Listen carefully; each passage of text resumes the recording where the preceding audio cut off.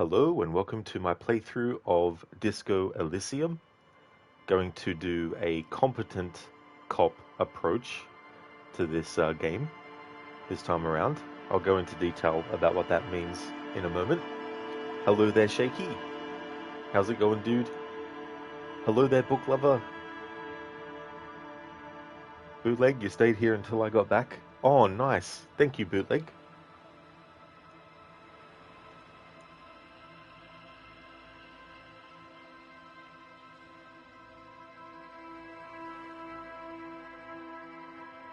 Okay, so for this playthrough, we'll be playing Harry as a competent cop.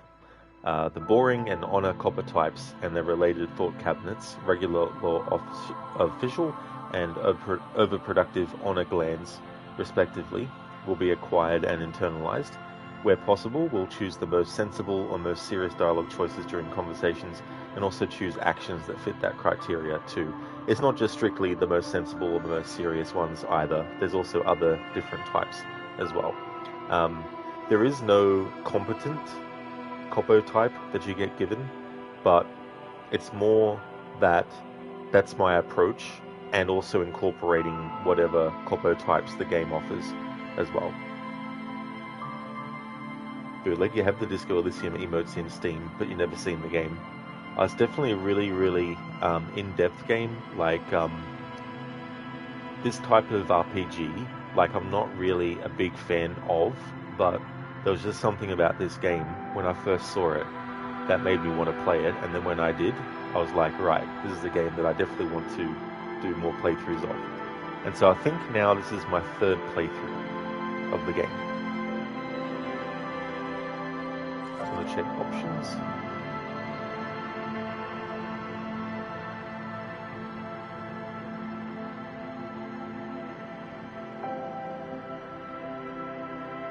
Alright, so I've got it set to full, so all dialogue is voiced. Psychological, accept every narration, and classic only voice introductions. So I'm going to have full mode.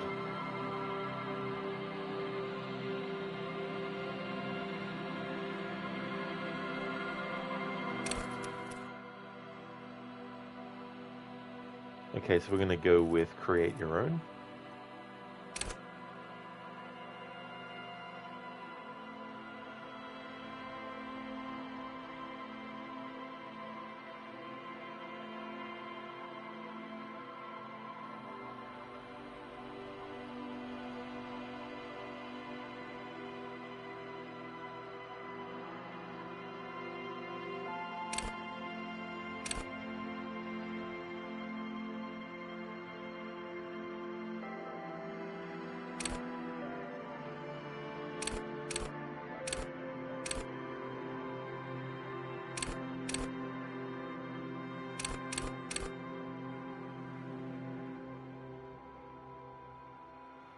Okay, so I'm going to have 4 intellect, raw brain power, how smart you are.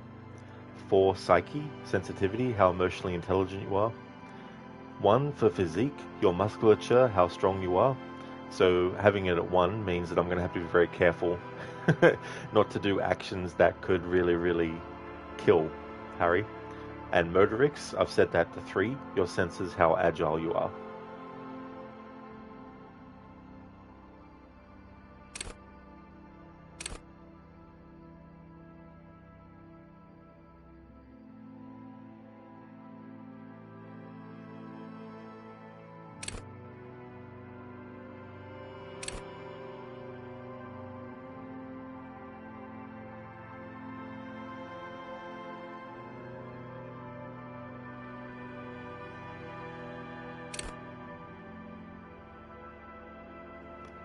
Book Love, you've never seen this game either. It's got a really cool art style as well, and these different kinds of skills. It's interesting what they do as the artwork for that too, as well. And yeah, I really like how they did this game, and it's based on a tabletop RPG, which is something that I'm not really into. But there's just something about this game that it's like when there's a song that's of a genre that I'm not really a big fan of the genre, but the song itself transcends the genre to be one that I like. It's kind of like that with this game.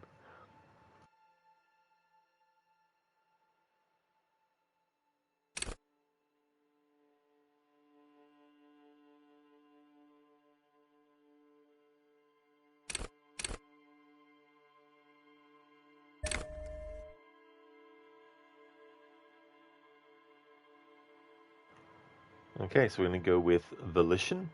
Hold yourself together, keep your morale. Psych base +4, learn skill 0, signature skill +1, bonus from items and bonus from thoughts 0. Cool 4, sane people, well-adjusted cops, and the non-suicidal. Volition urges you to be a good guy, to others and to yourself. It enables you to resist temptation, be it in a bottle, between a pair of legs, or at the end of an iron barrel which promises oblivion. Volition gives you the will to finish the investigation, improving your morale, one of the 2 health pools in the game. At high levels, Volition makes you hyper-sane. When you're about to get funky, it keeps you normal. It's a bit of a party pooper. At low levels, however, you'll have little morale. Without it, you'll be a profoundly unstable cop, falling apart at the seams as you make irreversible mistakes.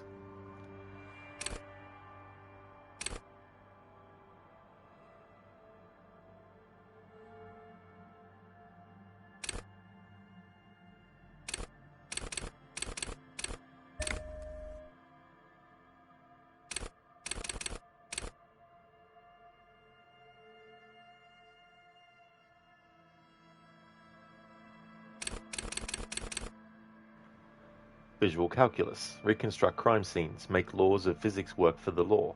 Intellect base +4. Learn skill 0. Signature skill +1. Bonus from items and thoughts 0. Cool 4. Forensic scientists. Tactical fighters. Math-minded people. Visual calculus verses you not only in the laws of the state but the laws of nature. It enables you to create virtual crime scene models in your mind's eye. You'll see how a bullet shattered the glass, and from that trace its trajectory with mathematical precision.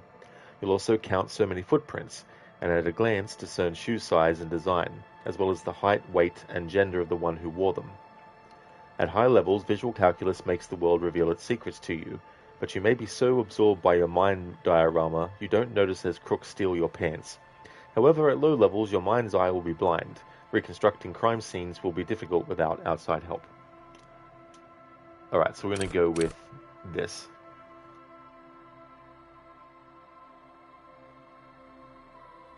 Yeah, book lover, so it's one of those games that I like to replay. Hardcore to the mega. Yeah. Hardcore to the mega.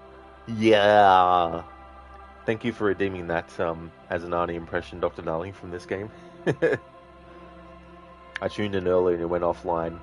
Yeah, I fucked up with my save files on Red Dead Redemption. I was up to the part where I was showing the I Know You Stranger missions as John Marston, and I wanted to show the different variations based on what choices you make and the dialogue the strange man says to you at the next one, based on your choice. And I fucked up with the save files, and so I need to start the game again from scratch.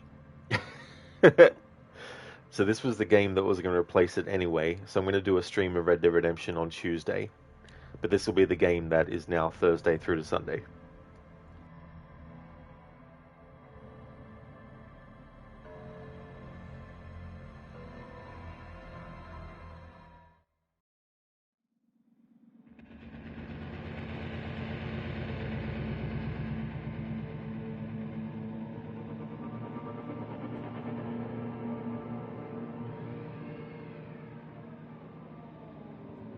There is nothing, only warm primordial blackness. Your conscious ferments in it, no larger than a single grain of malt. You don't have to do anything anymore. Ever. Never, ever. Never, ever, ever, baby. An inordinate amount of time passes. It is utterly void of struggle. No ex-wives are contained within it.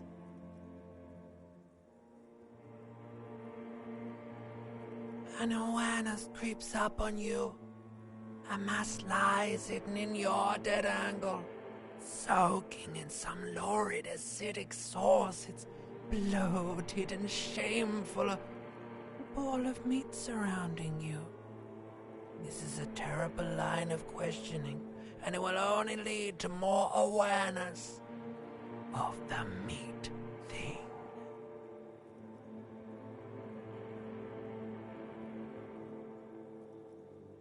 Ex-love, ex-tenderness. It is foolish of you to resurface to the loss. Not after all the damage you've suffered to get here. Some of it irreversible. Stay. Sail with me through the abyss of pelagic zone.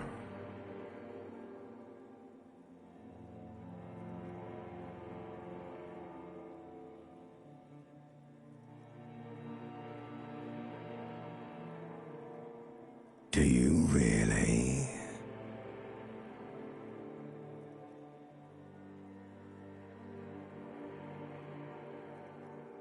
You wouldn't like it if I told you what was back there. Why'd you think you had to bludgeon yourself into oblivion? Or did you not sense yourself marinating? Poured so much on yourself, got a bit carried away, did we, Chef? Fear and apprehension. You should ask what's out there first.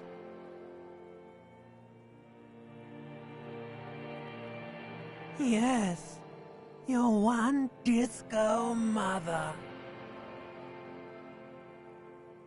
There's this giant ball there. And evil apes. And the evil apes are juking it out on the ball. You're one of them. It's basically all just evil apes juking it out on a giant ball. Thanks for the welcome back, Schiller. Welcome back to you too.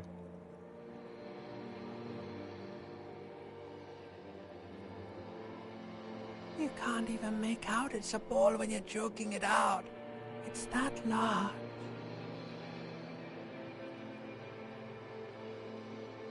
Infinitesimally small.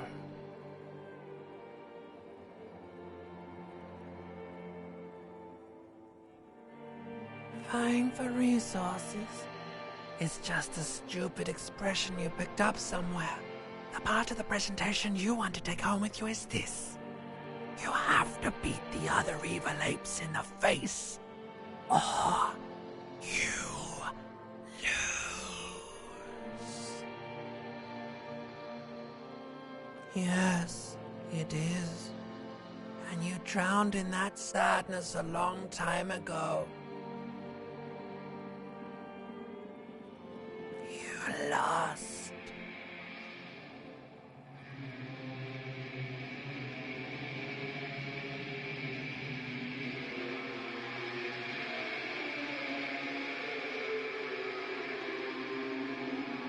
The sound outside, you recognize it.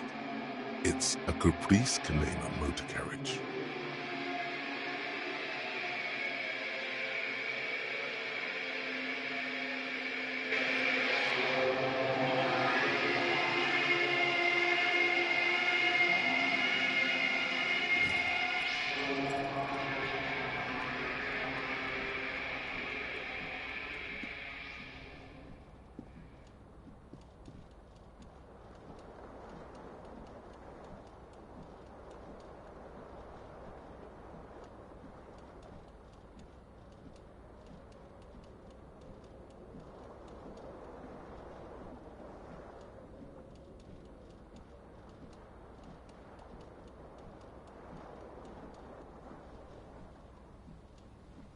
And here we have Harry.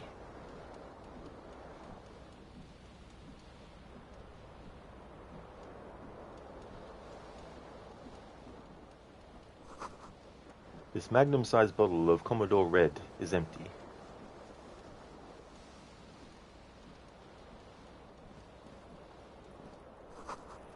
Looks like someone tore out the tape while the song was playing.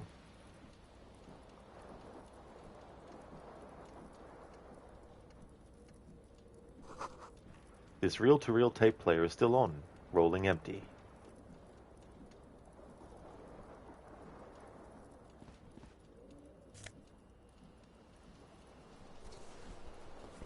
Item gained, green shoe, left foot.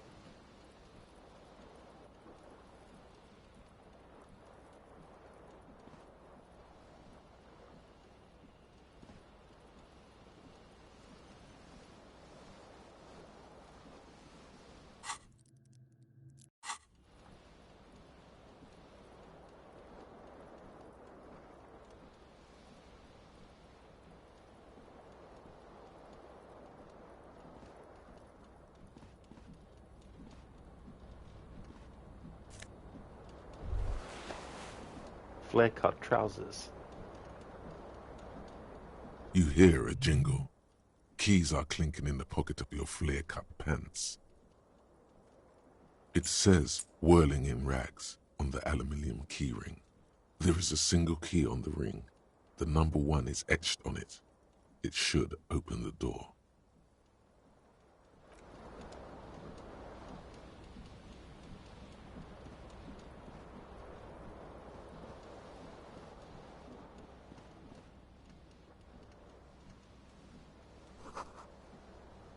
You see bottles in the bathtub, wine, beer, and sweet liqueurs.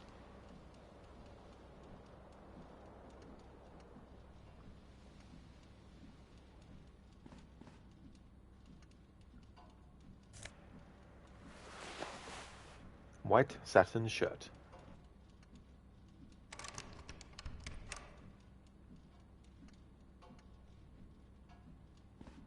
A mirror hangs above a bent and broken sink.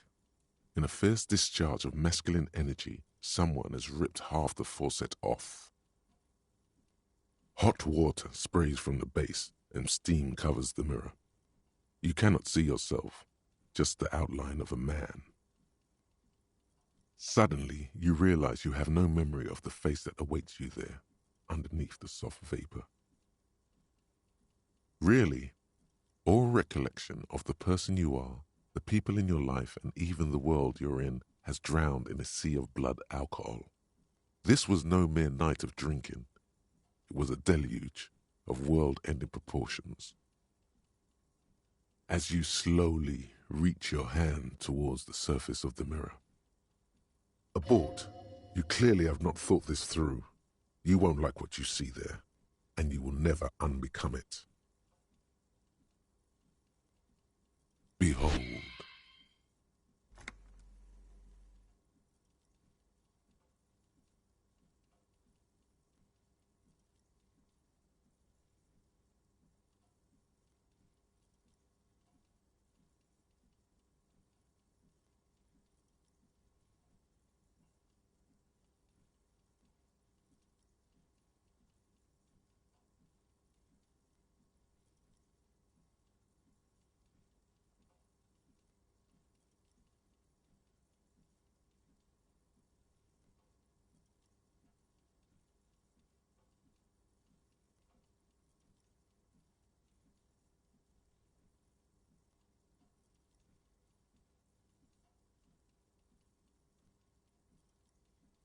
You have no idea who this thing is, do you?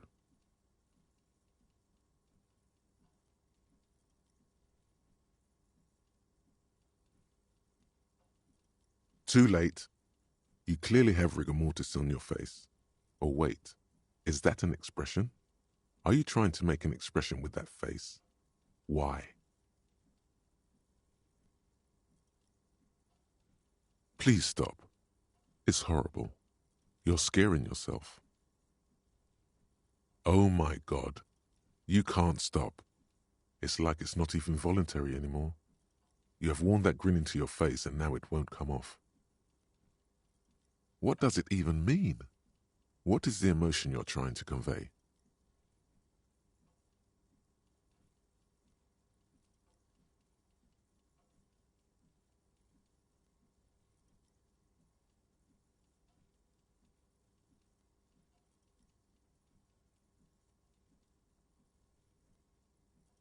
You are correct.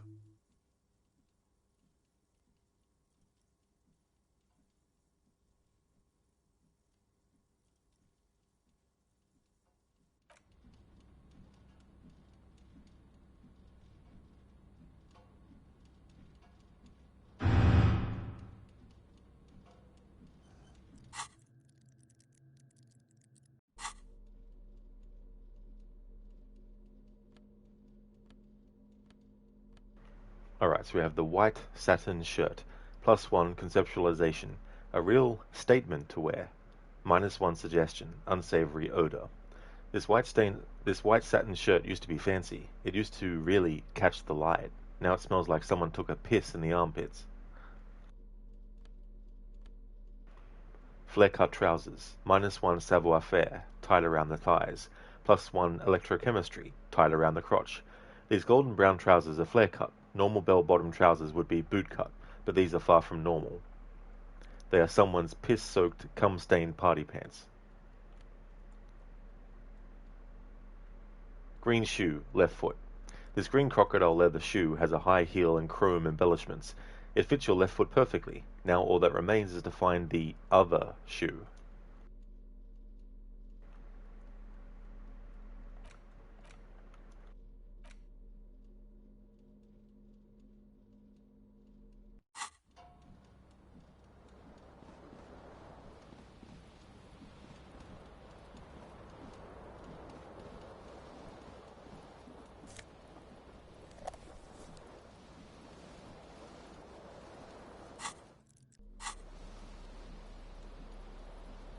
Empty cassette case.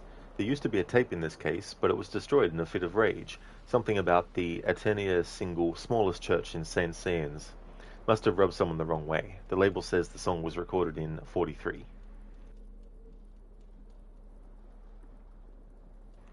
Dr. Darling, no, you are doing it wrong. You must read the item description with the narrator's voice.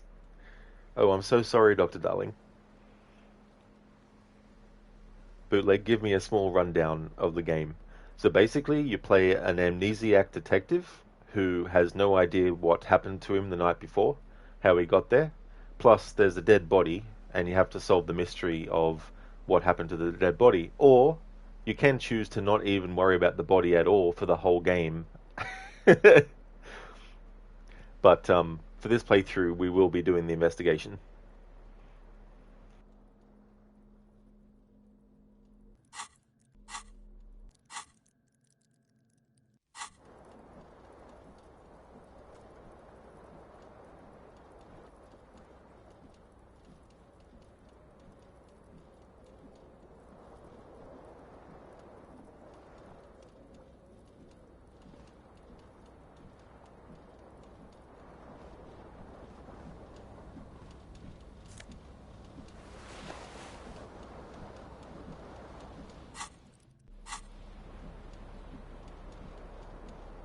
Disco Arse Blazer. +1 Esprit Decor. Halogen watermarks.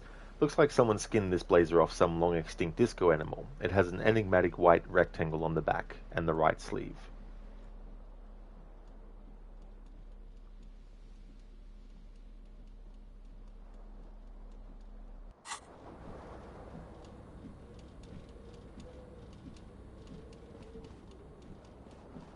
This fan has two chain pull switches. One ends in a tiny fan, the other in a light bulb. A truly horrific necktie has somehow attached itself to one of the blades. Or has it been consigned there as punishment? You feel as though this creature is your friend and wants to reattach itself to your neck so that you may continue your adventures together in this strange world. A terrible mistake. Turn the lights off immediately. You can practically feel the photons burning a hole in your brain. The lights are off. The blades come squeaking to a halt. It should be easier to reach the tie now.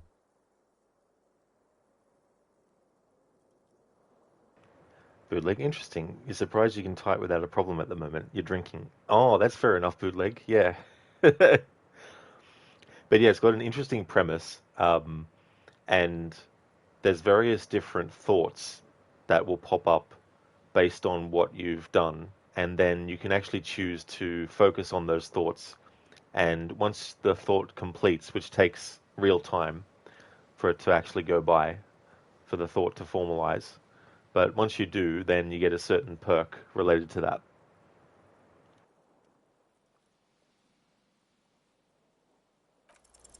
You swoop up and catch the tie.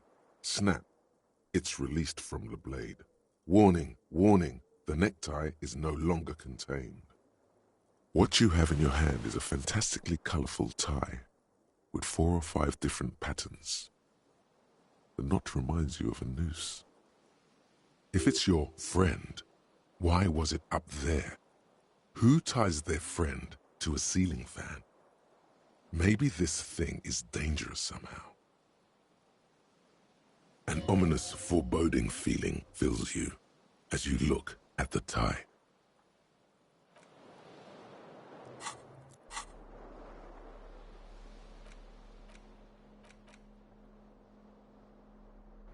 Horrific necktie, +1 Inland Empire. Vivid imagination. The necktie is adorned with a garish pattern. It's disturbingly vivid. Somehow you feel as if it would be wrong to ever take it off. It's your friend now. You will betray it if you change it for some boring scarf.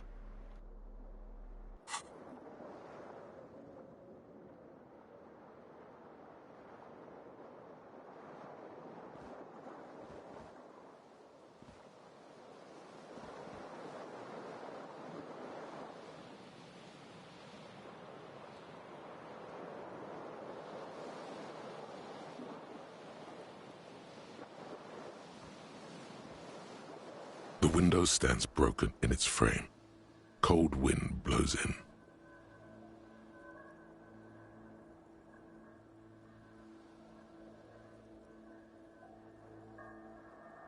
The morning light hurts your eyes.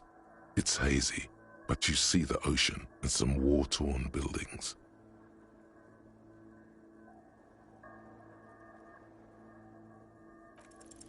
The shards face outward. Whatever broke this window came from the inside.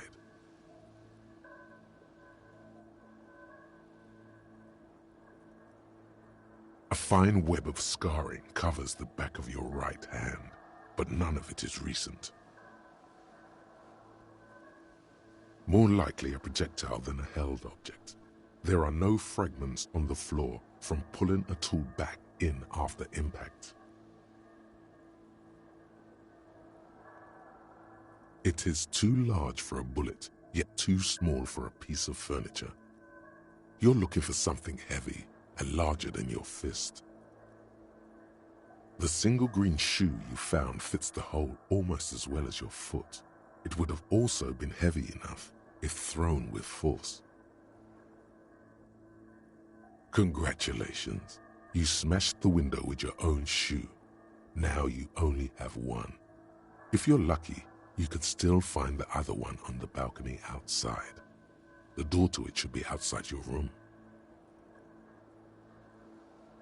A cool wind gushes in. Your toes curl up from the cold.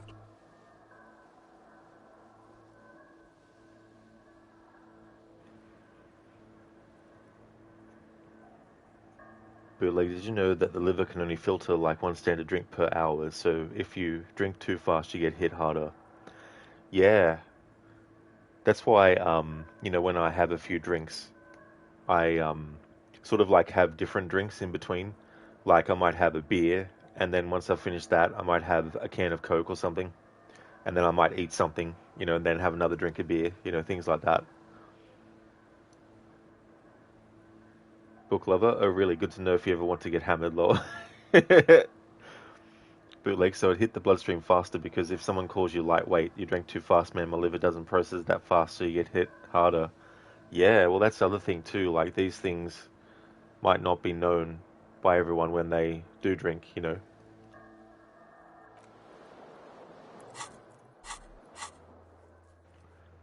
Monday. Find your other shoe. Filled, Monday, 8/18. Seems like your green snakeskin shoe is missing its partner. You should find it before you go venturing into the wild unknown. 2 shoes are better than 1. Unite them again.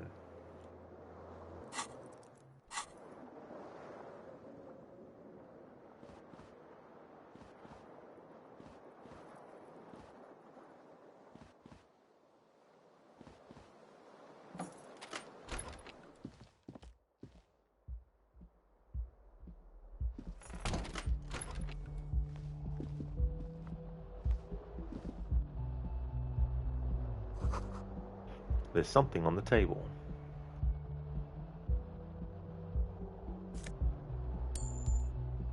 Money gained.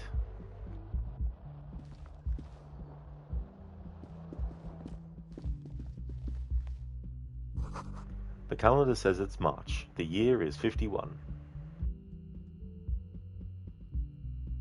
Hello, officer. The young woman raises a cigarette to her lips. Her eyes are brown and her face is speckled with birthmarks. She can't be more than 28.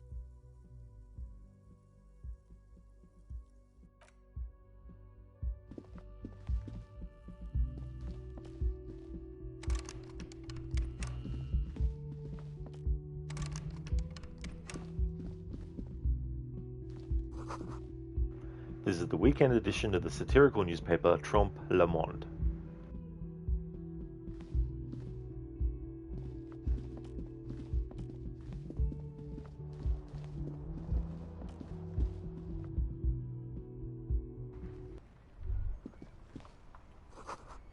The smell of the sea makes you dizzy.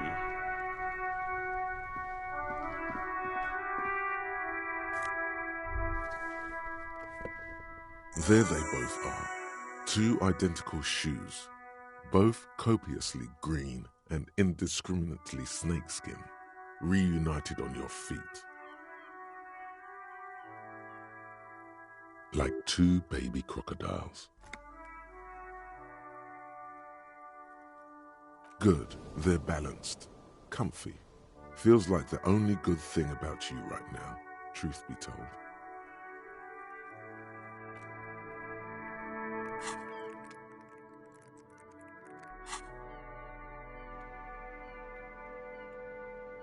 Green snakeskin shoes, +1 composure, awesome watchtower heels, -1 savoir-faire, heels ridiculously high. They may have lost some of their luster over the years, but these green crocodile leather shoes fit you perfectly.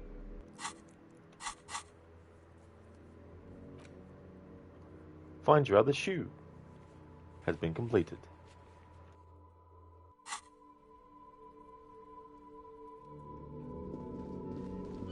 One of the great things about this game too is its soundtrack, like some very, very melancholic, thoughtful kind of pieces of music. Then you get some really sort of like foreboding kind of music. Then you get some really sort of like, upbeat as well.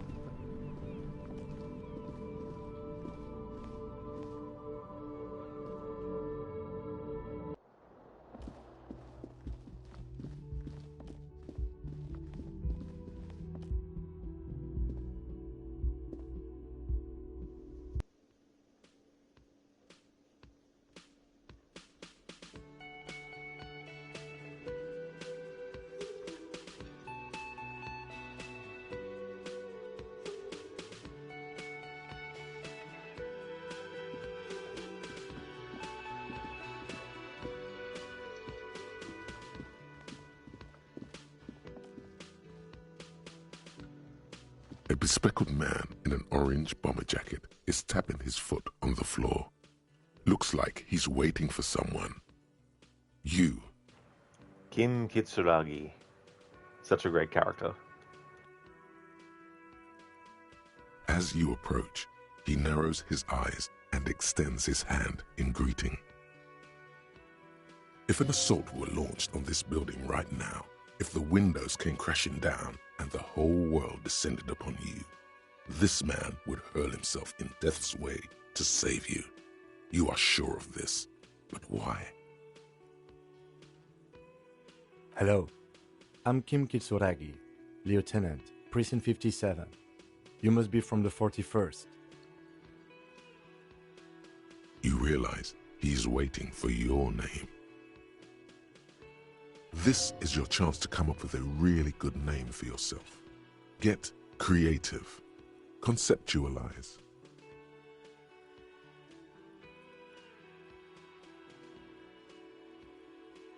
It looks like we had a little scheduling error on Sunday.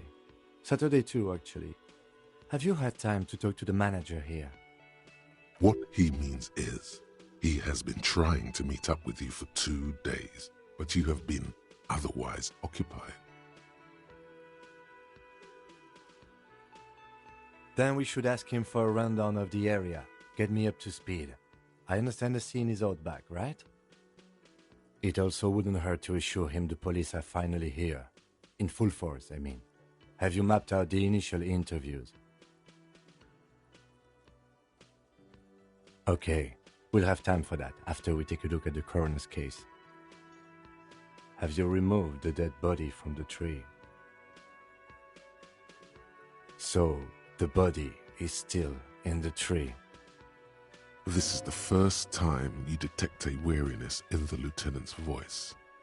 It is obvious he would have preferred for the body to no longer be in the tree. Where it has been hanging for 7 days straight. We should go there as soon as we are done talking to the owner. After you, officer. Interview Cafeteria Manager. The cafeteria manager of the Whirling in Rags might know something about the murder that happened in the yard. Ask him about it. Inspect victim's body. Inspect the body hanging in the backyard of the Whirling in Rags.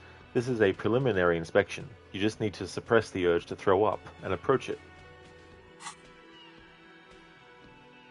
If you're about to embark on an investigation, shouldn't you have a badge? You mean you don't have a badge? Losing your identification card is a serious matter. My vehicle has a shortwave. You can use it to report your badge missing. I advise you to try to locate it as quickly as possible, but getting the body down should still take precedence. Hello, Inmeter. Welcome, dude. I'm going pretty good, thank you. Starting my playthrough of this game today. How's things with you, dude? Lieutenant Kitsuragi is now in your party. You can talk to him whenever by interacting with him.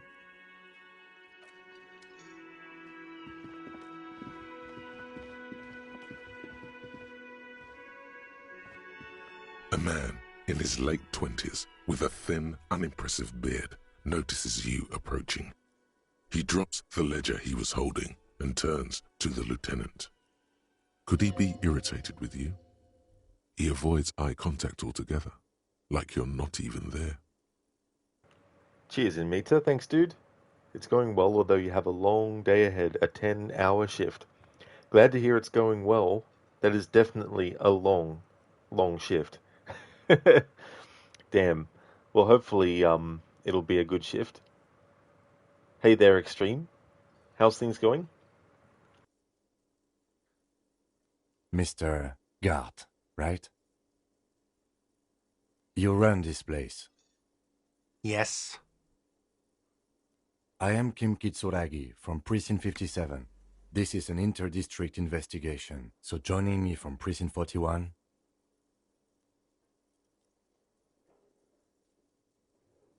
Right. Now, I know it took us a while to arrive at the scene. It also took you a while to call us and report the dead body. It was you who placed the call, yes? No, I only just got here. It was probably Sylvie who called you. She usually works the bar here. I'm only temporarily taking over her duties. Do you have her number? As a matter of fact, I do.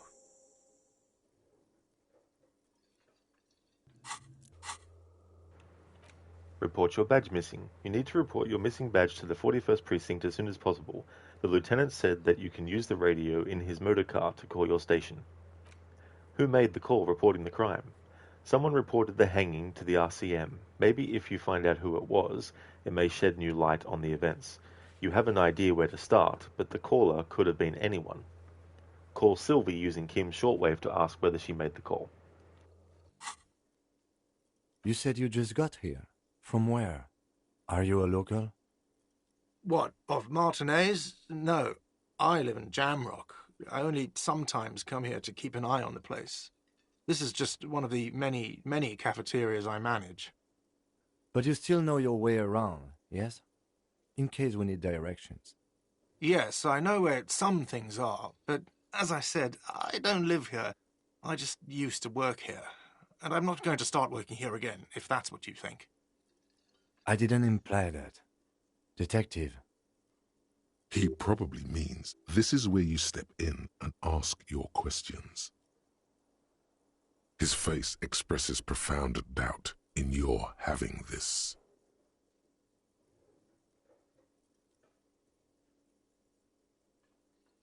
She went away because none of your business.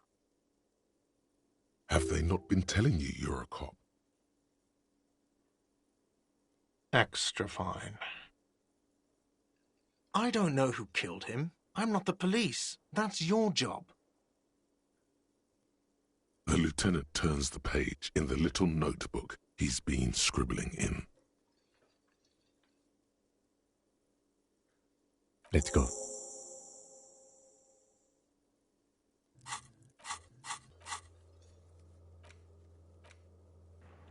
We interviewed the cafeteria manager. Not so fast. You owe me 130 real.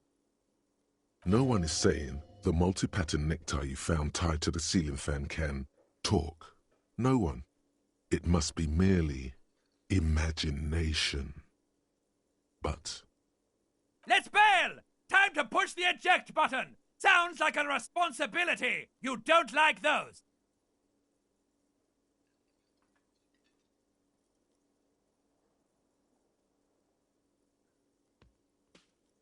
Oh, excuse me. You owe me 130 real.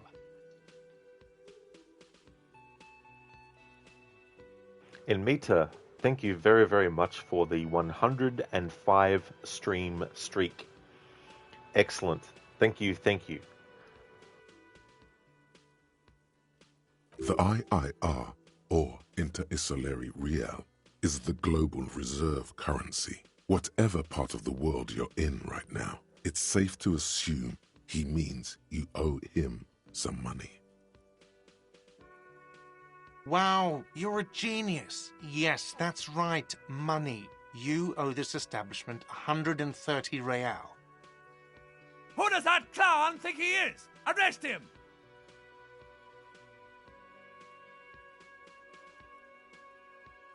Let's see. 3 nights at a tariff of 20 real comes to 60 real. Then there's the window you annihilated. The hole in the window was the first thing I saw when I came to work. So don't try to tell me you didn't. That will be 40 real in damages. In Meta, your streaming schedule keeps helps you keep the streak on. Yeah, that's the tricky thing too, as well.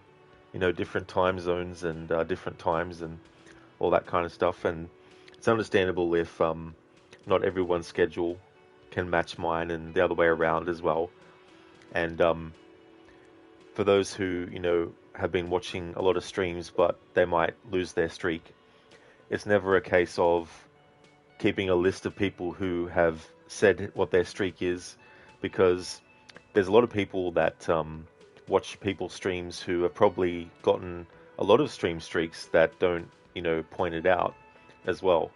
And so it's just great to have any stream watched at all, you know, so just a one stream streak is definitely really good too, as well. Another thing you've annihilated is half the bar. You've run a tab of 30 real.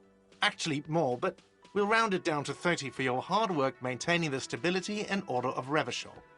That's 60 plus 40 plus 30 equals 130 real. And yes, real is still money.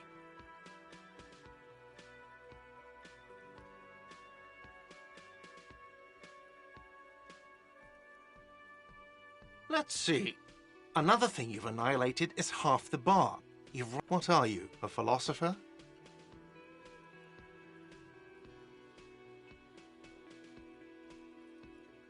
Money is what grown-up people use to pay for things. Things like this hostel room or 8 bottles of potent blend and 9 packs of Royal Extra.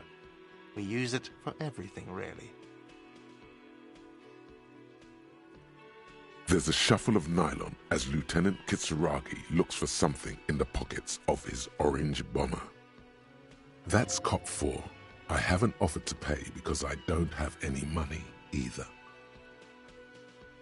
I'm sorry, but he has to pay. I can't let him stay here any longer if he doesn't. If he doesn't have the money by tonight, then... Officer, maybe you are better off working this from home for now. You live in Jamrock, right? It's not that far away. Admit to this game was for free on Epic, but you missed it. Oh, you did? Oh no, missed the window for it. Yeah. The last time I played this game, I did a what was it called? I did a oh man, I can't remember the full title of what I bloody did last time.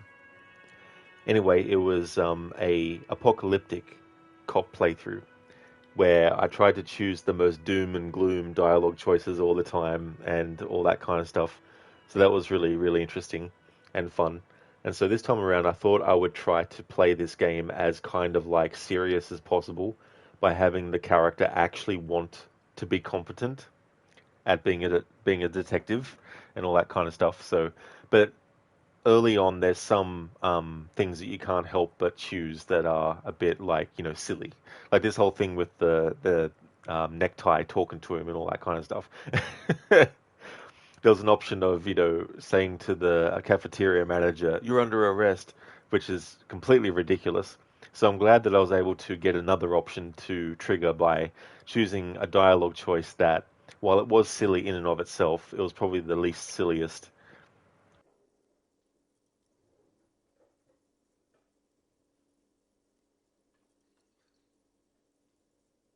I'm sorry I couldn't help more. You should take this up with your station. I have a shortwave radio in my car, okay? We have to get this investigation started now. Good luck.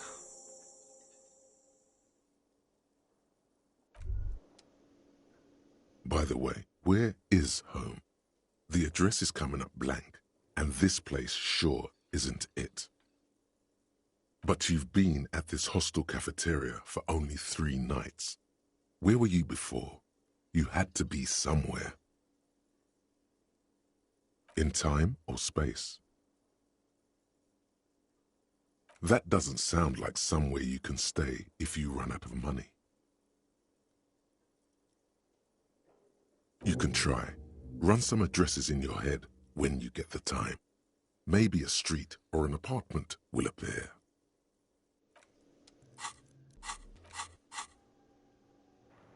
Lonesome Long Way Home. Temporary research bonus. +1 encyclopedia. Factual memory returns. Research time 6 hours and 5 minutes. And that's real time as well, not in-game time.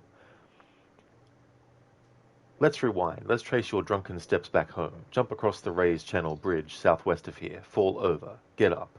Get off the asphalt in 20 minutes. Shuffle your feet through courtyards, scaring little children. Go under the great raised motor tract, the 881, until you reach Le Domaine Eminent in North Jamrock. The streets are frozen this time of year, caked with ice. Walk down Main to Perdition. There's a side alley there, and your footprints in the mud.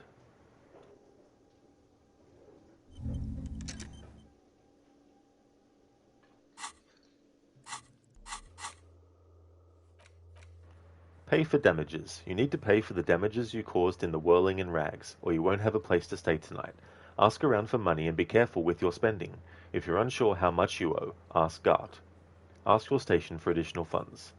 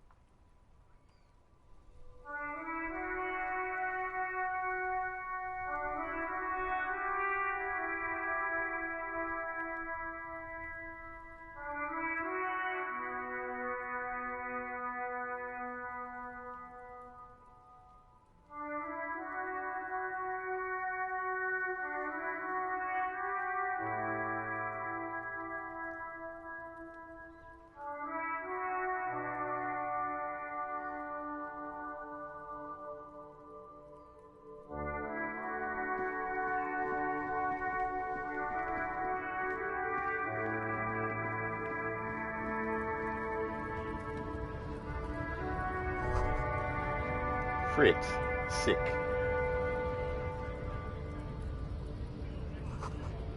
Three T's. How idiomatic.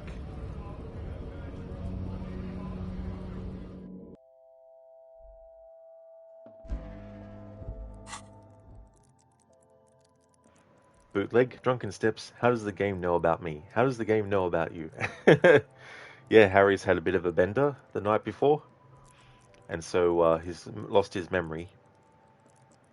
Hey there, Lidus. Thank you very, very much for the 15 stream streak.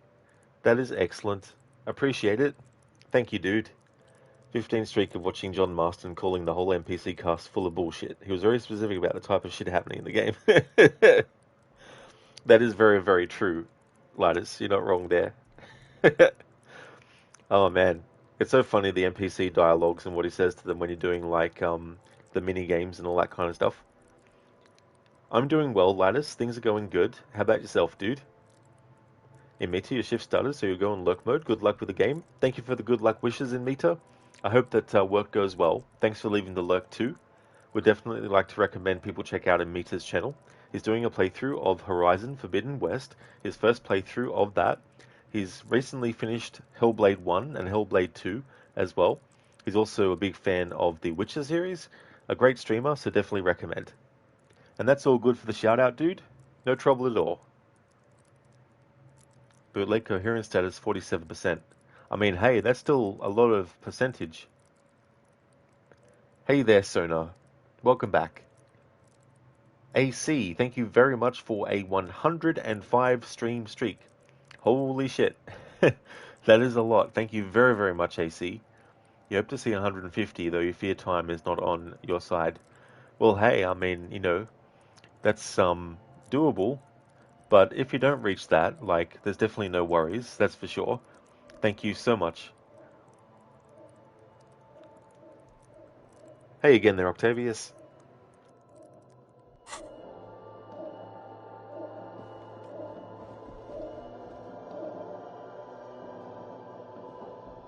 You see several packaged raincoats fill a low shelf beneath a display of croissants and juice bottles. The raincoats are transparent, except for the big Fritte slogan on the back.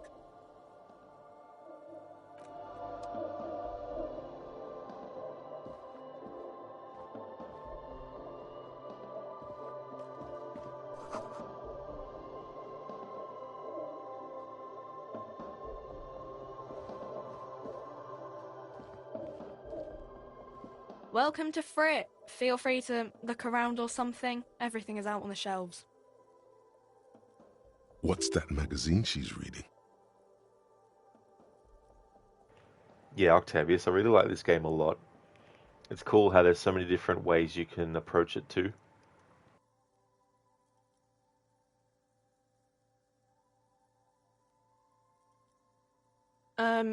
Okay. I'm not really supposed to be chatting to anyone, but... I don't really know anything. I mean, I know it's there, but I haven't seen it, so... Not really. No. I didn't know him at all. I don't know, really long. I don't know. No need to worry. It's just standard procedure for us to ask around. If you hear anything, let us know, okay? Okay. Uh-huh.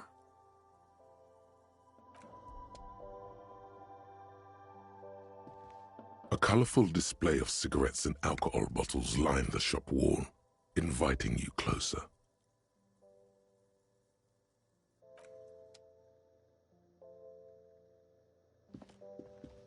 A small cabinet on the wall is filled with various medicine bottles, nasal sprays, and blister packs. They all bear the Saint-Baptiste Pharmaceutics logo. Octavius, you think it was free on Epic Games? You love freebies. It was, yeah, apparently. Yeah, it was free on that. And that's why I keep an eye on them. It's a good idea, though, because you just never know. Like, sometimes the free games might not be something you're interested in, but then there just might be a gem.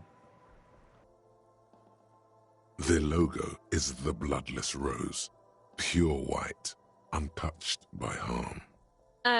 Just ask me if you need anything from St. Baptiste. We don't stock prescription meds, but we do have Nosafed, Duramine, Magnesium, and Hypnogamma.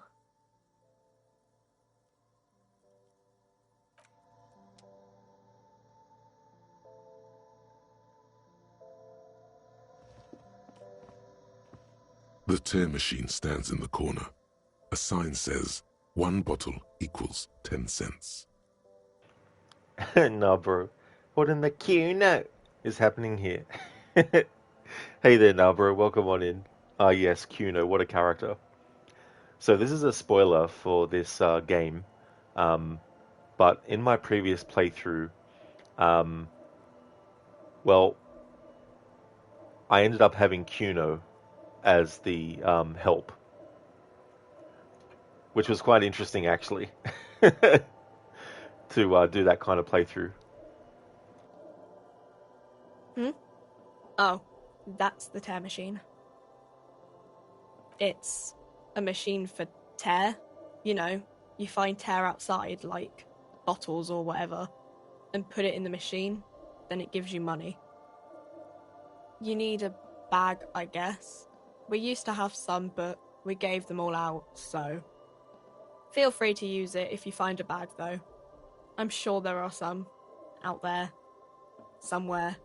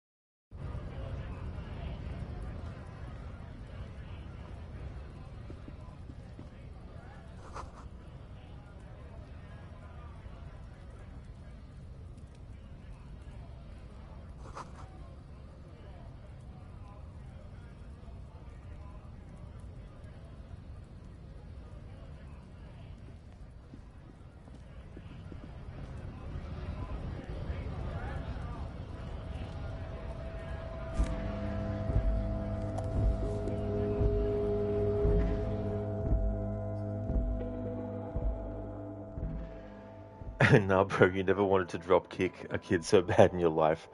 Yeah, Kuno is definitely one of those characters where it's understandable to be antagonistic towards him because he doesn't pull any punches. Thank you, nah, bro, for the 65 stream streak.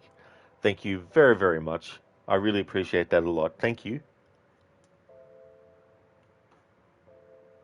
Bootleg your body's input lag is insane. Oh, is it right now? Oh, damn.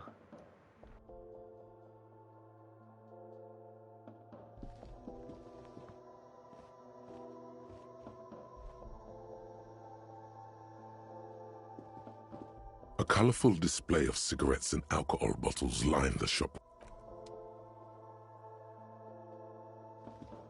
You see several packaged raincoats fill a low shelf. A small cabinet on the wall is filled with various medicine bottles, nasal sprays, and blister packs. They all bear the Saint Baptiste Pharmaceutics logo.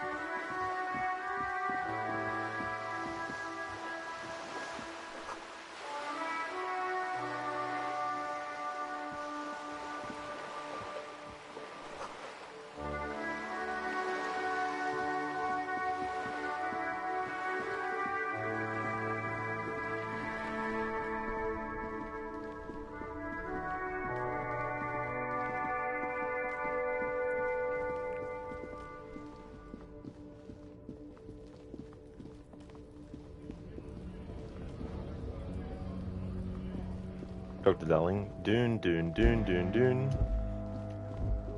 Octavius, nice instruments. Oh yeah, this game's got really good music.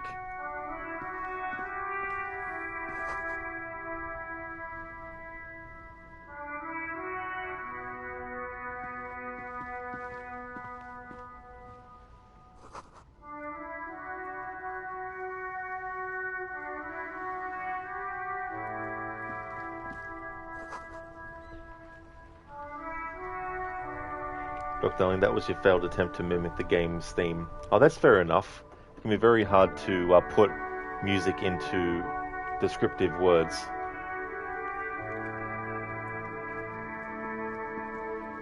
The RCM in Martinez. What can I help you with?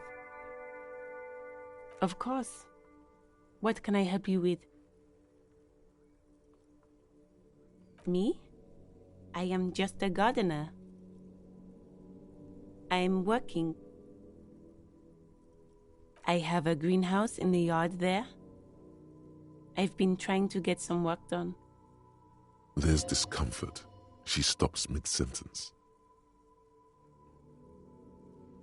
As you probably know, there's a corpse hanging from a tree there. It smells pretty bad, so I have to take breaks. Don't worry, miss. We are here to clean it up. You can get to work soon. Mm-hmm. Thank you. My head is about to explode from all the salts I've had to inhale. Of course. I won't hold you back. Her gloves. You get the feeling that you need them. You have a dead body to deal with after all. Sure. Keep them. I have another pair.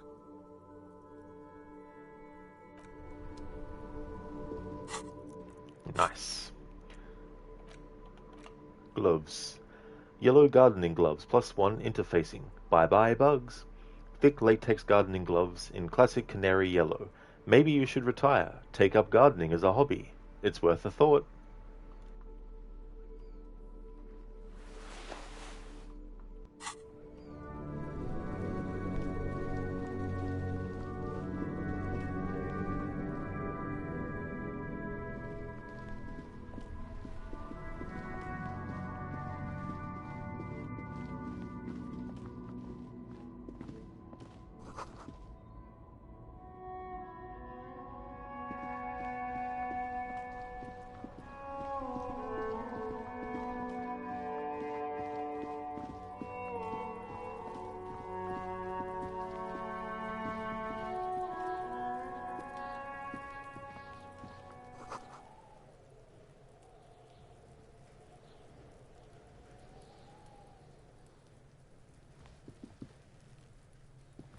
This trash container is locked. The sliding lid has a padlock that says, "Whirling in rags." There's something in there, not necessarily connected to the case, but still.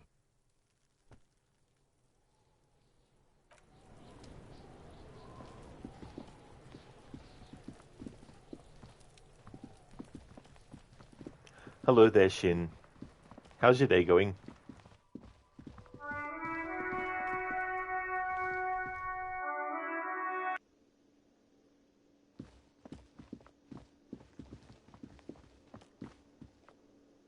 Can I help you?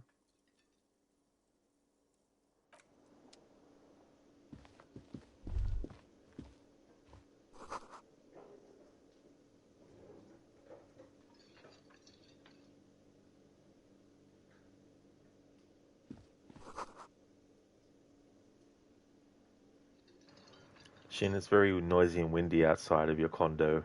One of those weather situations? Yeah, that can be annoying too as well.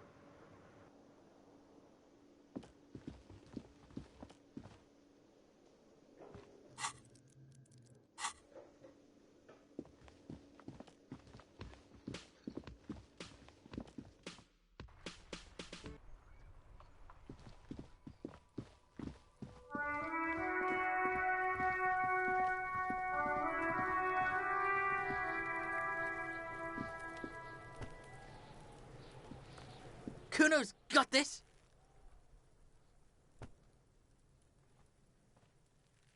If there ever was such a thing as an ugly kid, then this is it. He's almost exquisite in his ugliness, like a gremlin. Oh yeah, nappa gumpy, Kuno!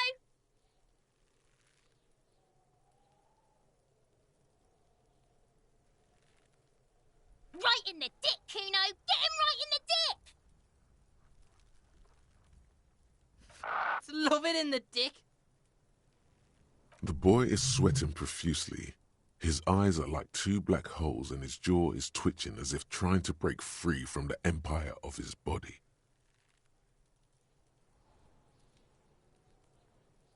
The kid is obviously high. Can't talk, pig. Shit's coming up strong. Throwing rocks. Shit coming up strong.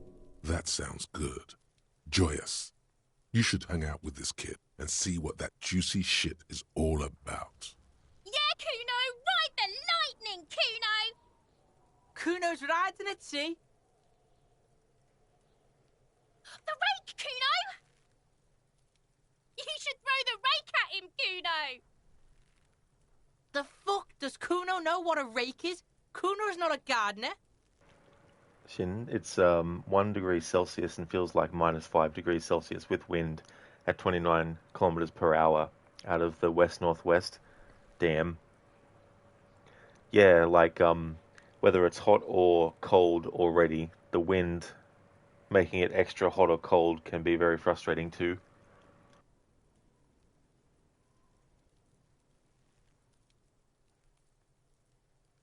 Alright, entertain the Kuno. Show me what you got. What you got there? What you got, huh? Show me what you got. Shitload, pig. What's your question? Don't tell the pig shit, Kuno!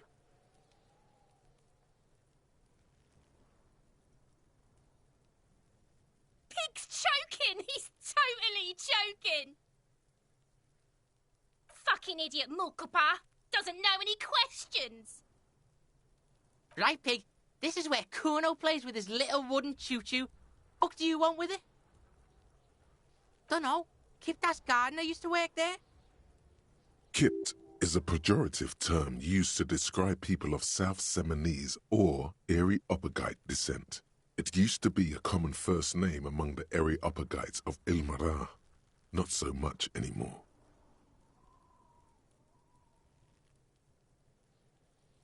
Look, Kuno doesn't explain shit. Kuno just says shit. Yeah, her. What was she doing in the greenhouse in March anyway? What kind of gardening is done in March? Yes, it seems suspicious. You don't like things being like that. Suspicious. Don't be wondering about Kuno's shit, pig. Fuck does Kuno care about your hunch? That's your shit. You figured it out. Yeah, whatever. Kuno doesn't give a shit. Yeah? The kingdom of Kuno? The fuck do you want with it? Yeah, whatever. Kuno doesn't give a shit. Kuno's Kuno, pig?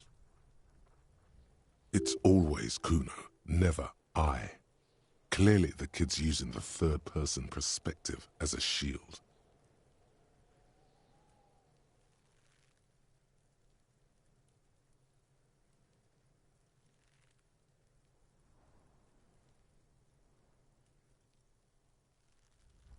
Kuno doesn't do that smart shit. Don't throw that book shit at Kuno. Kuno knows you're lying. Trying to get Kuno hooked on the book. The boy knows he has an addictive personality. Admirable insight for his age. Watch out, Kuno! He's trying to fiddle you! He's gonna put his hands on you! Help! Pig's got Kuno! Help! Rape! Help! He's got the Kuno, help!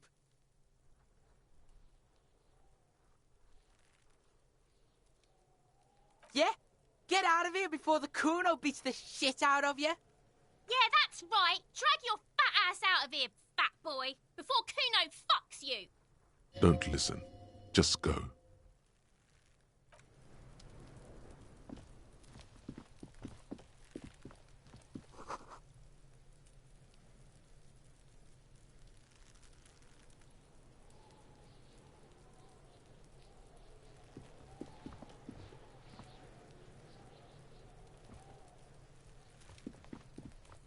There are several footprints in the mud, left by work boots.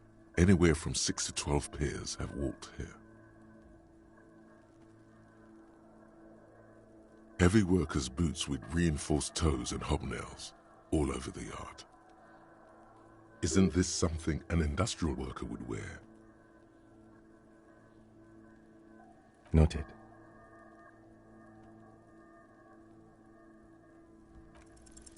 Maybe more than 12. No, 8 pairs of boots have shuffled back and forth in the mud. Shin, you got this game for free from Epic Game Store. That's good that you got it free. 1. Standard work boot, steel reinforced toes, number 46. 2. Standard work boot, steel reinforced toes, number 44. 3. Hobnailed work boot, steel reinforced toes, number 43. 4. Standard work boot, number 45 or 46? You don't know. It's a miracle you can tell the prints apart as it is. The cold must have preserved them. 5. Another standard work boot, steel reinforced toes, number 44. 6. An aberration, light as air, even pace, same make of boot, but number 41. Impossible to tell. Could also have been an adolescent. The gait is undeveloped. You're not bad. It's as if the whole world darkens. Everything else has a thin film of unimportance on it, and the tracks burn in the middle of it, in a strange, beautiful way. 7. The glowing outline of a standard work boot, number 46, but the imprints are twice as deep as the others. The weight exceeds 200 kilograms. 8. And yet another standard work boot, number 44. There's an aberration in the pattern of the sole, however. The right sole is smoother, more worn. How many?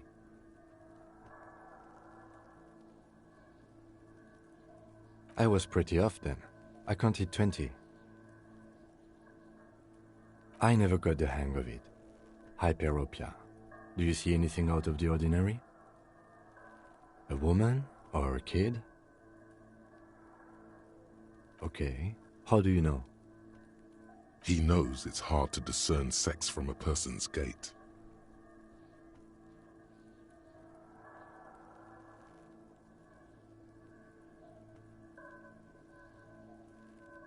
Understood. Anything else? 200? Could it be the combined weight of 2 people, one carrying the other who's tied up? Let's say a heavily built worker carrying a similarly built, soon-to-be-dead man. He might be right. 200 kilograms of living weight is unlikely. Possibly, yes. But why? Yes, they could have used a makeshift stretcher or just march him up to the gallows.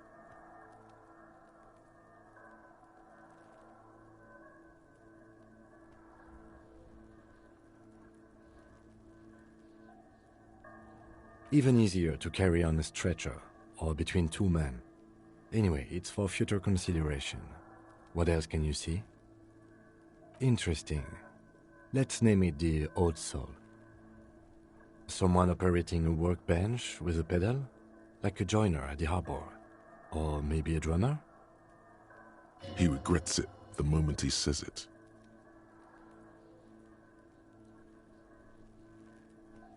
I don't know why I said that. We are not looking for a drummer. We are looking for a group of dock workers. Perhaps it could be a driver. A driver would wear out their right shoe before the left. The accelerator is on the right. We should keep our eyes open around the traffic jam. See whether anyone strikes out as a potential suspect. Seems prudent, no?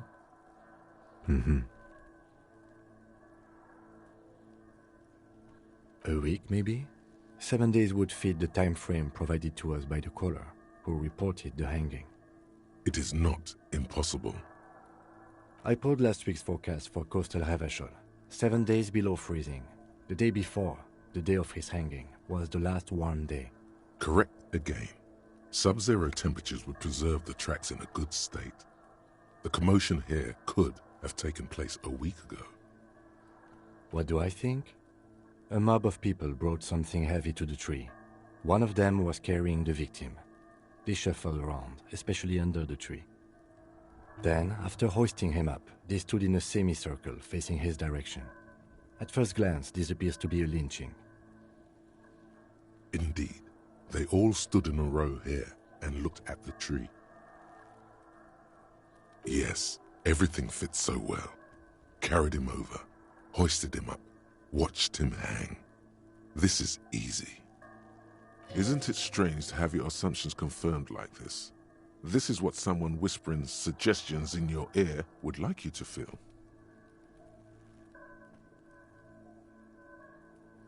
Hey, Keone. The expression of Harry is just so funny. I had to make it an emote for my last playthrough I did last year. Same with an emote for Kim.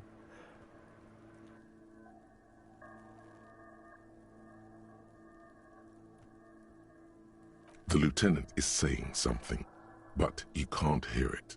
Suddenly, it seems like your tie is alive again, whispering, no, screaming into your ear. Keone, you thought he was a clown at first. I don't blame you, though. What? Without being content? What are you? Mild to moderately disabled? That doesn't feel like something you should do. Live a little. Everything on the damn crime scene fits like a glove. You should get shit-faced on this damn crime scene.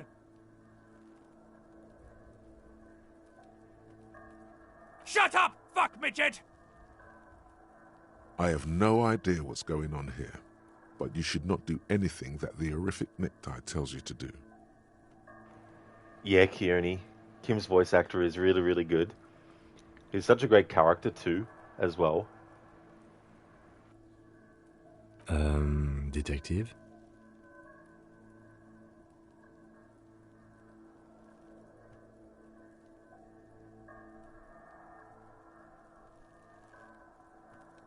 The lieutenant looks at you curiously.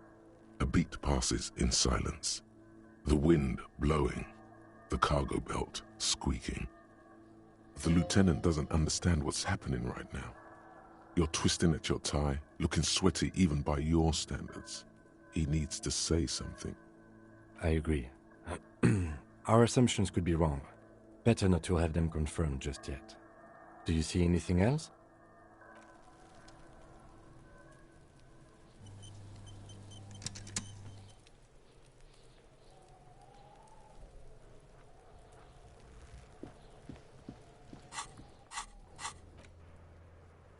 Ask Gardner about gardening in March.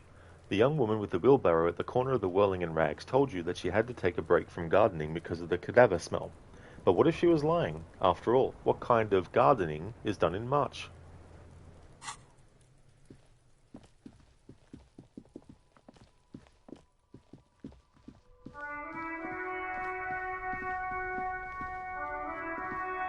Hello again, officer. How are things? Well, this might be the last snow we get. At least I hope so. Snow has nutrients in it. Helps everything green up in the spring. At least that's what my grandma always told me. Yes, think about the cute grandma, not the weird snow. Nitrogen and sulfur mostly.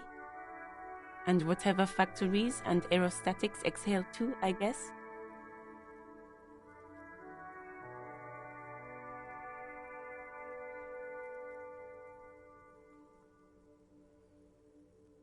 Mm-hmm.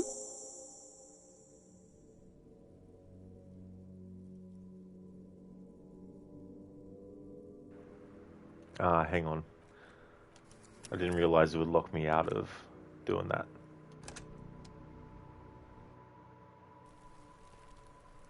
because I wanted to save before doing the red check.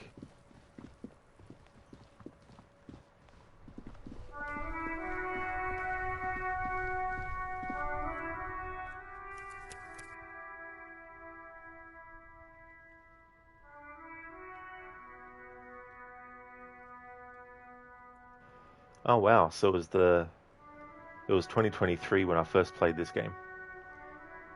Yeah, so first playthrough 2023, but there's no for 2024. That's right, I remember now. I think I didn't save or something happened. So that, yeah, this is my third playthrough. Yeah, played it in 2023 for the first time, didn't play it in 2024, then played it last year, and now this is my third playthrough. There we go.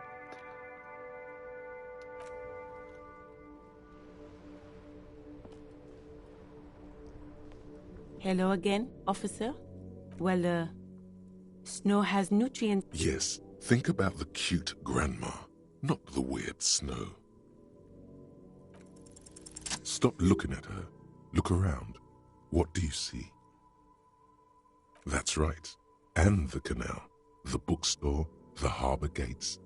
This is a great vantage point for keeping an eye on you. Glad to have been of service. Now you know the locals are keeping tabs on you.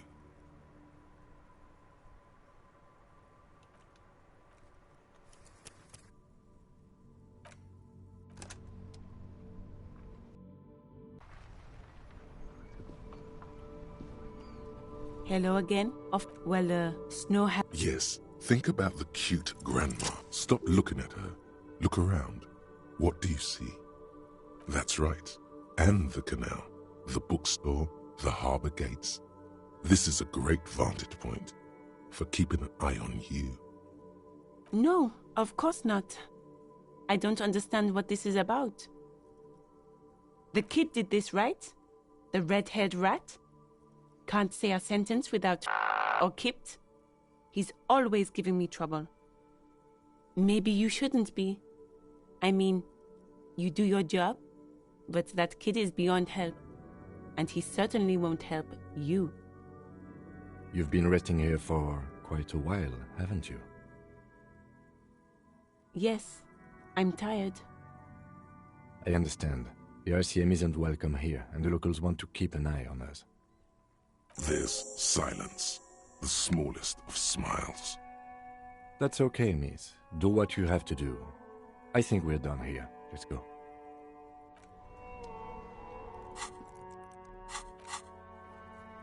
There we go.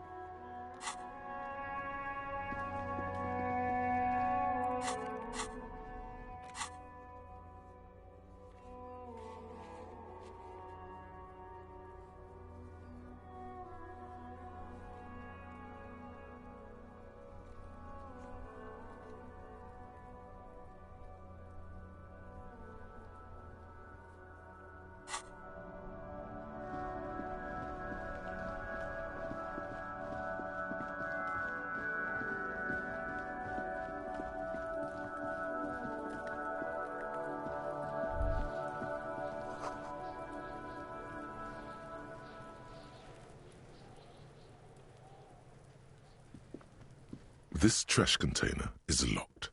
The body is downwind from here. Maybe you prefer the smell of garbage to the smell of death. Trash? Food waste from the cafeteria? They lock these containers to keep the derelicts from flocking in. Could be evidence, too. What do you mean, feel?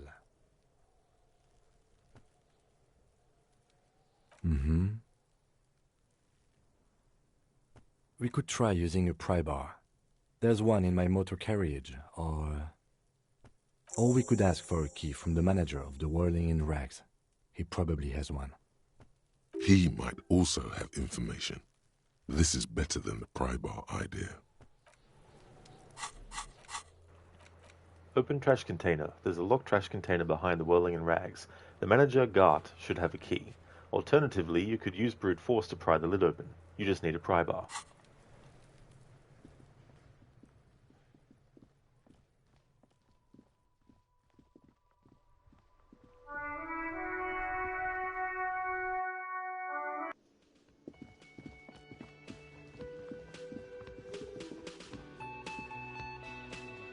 Can I help you?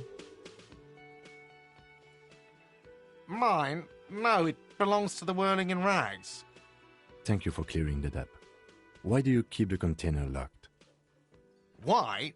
To keep the hobos and drunks out. That's why. And the neighbors, too. They put their trash there, and they don't pay for the garbage company. I thought as much. And are you the only party with access to the trash container? Well, yes. Us and the garbage disposal company. It seems a little callous, doesn't it? Something stirs in you. Okay then. Maybe you're callous yourself. What do you need them for? It concerns the case. Please cooperate. Just bring them back once you're done, please.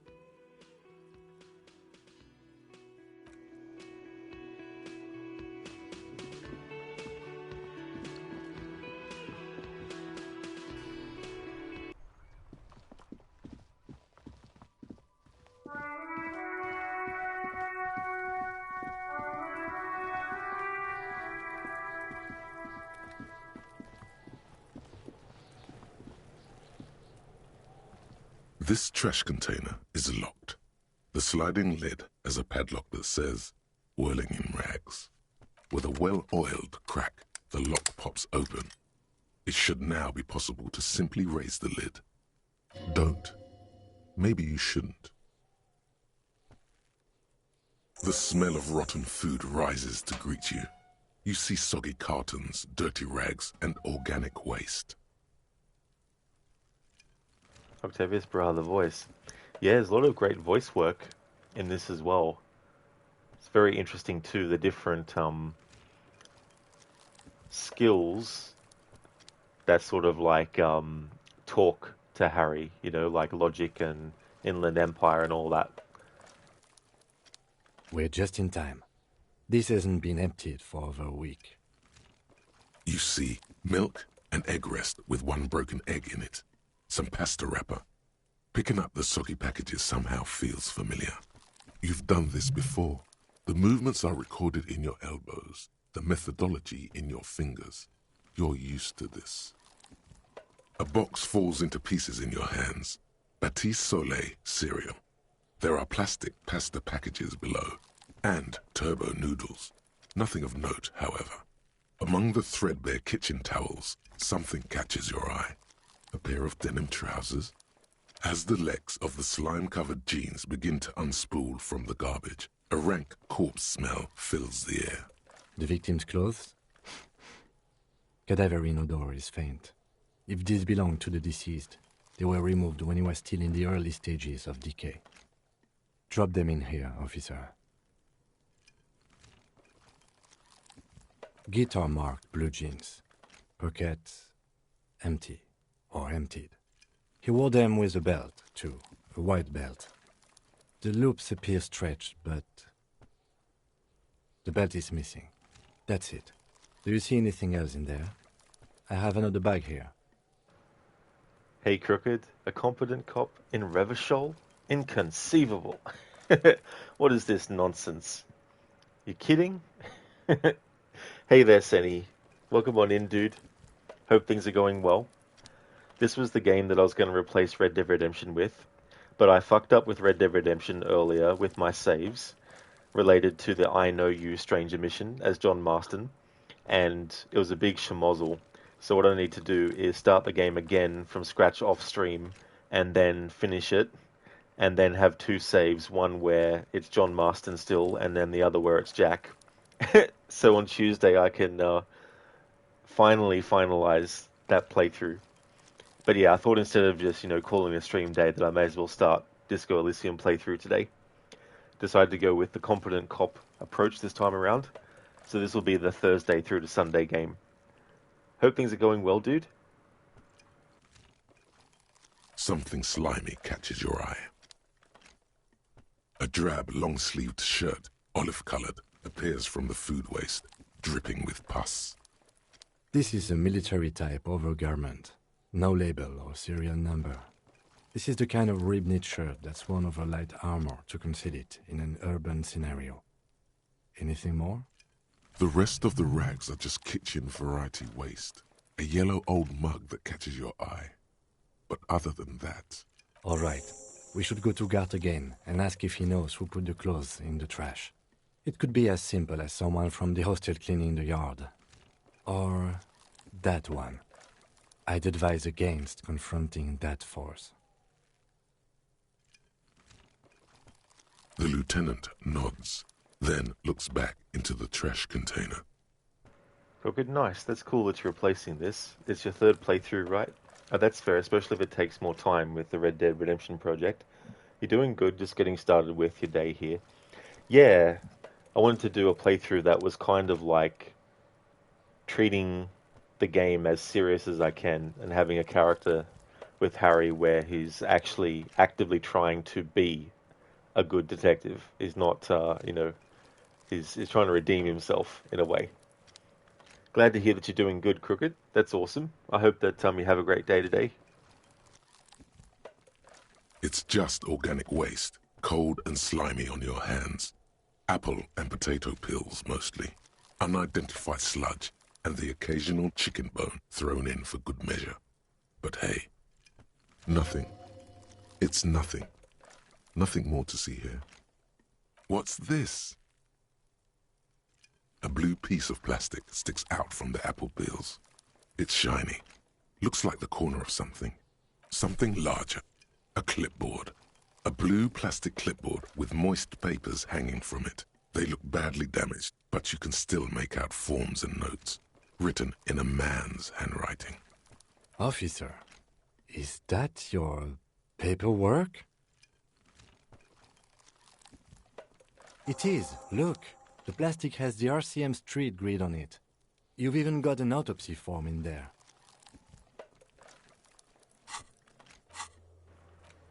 Who put the clothes in the trash? The victim's clothes were in the trash container out back, neatly folded. Who could have put them there and why? Only the whirling staff was supposed to have the key. Ask Cuno if he knows anything about the victim's clothes in the trash. Fuck Cuno, no. Ask Guard if he knows how the victim's clothes got in the trash. If you don't mind me asking, how did this get in the trash?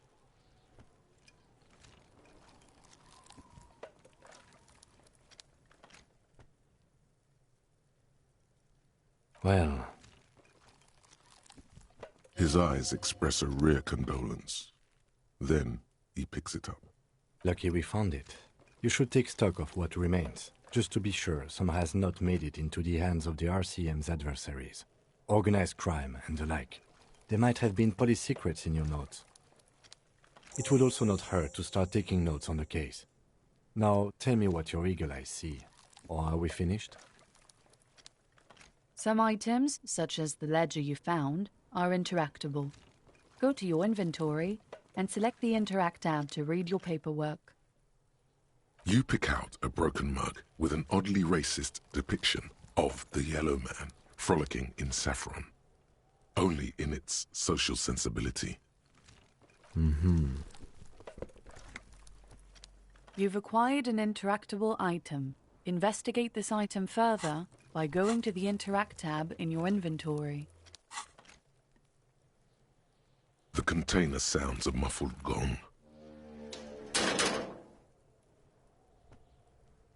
That's one thing off the list.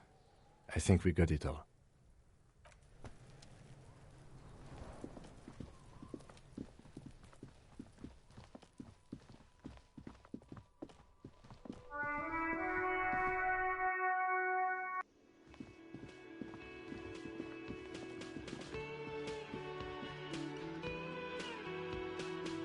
Can I help you? Thanks. I hope you found what you were looking for. How strange. I certainly didn't put them there. Sylvie had the keys before I got here, and I can vouch for her. I can vouch for all my staff. None of us would tamper with the crime scene. The trash collection service? CS Municipal. I don't see why they would put anything in the trash, though. Ah, the elusive CS Municipal. I doubt we'll be able to track down who was sent here last and when. This will have to be one of those little threats that solves itself down the road. Who put the clothes in the trash? Who else has unauthorized access to the whirling trash? Find this person and you'll know who tampered with the scene. It may take a while. Thank you anyway. Yes.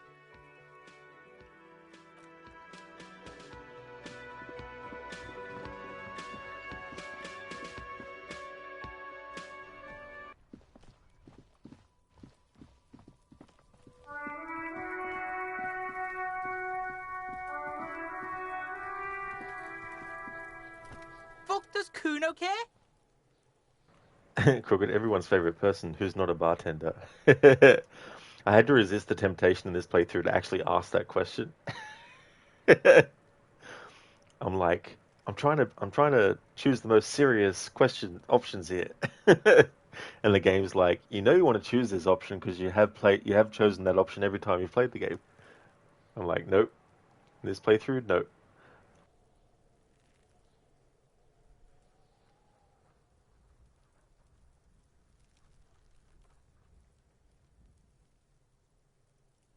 Pig, do you have any idea how fucking stupid that sounds? Kuno's cruising his bitch on the town, and the bitch comes back griefing to the Kuno. What is up with that? Get the fuck out of here, fat ass! Those pants are too small for you. Okay, morale lost. Interesting. Crooked, it ain't easy being confident in this universe, especially with the likes of Kuno around. The fuck does Kuno care? That is a good way to put it, yes. The pants are totally okay. Don't listen to her. She's trying to give you body image problems. Shitload, Pig. What's your question? Don't tell the pig shit, Kuno! If I were to want to waste my time, which I do not, I would ask them who he is, how he got there, and the usual. The usual being, have you seen anything out of the ordinary? Or have you seen anything suspicious? Kuno's fuck imp. Kuno uses the fuck imp for target practice. He's trying to hide the fact that he doesn't know.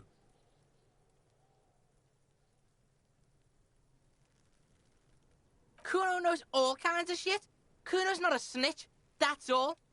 Trying to make the Kuno sing into the popo phone. Probably climbed.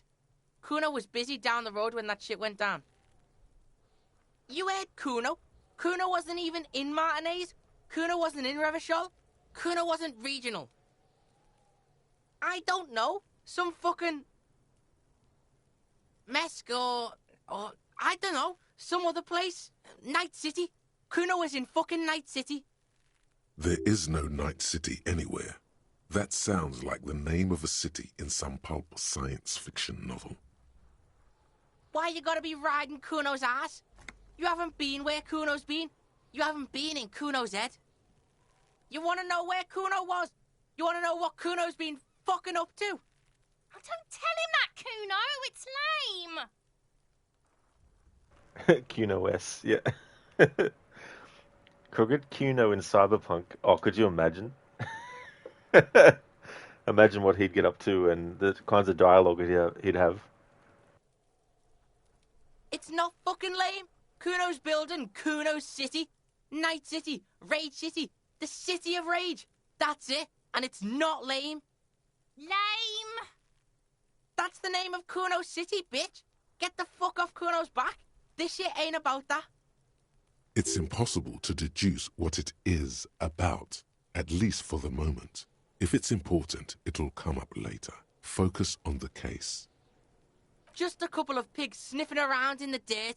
That seems pretty fucking suspicious to Kuno. Yeah, you tell the faggoty, Kuno!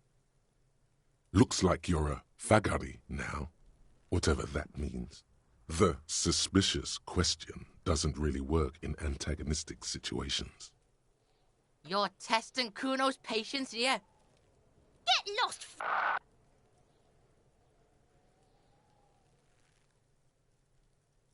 Kuno doesn't fucking care.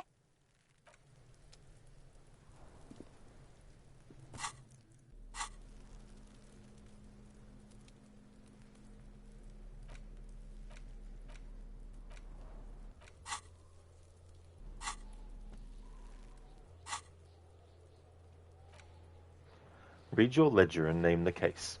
This case needs an official name. Go to your inventory and interact with the damaged ledger to give it one. Finding the right line may take some time.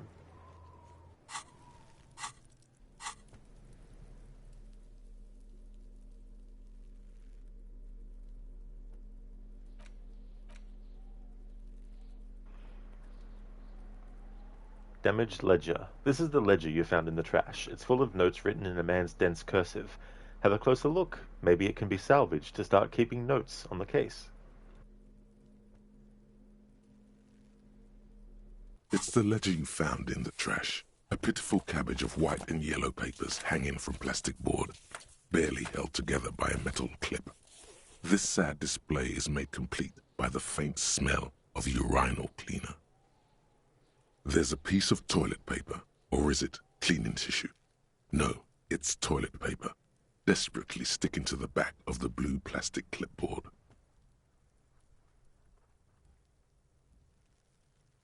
It's a metaphor for you. Below the pathetics, terror.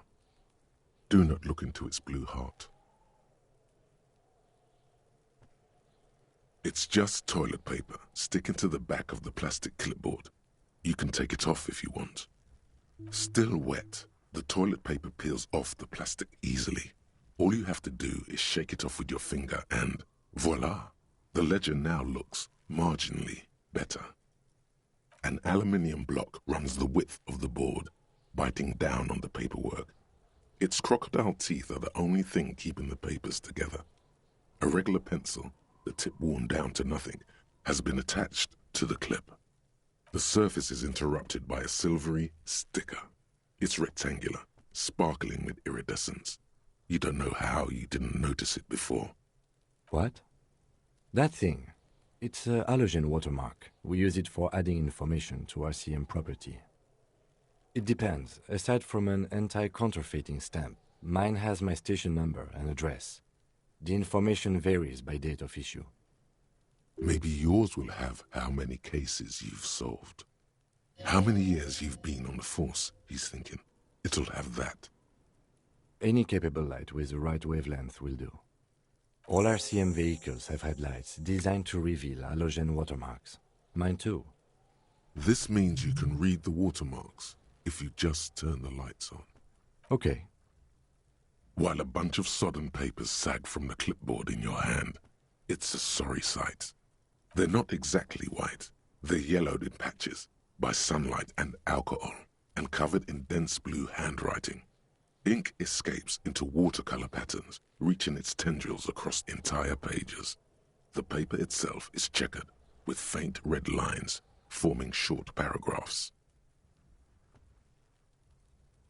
Once in a while, there's a red stamp that exclaims, "Case files, commit to paper." The case files themselves are plenty. You count more than 100 sodden, crumpled up, earmarked pages falling apart in your hands. They appear to be sufficiently organized and extremely dense, if mostly illegible. Work, strife, poverty, the Jamrock Quarter. These are handwritten logs of investigations dating back to January 51, this year. The exact number is hard to estimate, due to missing pages and an odd naming convention. But there are at least 20, maybe 30 cases, undertaken, not completed, mind you. It's the middle of March. You have attempted 2 cases a week on average. Huh? 2 complex cases to undertake is a lot, yes. You really have to push yourself. I would not suggest it, lest you start making mistakes. Arson, petty theft, spousal abuse. Handwritten logs on dozens of investigations date back to January 51. Stamped case files, commit to paper. These are your last couple of months in Revachol, Precinct 41, Jamrock Quarter. Yes, it appears you employ a, shall we say, robust yet literary system. Each investigation has its case number written on the margins. Yet, still more tellingly, most are accompanied by a name. A title, one might say even. One that draws inspiration from snoop fiction and Vespertine cop show staples. Yes, all caps. One is called The Next World Mural. Another, The Square Bullet Hole Murders. Another yet, The Unsolvable Case. Others appear more light-hearted. The Guys on a Couch in an Unexpected Location, and The Murder at the Ukar Parlor. Even the rare article-free Collapsing Tenement. Murder features prominently throughout. I love the title of the case, The Guys on a Couch in an Unexpected Location. That one to me is the funniest one out of those three there said. It's going to take an effort to piece these case files together, but it can be done. Once you're done inspecting them up close.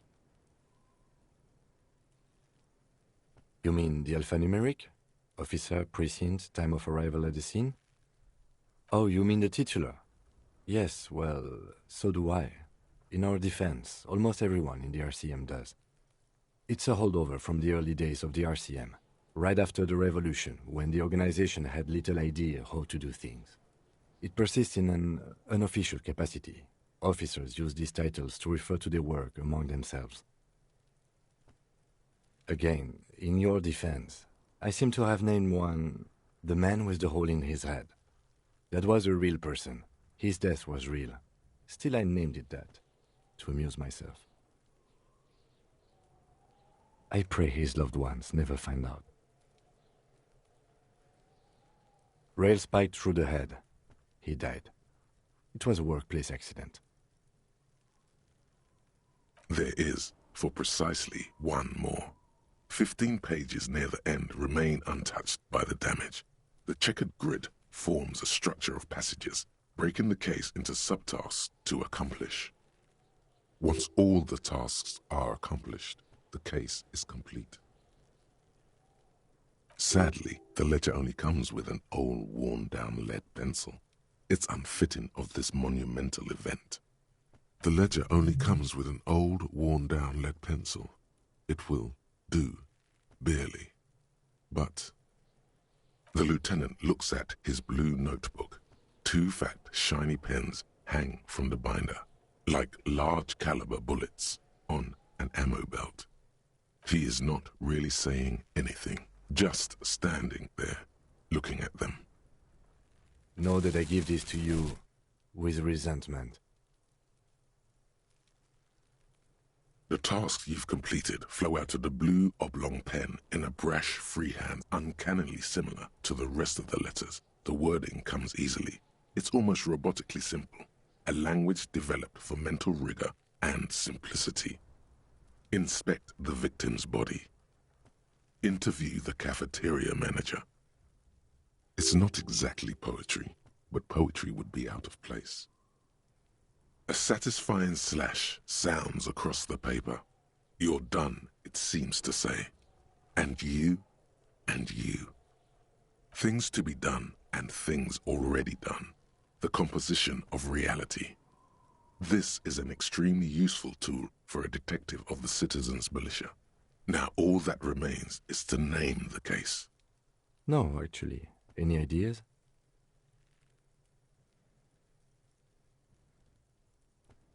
Great. That's great.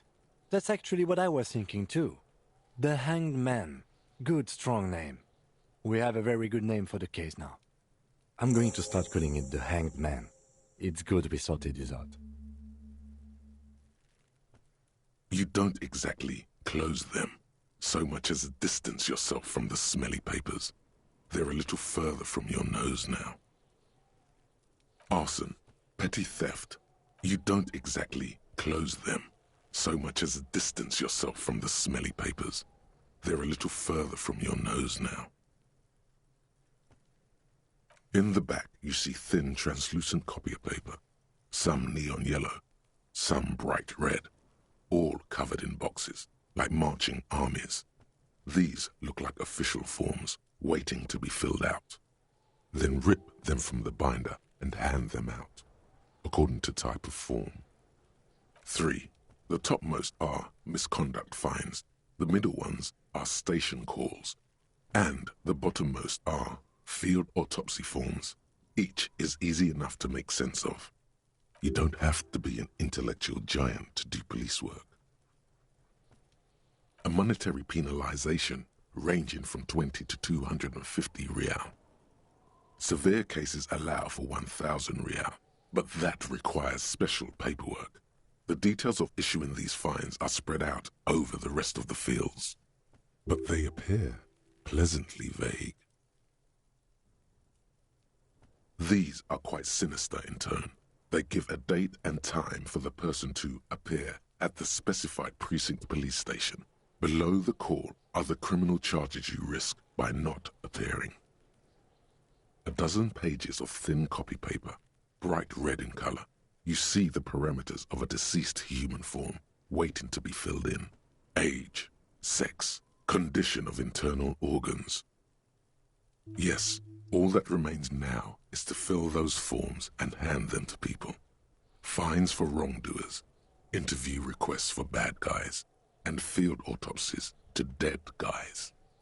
The rest of the stinking cellulose is much worse for wear. Being sandwiched between the board and the rest of the paperwork must have spared the fragile copier paper. It's made of dark blue plastic, hard enough to beat someone to submission with. The edges are rounded, however. The U4 size board feels thick and heavy in your hand. Light shimmers on its wet surface.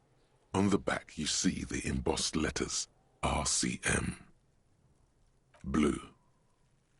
The blue heart. Don't look into it. Something rattles inside, ever so lightly. Is there a hidden compartment? Permeables. It's not hidden per se. The compartment is made for permeable materials that would get damaged if something happened to it. The plastic shimmers like lapis lazuli, but it is not see-through. You cannot see to its center. With your hands, U4-sized pages hang from the clip screwed to the top of the board. The acidic stench of rotting food is rubbed off on the cellulose. It now forms the base of the experience. This base surrounded by a faint air of spoiled meat, the stuff of death itself, and then sprinkled liberally with the citrus zest of toilet cleaner.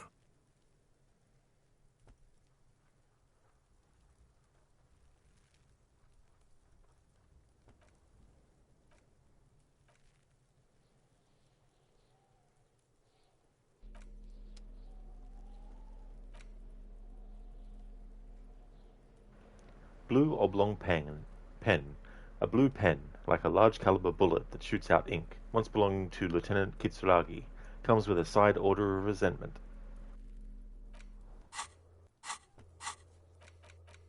Read the watermarks. Get in front of Kanima's headlights to read the halogen watermarks in your ledger. This may yield some information about who you are. First, go to the Kanima and turn on the lights.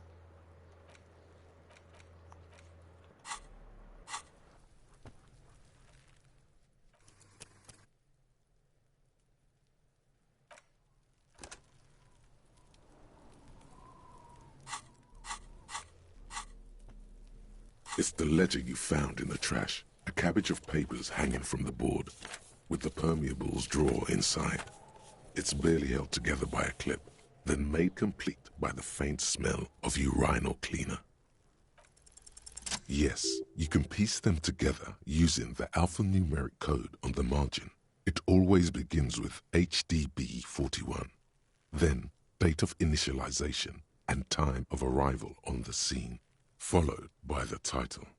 For example, HDB 41120111700, the Next World Mural. Why yes, your precinct number is 41. Every last alphanumeric in the files begins with it. And these are your case files. It's safe to say HDB are your initials. That is improbable. It takes about half an hour to piece one together using the system you've devised. Where do you want to start? This one is relatively easy to reconstruct. Overnight on 1202, a graffito, nay, a mural, appears on an 8-story tenement overlooking central Jamrock. The building is a sparsely inhabited ghost tower, part of a failed real estate development called Grand Couronne. Cause of failure: rent too high. The mural is enormous. 2 silhouettes, a man and a woman, are kissing. The text cut into their form reads, "True love is possible only in the next world. For new people, it is too late for us. Wreak havoc on the middle class." People call it that thing and that fucking thing. It's visible for miles. In 2 days, the station's complaints desk gets clogged with requests to remove the bummer. You and your partner are assigned to the case. The graffito crew is easy to track down. Only the bell lectures have the literage of industrial paint to cover the surface. One of the graffito artists is rumored to be rich. They take responsibility for the execution, but not the design. The ideologue of the Next World mural, as the crew calls it, remains an unknown. The case files do not show you finding the author of the design. The crew agrees to clean up after themselves. However, your partner, JV, is against the removal, citing public support for conservation. This leads to a debate in Precinct 41, which then spreads to the streets of Jamrock, ending in a rare plebiscite organized by you and the rest of Row 3. The 9,000 people subjected to the mural's message, all of Lakeside, Central Jamrock, and Villalobos, plus half of the eminent domain, participate in the vote.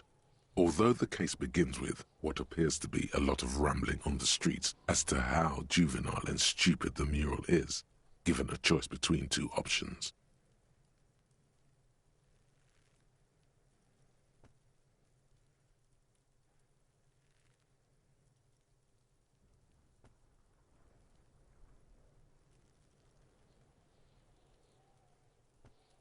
A staggering 78% of voters choose to keep it. Turns out the opposition were a loud minority, and that love truly is possible in the next world for new people, and it is too late for us. In any case, it appears to have been a rare case of civil activity in the quarter, and agreement as well. What do you want to tackle next? AKA Leslie and Burke, AKA the public indecency drunk and the property damage drunk, is a cursed case. It has been passed from unsuspecting officer to unsuspecting officer for 10 years. On January 29, the unsolvable case made its way to you. Why you accepted it, it is unclear. Every officer, and indeed most civilians in Jamrock, know it's unsolvable. Leslie will always take his pants off when he's drunk. Burke will always trash everything. It's just what they do. It is their nature. You cannot change the nature of a man, and you can't lock them away because public indecency and small-scale property damage are not punishable by incarceration. The only way for Leslie to stop flashing his genitals to bypassers and for Burke to stop dismantling signage and rear-view mirrors would be for them to stop drinking alcohol, which, in their 40s or 50s, it's hard to tell because of their distorted features, is a medical improbability on par with you ceasing to produce the expression. Threatening fines, dragging them to the station, locking them up in the hellholes they live in, locking them up in the station, hypnotherapy, even trying to get the local gang of Zemyaki to take them out. The Zemyaki gave them ethanol, so Burke and Leslie would expose and rampage even harder. You tried it all, and still the complaints wouldn't stop, as they hadn't stopped for 10 years. It's plain to see from the files that you, Satellite Officer JV, and Special Consultant TH had more important cases to attend to. You uncover cross-reference to several ongoing investigations, each brought to a standstill every time you drive down Main Street. Because there they are, on the corner of Perdition. And what is Leslie doing? Good, you're learning. If the files are to be trusted, that's all there is to it. That and Burke breaking things, and the fact that they're both drunk. But then again, so are you. The case becomes considerably less comic one day when Burke takes a swing at your ledger. He must have it confused with the property he likes to damage. But the joke's on him. You're drunk out of your mind on potent Pilsner. You slam the hardened plastic board in his face. Then you proceed to beat him unconscious with it. In the process, the ledger sustains damage. The compartment within, reserved for permeable documents, is jammed shut. You stop your assault on the now unconscious Burke to open it, but are unable to do so. The officer began to cry, reports Leslie, who, at this point, is tending to Burke. He came at us, and at us. I think he was trying to kill Burko.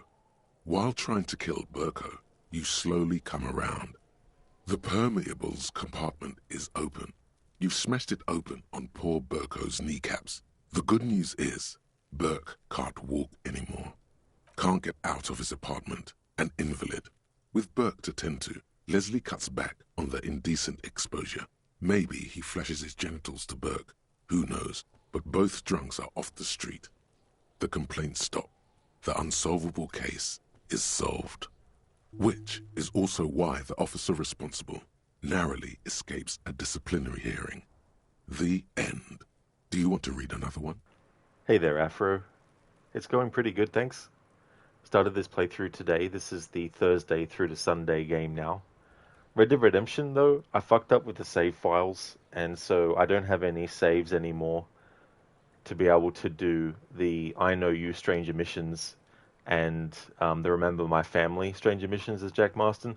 So now I have to restart the game off stream again and finish the story and then set up the save files again. So instead of just calling it a stream day, I decided that I would start this playthrough because it was the game that was going to replace it anyway. So, but on Tuesday I'll get back to Red Dead Redemption and actually finish it off this time. It's just been so ridiculous with the fuck-ups that have happened on it. Yeah, Afro, it's all to do with the different choices you can make in his Stranger missions. So I wanted to show the differences. But in showing the differences, I accidentally saved over the top of the save files where the Stranger mission hadn't even been started yet. And then I thought, oh, I'll import my saves from the PS4 version again. And then I did so, and then guess what? On all save files, the main story and all the Stranger missions was done, because it was my 100% playthrough that I did a few months ago. That was on the PS4 version. So I fucked myself twice.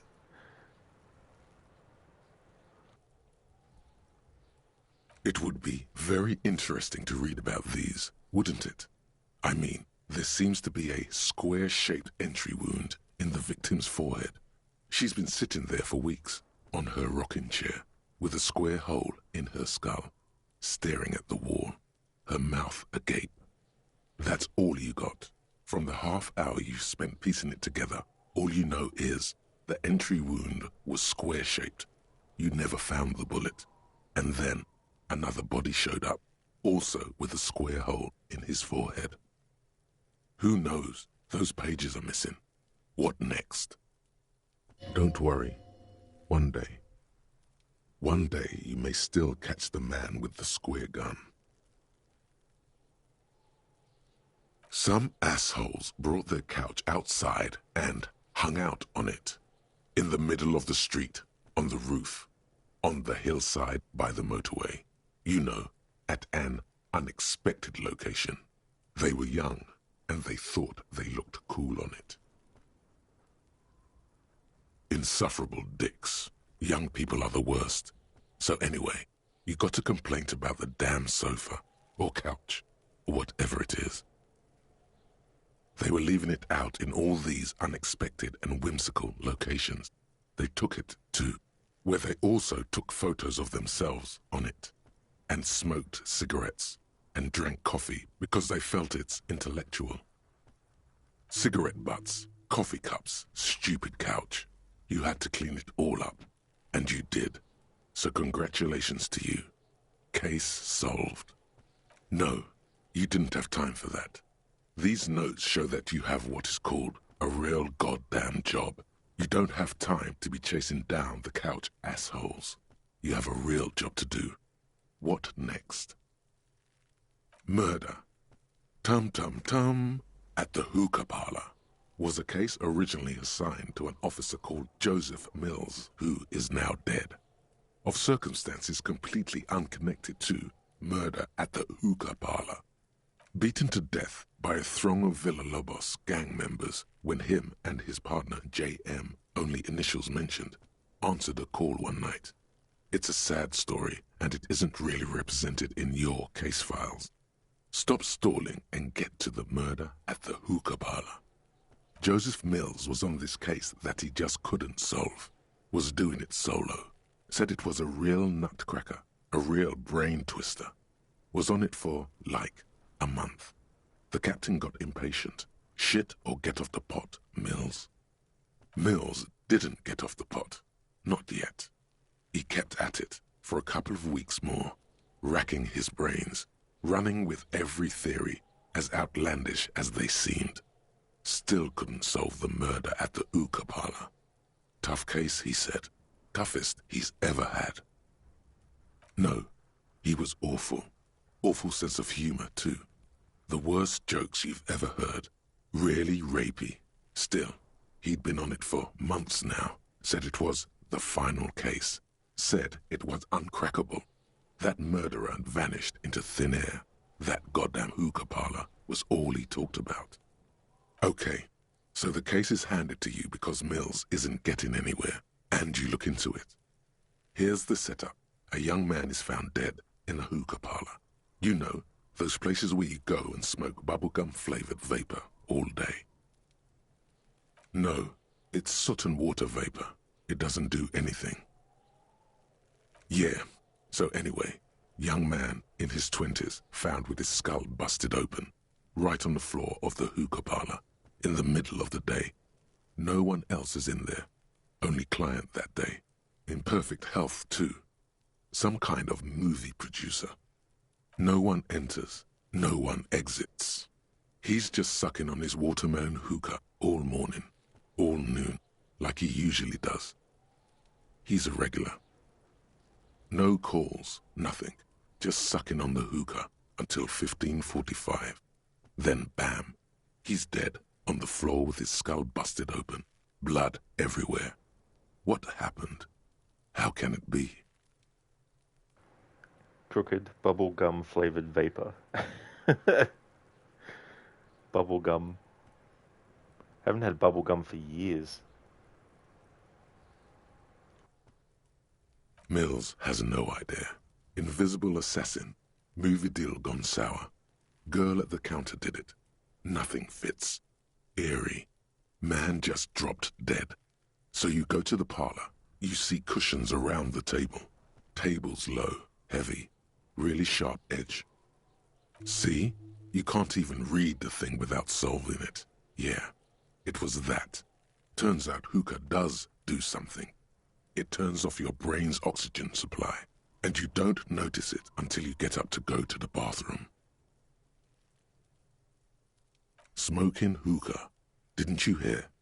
I don't know. Trying to come up with a movie script, maybe. Anyway, that was murder at the hookah parlor. Joseph Mills wasn't a good detective, and about 30 minutes has passed, piecing it together. Next. Not much has changed in the meanwhile. A bunch of sodden papers still sags from the clipboard.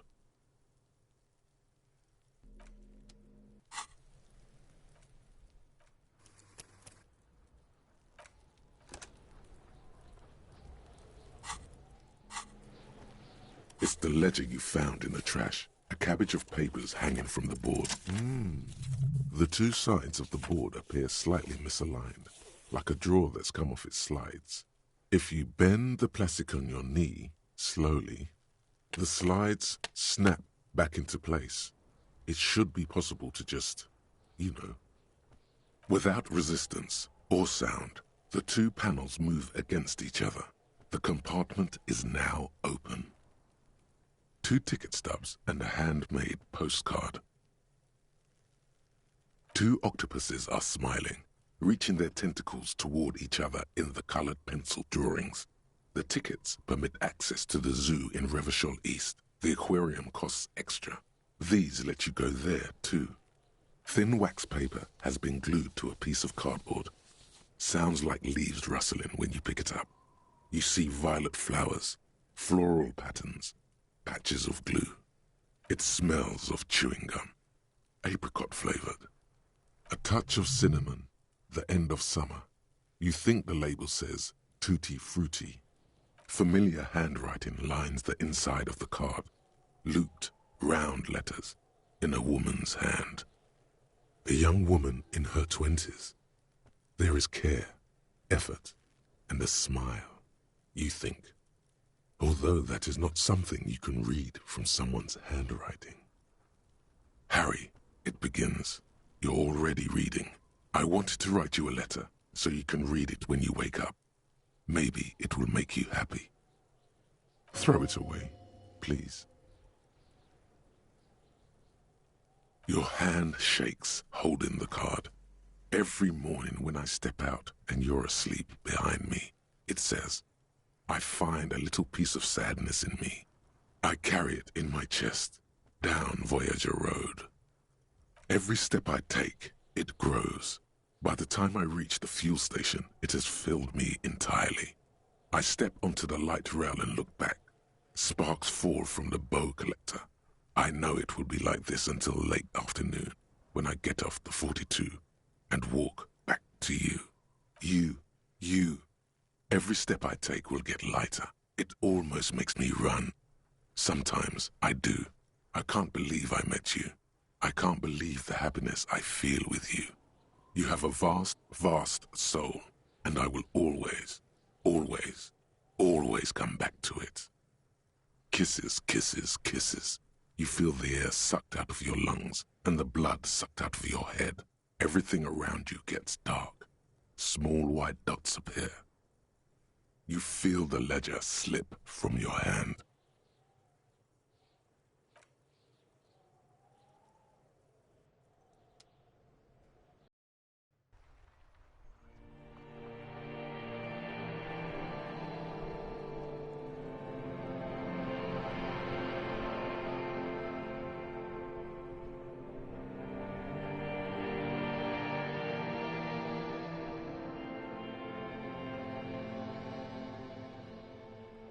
There is nothing. Again. Nothing sad, brother. No treachery, just blackout. Well, almost nothing. There is the ground below you, that's still there. And the small light that's on, fluttering, somewhere in the basal ganglia. That's me. Blue eyes, that's me. Who was what? He speaks of the sickening longing, the unwell emotion.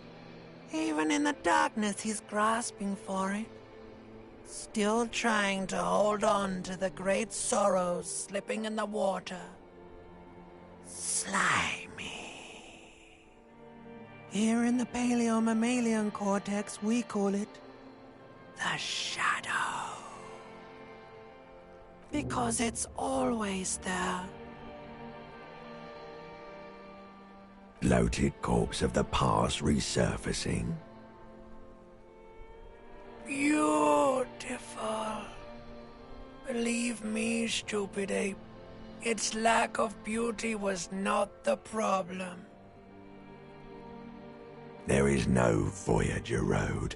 There are no roads, no houses, no lights in the windows. It's all on pause. You think they would let you until you disintegrate into biomolecules? No. Someone is breathing on your face now, inspecting your pupils, stupid idiot. Yes, they're pouring something on you. It's in you, and It's delicious. Glowing lights on a dashboard emerge out of nothingness. In the upholstered cabin of Lieutenant Kitsuragi's motor carriage, seated in the driver's basket, the air is thick with leatherworks and heavy fuel oil. Cold water runs down your chin. Drink. Water. The water is cold, silvery, the stuff of life itself as it pours down your parched throat. The pounding in your head recedes. The darkness parts. Yeah, Crooked, the music in this game is really, really good. Great, combination of different kinds of sort of like emotions with them as well. And there's some really good ones that are, very loopable as well. I still remember that video that I saw where they had a certain piece of music from this game, and it was a news reporter who was in the most depressing looking places with rain and cloudy weather and everything like that, reporting on the weather, and it just fit so well. Drink. You haven't drunk water in 2 days. Did you know the human body is not made to survive on alcohol alone? You need a secondary form of hydration. With greedy gulps, you down half a liter of cold water. Some of it spills on the driver's seat. The lieutenant pays no heed to it. What happened?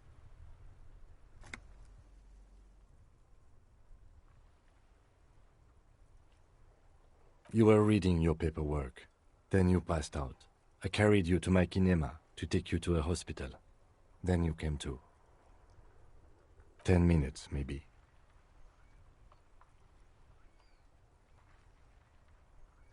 That does sometimes happen. He replies with such understanding, it's as if the burnt-out ruins of the past were an occupational hazard. Athlete's foot for cops. You dropped these. Are you okay to proceed? Good. The Ledger of Failure and Hatred is a special item that can be used both as an interactable and a tool equipped in your held slot for skill bonuses. Find it under the Tools tab in your inventory.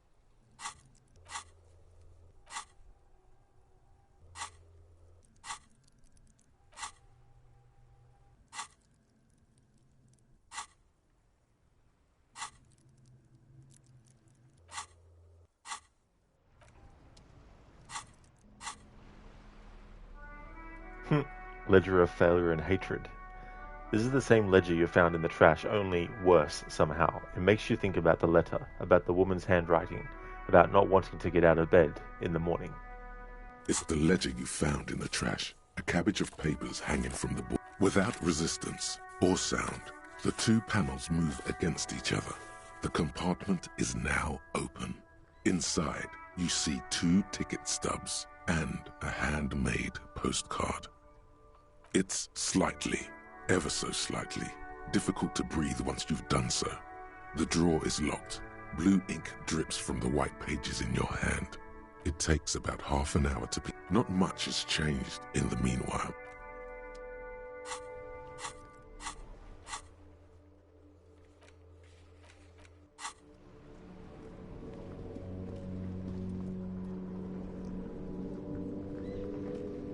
Before you stands a motor carriage.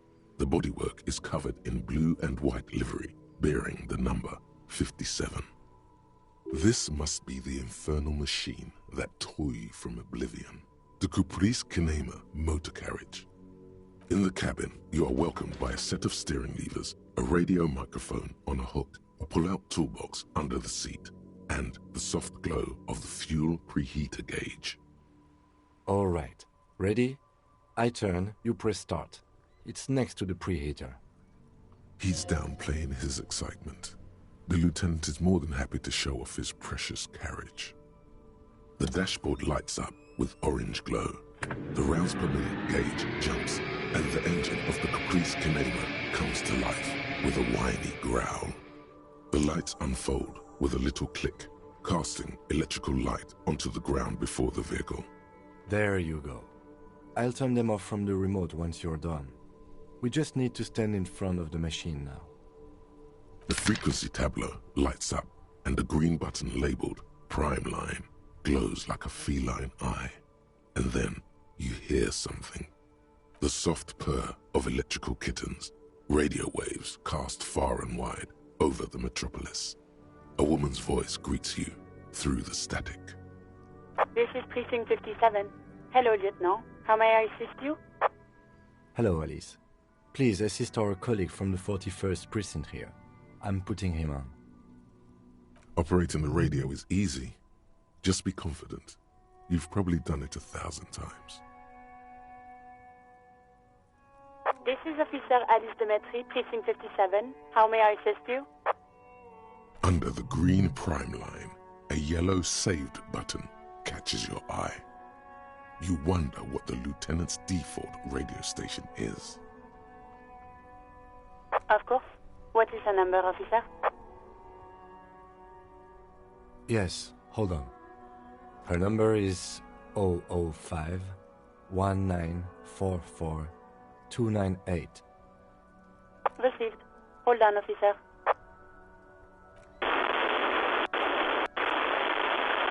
Lieutenant Kitsuragi slowly begins to tap a little rhythm with his right foot. Quite a lot of time has passed. Officer, I have Sylvie Malaika on the line for you. Yes, hello?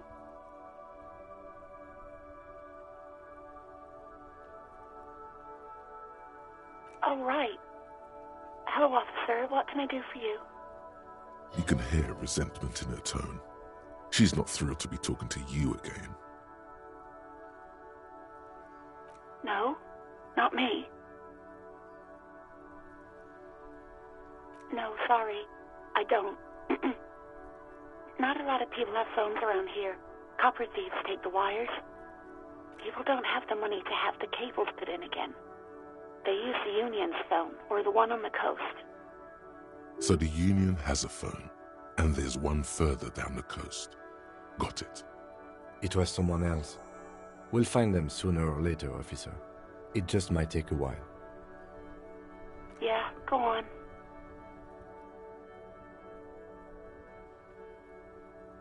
Well, you tried to jam it down the toilet, sir, clogging it completely.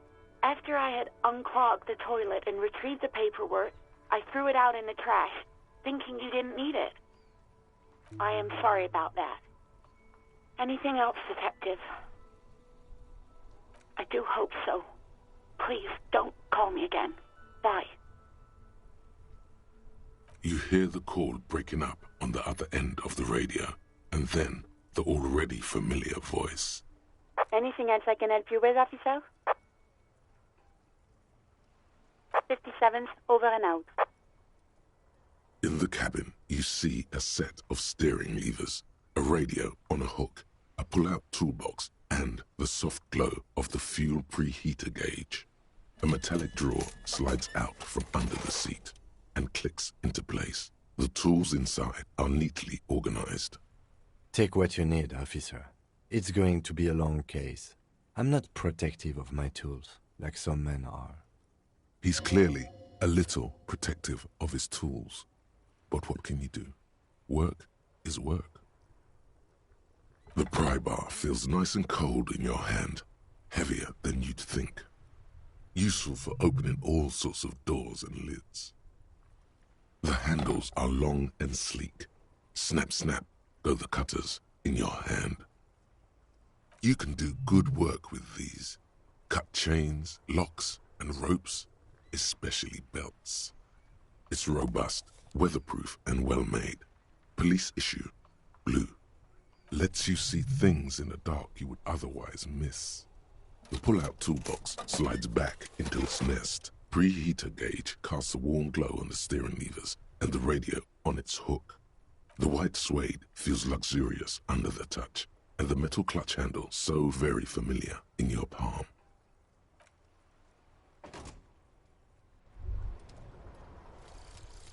Lonesome, long way home. Here we go. Home awaits. Walk past Station 41 and through the market, past the Boogie Street spearhead to the other side of the lake, the frozen eye at the center of the district. Then past the video rental store on the corner.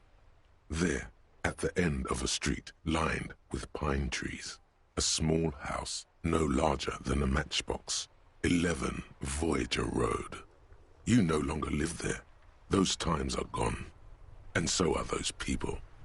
Why did you come here? Why are you still here? And where's the dealer? You have to get back to work. That's all you have now. Okay, so it's not real time that has to pass. It's in-game time. I don't know why I thought it was real time that you had to wait. So learning cap for perception is raised to 5. Speed gives 1 psi.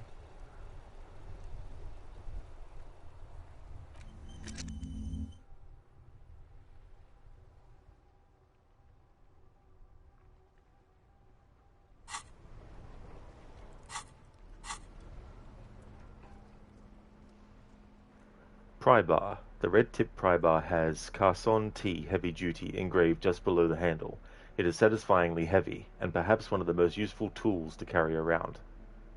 Chain cutters. The meanest looking pair of cutters you have ever seen, made in Gottwald by Welsham Werkzeug.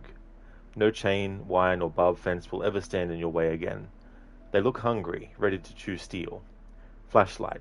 A police flashlight bearing the logo of Grundstellung RAO. The small dynamo packed inside this handheld illumination device theoretically gives you the ability to produce a tiny amount of electricity anytime, anywhere. Who made the call reporting the crime? Keep searching for the caller, despite lacking any obvious leads. This may take some time. Read the watermarks. Now go stand in front of the Kanema in the lights. As you hold your ledger's clip under the headlamp, an iridescent hologram appears. A street grid and the veins of a great river. A familiar sensation washes over you. There she is, Revachol West. Around the borders of the watermark are dozens, no, hundreds of micro-perforations. The rectangular watermark is overlaid with the logo of the RCM, and yet the major arteries of Revachol are all recognizable. They shimmer in the Kanema's headlights. A rat brazenly darts past you and disappears amongst the stopped lorries. In the distance, a child somewhere shrieks. A woman reprimands her in a voice no quieter than the child's cry. Ah, Martinez. Let me see. Right here. No, it does not. There are many of them, and they are divided into 3 separate rows. The first row has 18 dots. Not bad for what? You don't even know what it means yet. The next is the longest. It runs all the way around the border, and then some. You count 216 perforations. Considering that nice, large number, a wave of pride washes over you, though you can't say why, precisely. The last row has 3 perforations. That's it.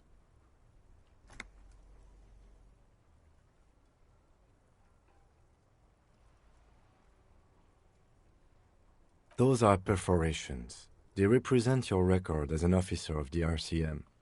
They are your statistics, as it were. I should have guessed you'd keep a record. Officers often do. Let's take a look. Alpha male officers who are proud of their numbers often do. It's meant. The first row represents your years of service. 18 years. Okay, not bad at all. What did you do before you volunteered? That's what it says. I might have guessed even longer based on your age.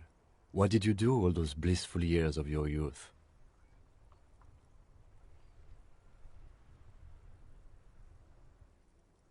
Yes, That does seem quite likely. Your youth coincided with some heady days for Revachol. But let's move on, shall we? This next row, the one that wraps all the way around, is your number of closed cases. Closed is good. It means finished. You've got, let's see... Wow, more than 200. It's quite a lot, even for someone who's been on the force for nearly 2 decades. Usually, clearing more than 10 cases a year puts you in the 90th percentile of all RCM officers.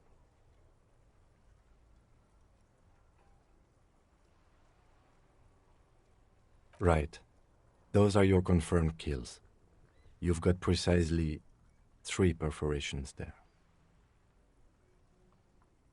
For an RCM officer, especially Precinct 41, which is in the Jamrock Quarter, it's rather tame. I mean that in a good way. There are certain officers who treat their kills like some kind of ghoulish game. If they do happen to solve a case, it's usually by accident. But it seems as though you are, or at least were, one of the good ones. So we have that to be thankful for. Yes. It's not a problem for him to state it, however. Everyone has their own method of coping. Some more effective or self-destructive than others. Personally, I find it helps to keep up a few hobbies. Oh, this and that. Let's not get into it now. Why not gardening? You've already got the gloves. It's meant in earnest. Please don't mistake it for a jab. The lieutenant nods. Right. I'll go turn off the lights. You can now see your statistics on your journal page, to the right of the task description.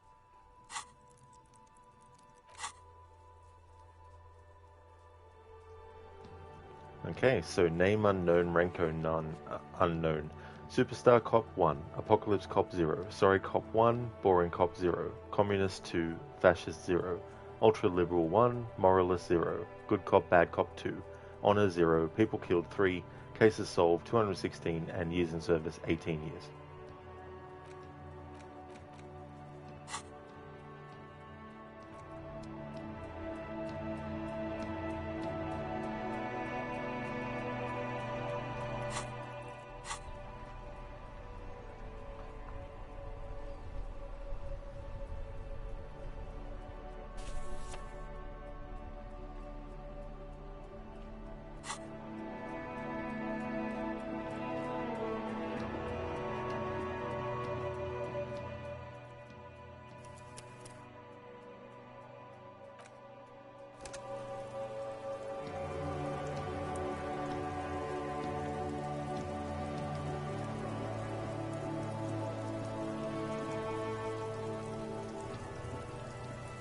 Does Kuno care? The fuck about it? You're testing Kuno's patience here. Get lost, Kuno doesn't fucking care.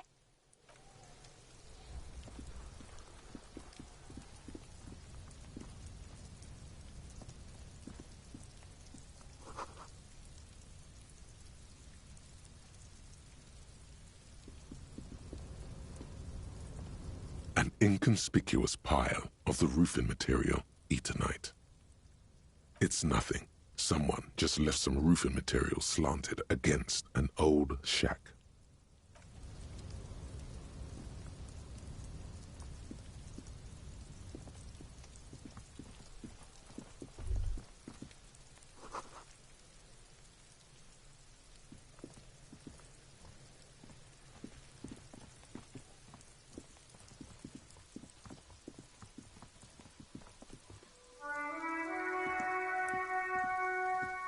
You see a set of tire tracks in the brown slush that covers the plaza mosaic. Hey, not Fry. How's the disco going, Rod? It's going well. It's going good. I've been looking forward to replay this game again.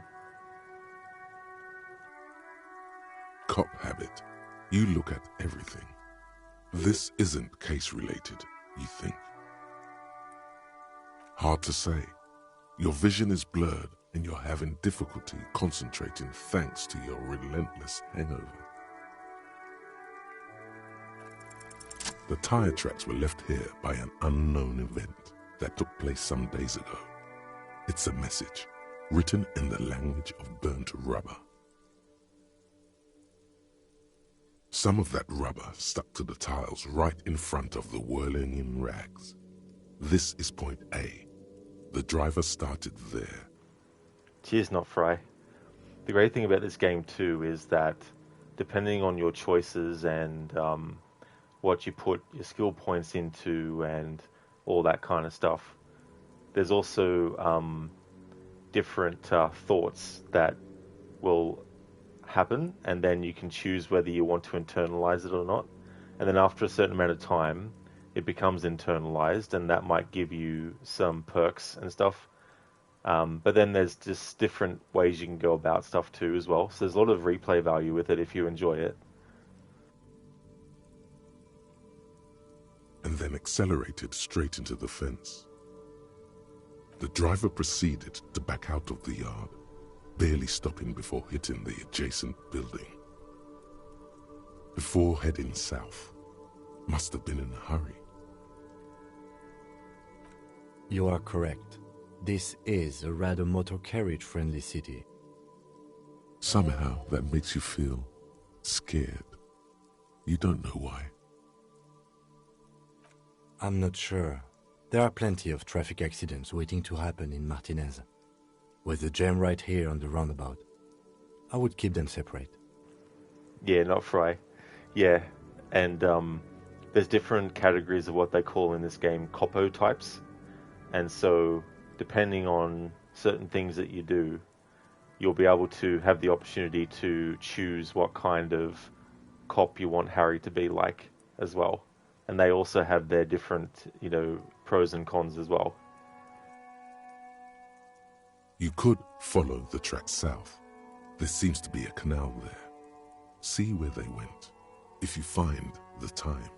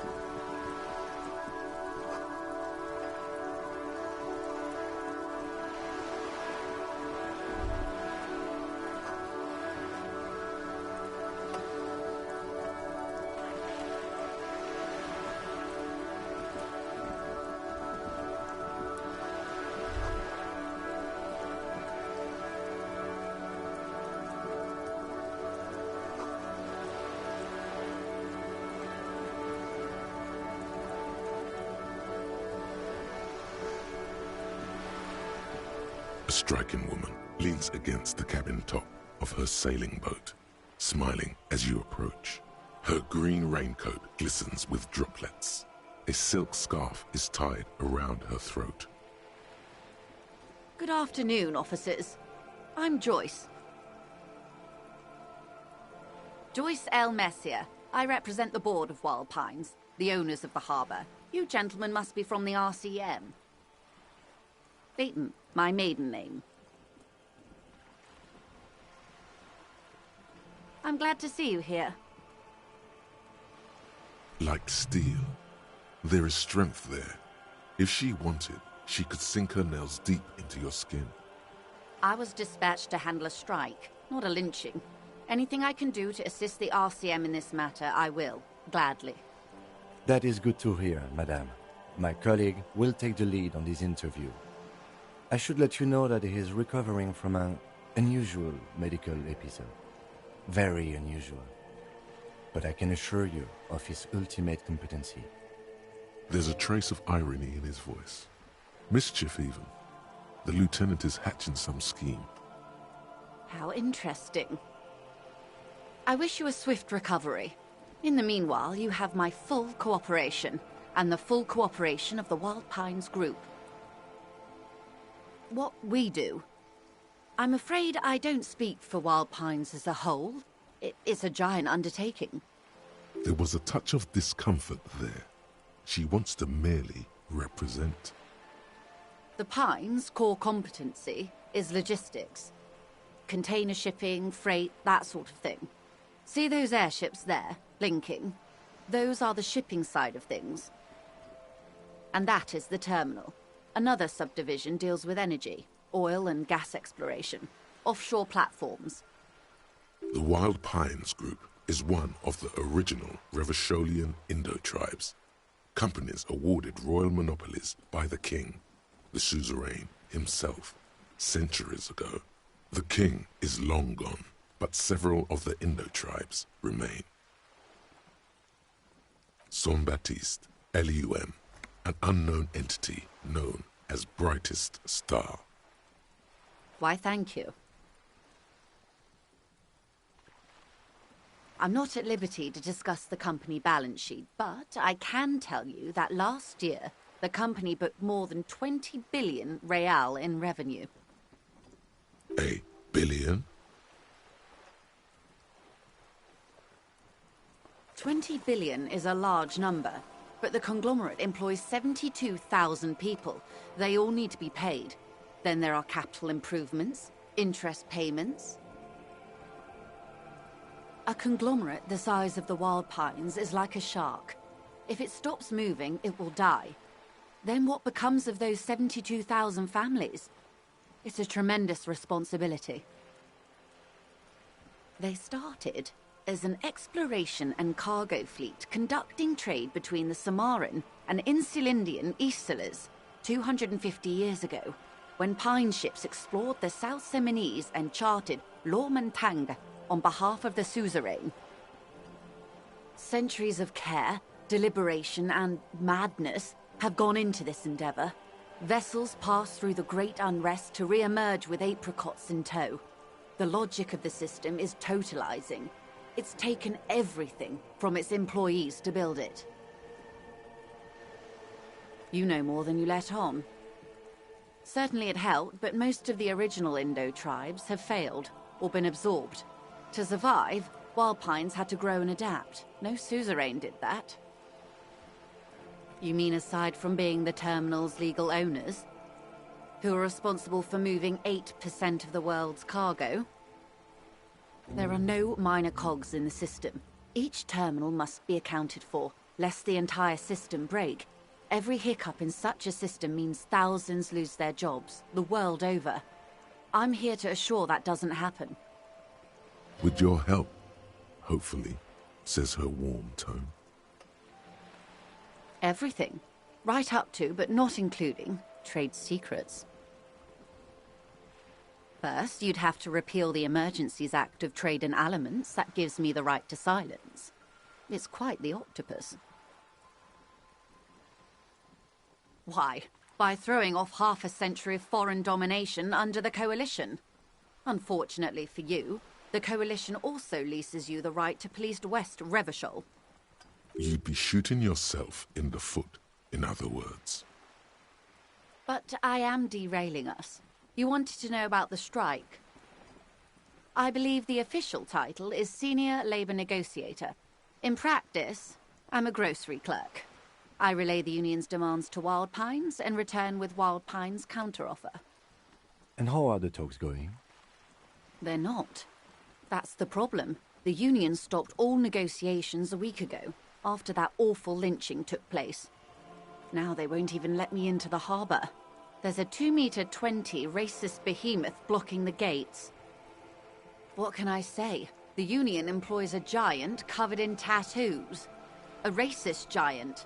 I guess that's part of their big tent organization now.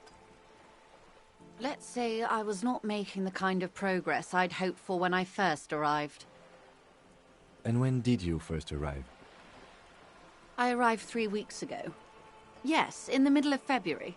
The bay was still partially frozen then. I prefer to do these things on site, like the RCM. But the strike began in December. I wasn't the original negotiator here. I took over after Mr. Gaumont hit a wall with Mr. Clare, the union boss.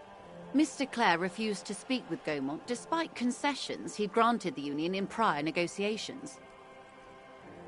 This isn't the first time the union has gone on strike? Heavens no. There have been 2 prior strikes. Both times the union won significant concessions, including overtime pay and a medical plan. This time their demands are more, I guess you could say, aggressive. Ludicrous even. It's meant. Mr. Clare told him to... how did he put it? Fuck off, midget. Gaumont is short of stature, you see. Keep in mind, this is a negotiator Mr. Clare has worked with before, and who was more than fair with him and the union. There are leaflets everywhere, and banners. What did they say again? Oh yes, every worker, a member of the board. Most of the workers probably don't know what that means. She nods. Everard Clare is a man of the utmost integrity. If you can say one thing about him, it's that he always puts the interests of the workers first. Of course not. Everard is fantastically corrupt. I imagine he has a thick, viscous goo where you and I have blood. He is the most corrupt individual I have ever seen, and I deal with men like him for a living. If there is anyone more venal, more irredeemably nepotistic, then it's his twin brother, Edgar. Yes, Edgar looks exactly like his brother, except for that lazy eye. He also talks exactly like Everard does, and when one's term as foreman is up, the other takes over.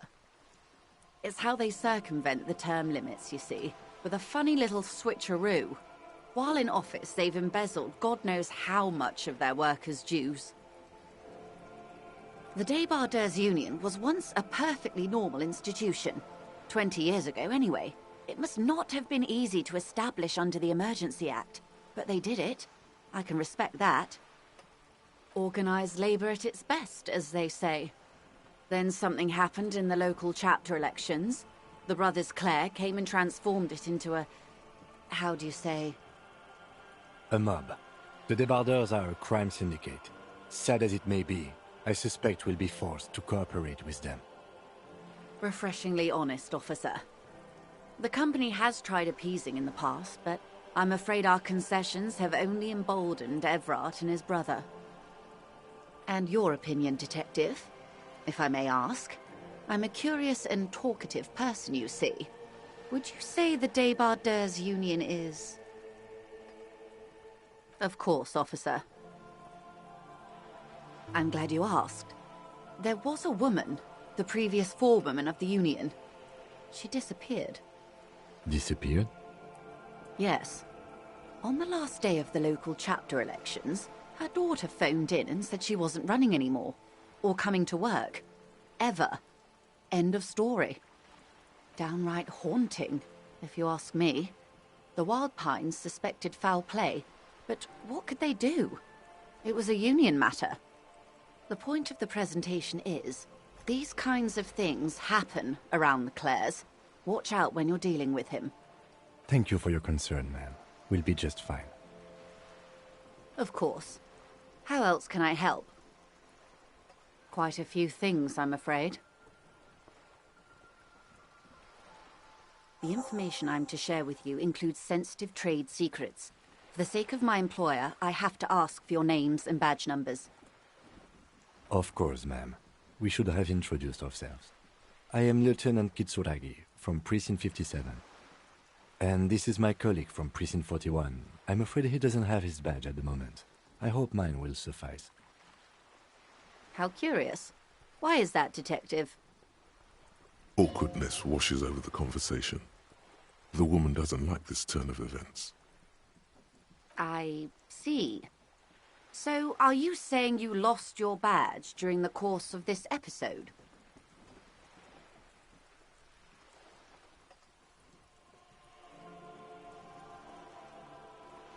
I can't hear you, darling. Speak up, please. Oh, dear. Some kind of encephalopathic amnesia. I don't even know how to respond. I do believe you, naive as that may sound. I simply can't imagine what you gain by faking such a condition. As I said, ma'am, his technique may be very unconventional, but he is an officer of the RCM. Of course, I sympathize, but I'm afraid I simply can't share anything more until I've seen that badge. Hang on. She's a professional negotiator. She should be open to some sort of mutually beneficial arrangement.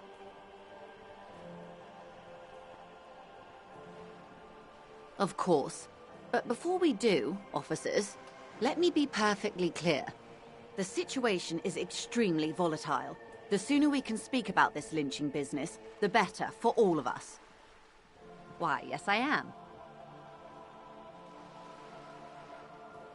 The boat? No. It is called Cordelati 19 because that's the type of sloop it is. The word "it" feels strange. Such a beautiful boat deserves a proper name. My sloop? I like it a lot. It's the eel's hips, baby. I'm enjoying this part of the interview. It has so little to do with the murder we're investigating. I really do, the lieutenant thinks. Is she thrown off yet? He's looking at the woman, assessing her. Good. Of course, Detective. Take care.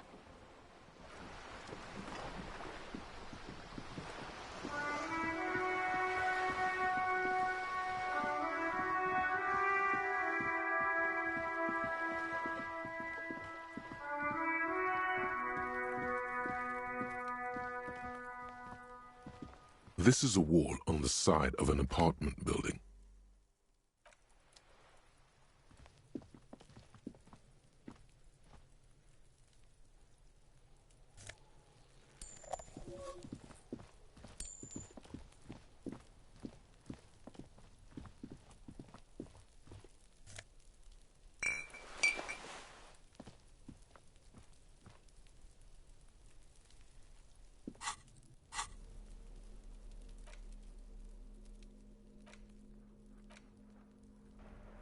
Orange bum hat, +1 reaction speed, feeling twitchy, -1 rhetoric, bum brain. An orange beanie with a couple of big ass holes on the side. Looks like it might have been used as a mask during an armed robbery.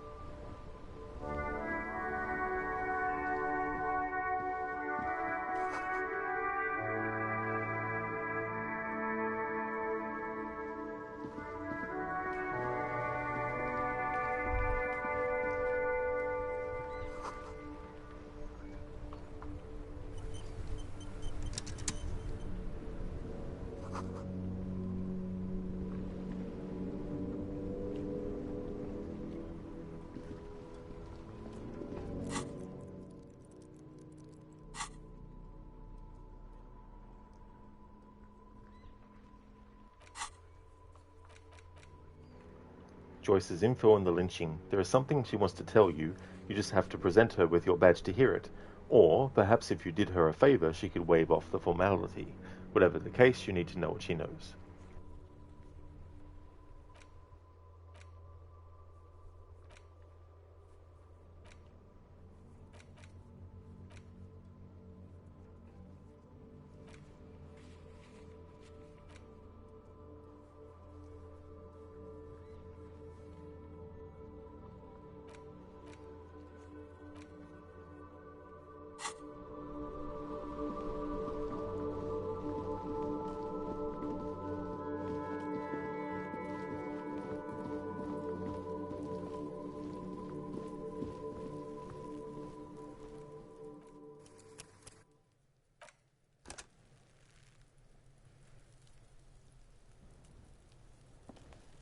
The corpse looks at you with bulging white eyes. The face around them does not look human. It's swollen and ready to burst. His lips are fish-like and his tongue like a ball gag in his mouth. You seem to be holding your breath. A cargo belt twists his neck at an unnatural angle. The body below appears stiff. It's letting out an ungodly rot. The smell seeps in even through your clenched nostrils. Active decay. It's okay to throw up, officer. No one is judging. He's about to blow! Cop's gonna blow, Kuno!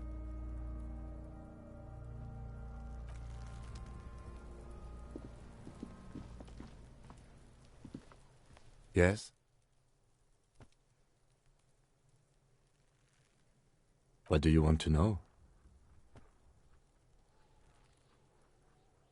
I'm afraid you and I are pawns in a pissing competition. Are we done with this pissing contest? His disdain is clear. This man would not use such an expression otherwise. You don't know? I assumed you were in on it. It's just stupidity. We shouldn't waste any more time on it. If you want my take, ask me after we've inspected the victim. Was there anything else you wanted to know about the case? No, it's not a particularly mysterious case. The deceased is a security guard for a corporation involved in a labor dispute. It doesn't take a DeLorean polymath to put the pieces together. I just don't see the case getting more mysterious than that.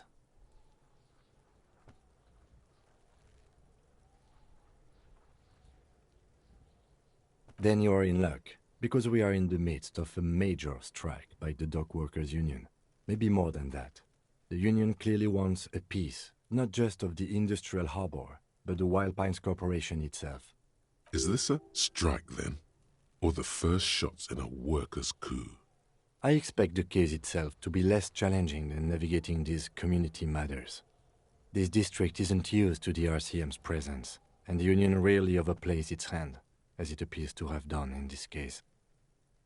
Strike, coup, revolution, it's brigandage, however you parse it.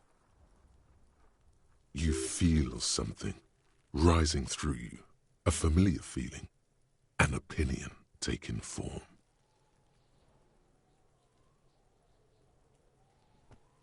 When I said we have to navigate community matters, I did not mean we have any say in them. I meant we should be careful. If we are not, the shit will blow right in our faces. From an imaginary fan. Now, was there anything else you wanted to know about the case? Maybe you can tell me what you do know to help me narrow it down a bit. Do you want me to brief you? 3 days ago, the RCM Emergencies Desk received a report about a security guard who was found hanged in Martinez. An anonymous caller said there was a dead body behind the Whirling in Rags hostel cafeteria. The cadaver had been there for 4 days. No one had come to investigate. During that time, the victim had been stripped of his belongings. The caller did not identify him, but used the word lynching. There is an ongoing labor dispute between the local dock workers and the logistics company Wild Pines. I was told we should approach the death as part of this dispute. A security guard or worker of some sort hired by Wild Pines This was just hearsay from Martinez, of course. We need to find out the truth. They didn't identify themselves in any way. The tone was muffled using a device of some sort. The desk could identify neither the caller's age nor sex. There's a strong prejudice against involving the RCM in what's seen as union matters. The dock workers' union is the de facto police in Martinez. Now it appears they've started executing too. We cannot allow that. That's us, the Revachol Citizens Militia. We're the police in this city. The RCM, or the Revachol Citizen Militia, is the police force you and him are part of.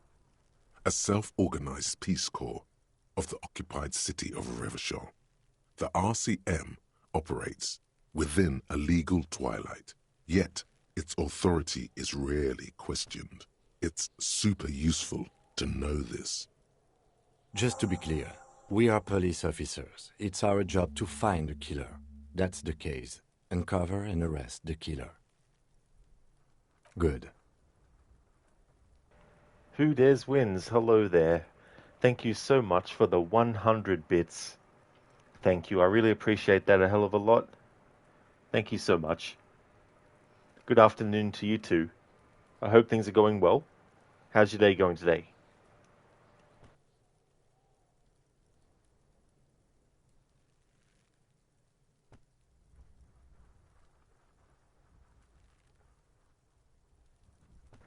Oh, I see who Dares Wins. It's being hot. Yeah. It's so annoying. I definitely prefer it when it's cold. Easier to warm up.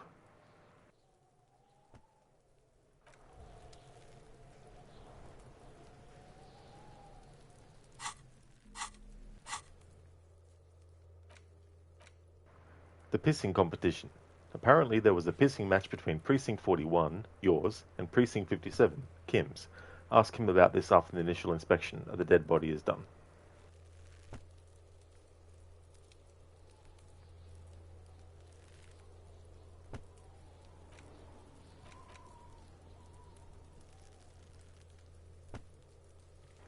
Well, that's good, Who Dares Wins. You had a shower and now eating toasties. Good now. Very good, that sounds good.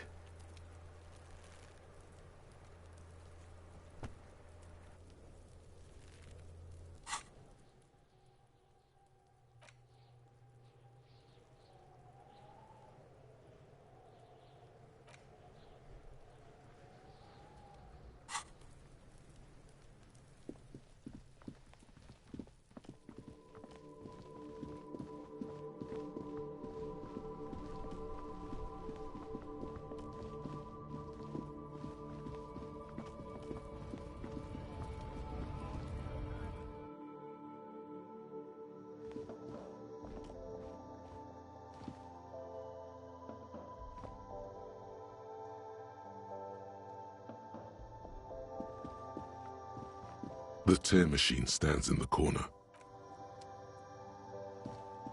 A small cabinet on the wall is filled with various medicine. A colorful display of cigarettes.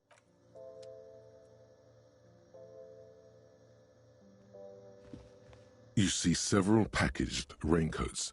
The packages are small, discreet. Is this about the questions again? Because I don't really know anything.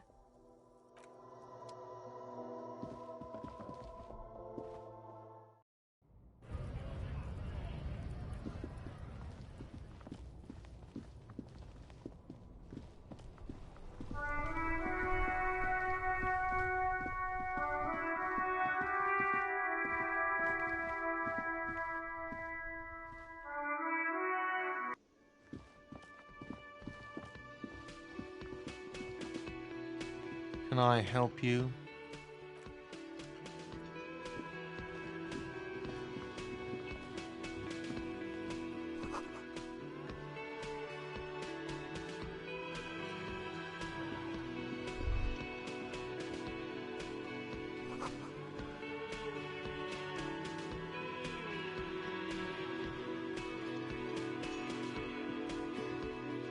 You see a heavy steel door with a prominent dimple lock.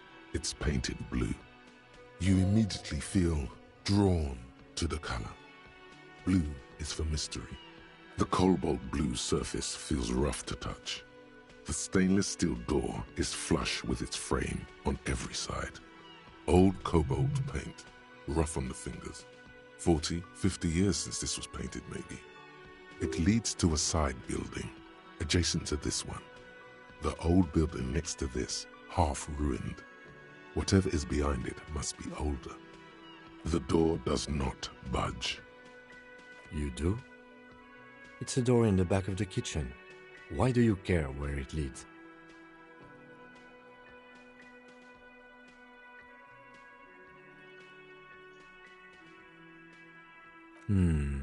Yes, I suppose it's worth seeing if we can get in.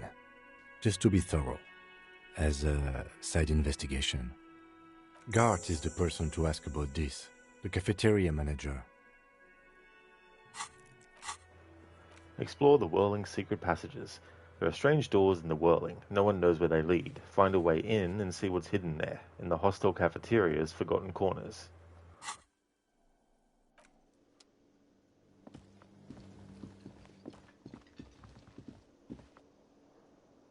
Can I help you? What thing? Oh, yes, that door, sure. There's nothing mysterious about it. It's just a door. No, I don't have a key. I don't know how to get there. And I don't care either. It's not like I've been wondering about it for 10 years. It's just a frit warehouse, probably. Or some boring storage space with a bunch of old junk and dust. Junk and dust. He's attempting to maintain an air of indifference. It's absolutely not convincing. Fine, okay, a little. But my job doesn't leave me time for wondering about one locked door in one of the cafeterias I manage.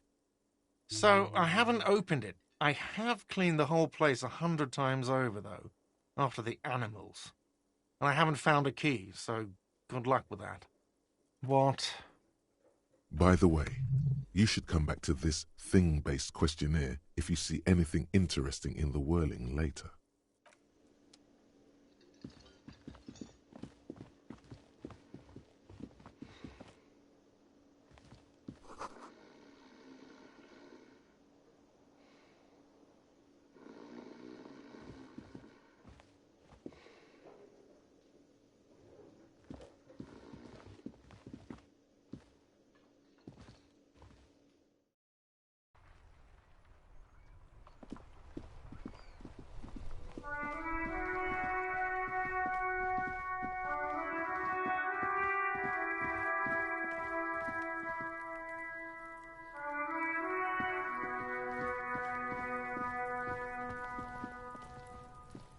There he still is, looking right through you with his white eyes. The body below is entirely dedicated to that corpse smell. Emitting it is all it does now. The smell is repulsive. It pushes in from your mouth, more instant and more familiar than anything you'd expected, more fever than odor. It fills your mind, flushing you from within.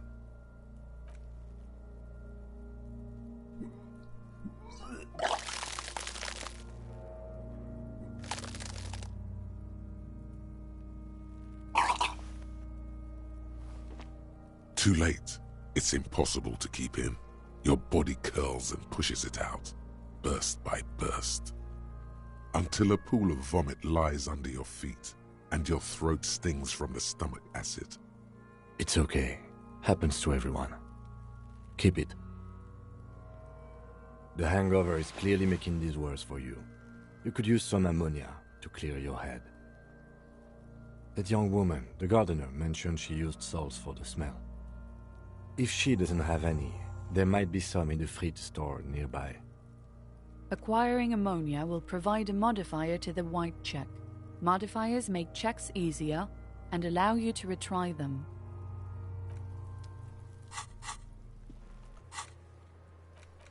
Inspect victim's body.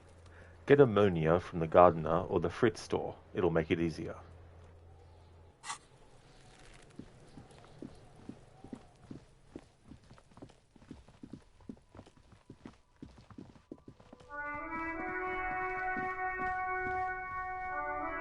Hello again, officer. How are things? Sure, I'm done with them. Go easy on that stuff. It gave me a terrible headache.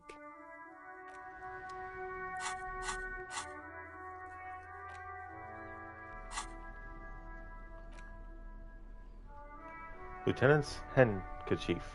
The handkerchief given to you by Lieutenant Kitsuragi. One corner is adorned with lace and a tiny embroidered portiere. Ampoule of ammonia. A thin glass tube wrapped in cotton netting used to treat fainting spells. Produced by St. Baptiste Pharmaceuticals.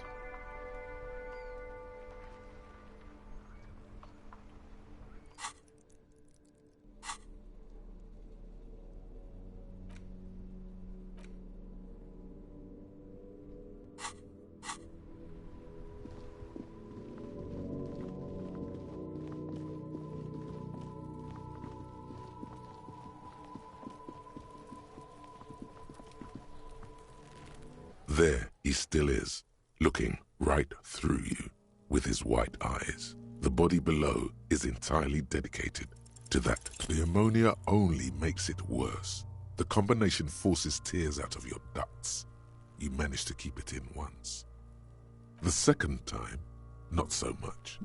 When the vomiting is done, your cheeks are wet with tears.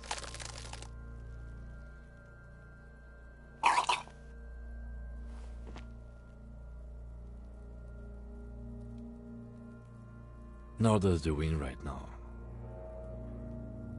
The weight is reassuring, like a crenel on solid fortification. Pat, pat, pat. I've seen strong men turn themselves inside out for hours. You are facing tough odds here.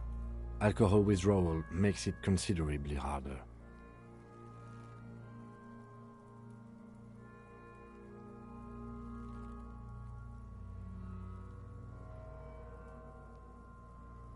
No. This is a two-man assignment because it needs 2 officers to complete. I need your help. You need to get your shit together. We should go talk to the locals. Find something else to do while the wind changes. It's pretty bad right now. You've gained a thought. When this dialogue is over, go to your thought cabinet and internalize it for special bonuses and effects. Give it half an hour. Get yourself together. Then come back and have another go.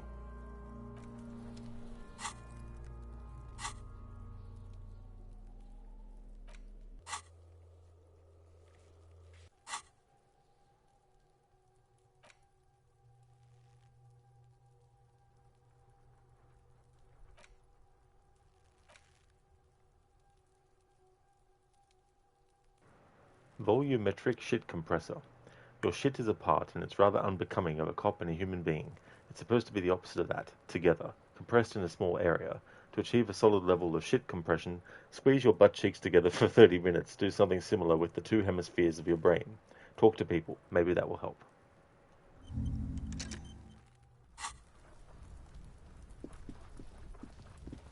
The irony. I'm not really playing Harry as a competent cop, am I? At every turn, there's been something that is shown incompetency.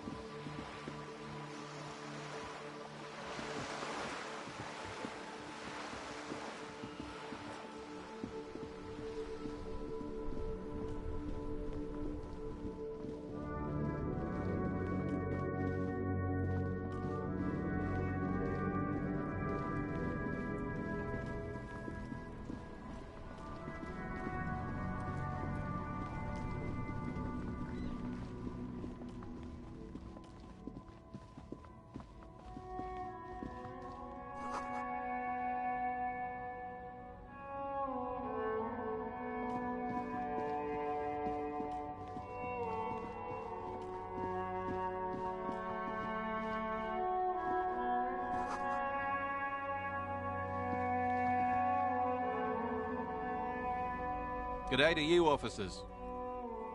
A burly man hangs out by the waterlock, carving up a generous serving of salami with an old hunter's knife. His eyes are fixed on a man stranded on the other side of the waterlock and on an enormous billboard that has fallen down into the canal between them. My friend Barry the Butcher is stuck on the other side of the waterlock. I'm keeping him company and eating his salami. From the corner of your eye, you see a man in a yellow shirt and grey overalls waving at you from across the canal. He seems disappointed about the wreckage on the waterlock and the salami. Very good stuff. Anything I can do for you, officer? I wasn't here to witness it, but those look like tire tracks on that sign. Weird, huh? Then again, plenty of daredevil drivers in Revachol. The words daredevil driver sound ominous to you. Too bad it also takes a year and a day to repair anything around here, especially a waterlock.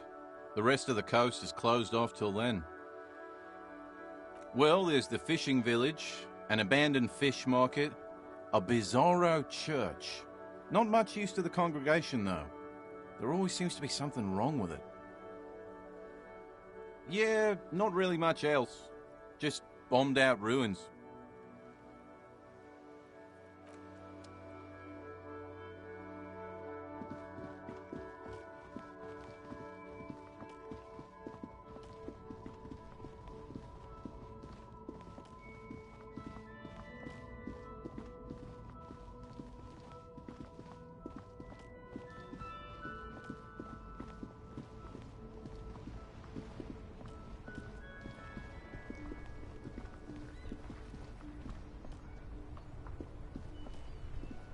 I am a gander and a hunter and a gatherer. Feel like a traveler. A simple little cadence. He seems to be making it up as he goes. From another planet. Hey there. It's the jam, my man. It's a traffic jam for the ages. Harbor gates up the street are shut tight. No explanation given. Workers on strike, scabs agitating, an all-around clusterfuck. Meanwhile, we're all stuck here in long-haul limbo for days upon days upon days. Upon days. Yeah, exactly. It's official. He too agrees. This is the antechamber of the afterlife. Feels like forever. Like I was born on this here roundabout and this was all I ever knew. Just me and the metal and the tires, the oil and the fumes of mazout. Yeah, imagine. It's been a whole week already. Behind the laugh, however, a touch of sorrow. So tell me, what do you need? It's like, whatever's going on over at the docks. Workers got a blockade set up, making demands. No way in or out. Some pretty wild stuff, I hear. Like a giant new power crane in half the company? I forget what exactly. Good on them, I guess. I've heard talk there's a company rep in town, too. Like a strike negotiator type. They'd know what's up. Precise demands and so on. They want to keep that money flowing in, my man. Ka-ching. He doesn't blame them, but he's not on their side. That's for sure. Anything else? Yeah, this ain't really my area of expertise. I just do my job and get paid. I have things to do and places to be. All of us do. Us lorry drivers. Camionneurs. You still hang around here waiting for this mess to end. Most have scurried off somewhere to get drunk or high. Or laid. Not that I blame them, really. Not my thing. Chasing transient pleasures is a drag these days. I prefer the examined life now. Thinking, reflecting, observing.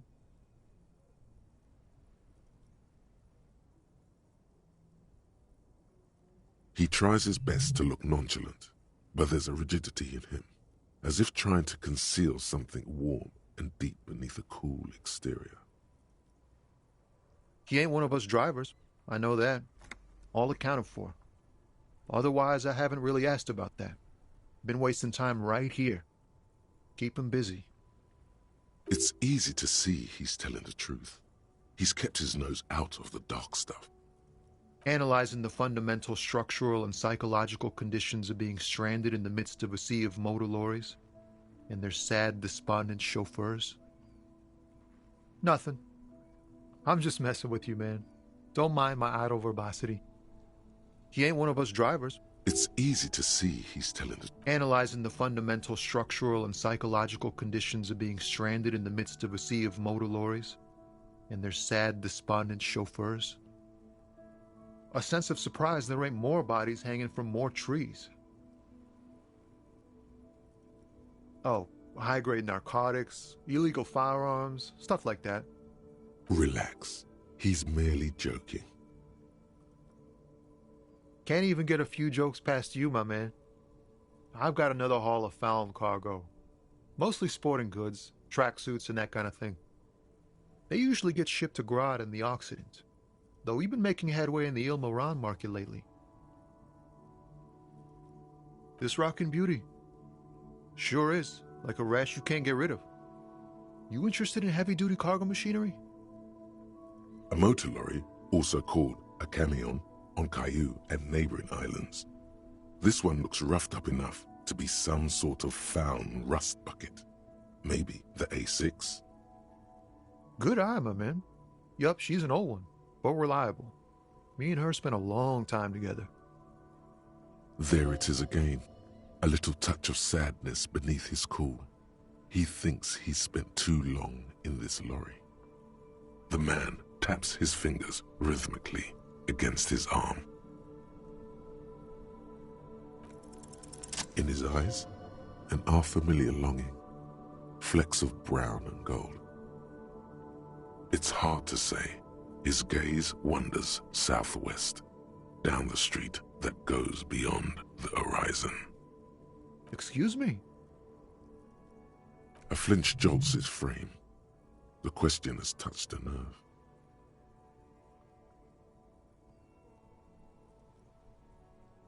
Man, I don't know what to say.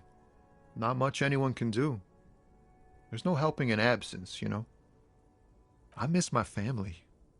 They're all I have. My wife, second kid on the way, waiting all the way in Diora. And here I am stuck in this shit, so far from home. What's it like? Good. And bad. An ache that brings you joy. I think of them a lot. I dream up these silly scenarios in great detail of living with them. It comforts me. What about you, Cop Man? You missing someone? Is that what it is? This feeling?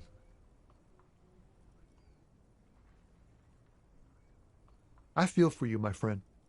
It's bad enough to know who you miss. Missing like that doesn't feel like it has much of an upside. But, thanks for this. It's nice to talk to someone, and I know it wasn't easy to ask. I hope you find your way through your own troubles. Hang on, there's something that happened there. Some dialogue skipped. I only pressed the button once.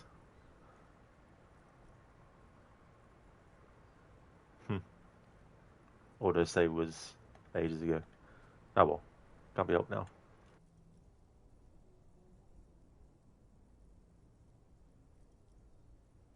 Oh. Relax. He's merely joking. Can't even get a... They usually get shipped to Grodd in the Occident. The man taps his finger. Don't be a stranger.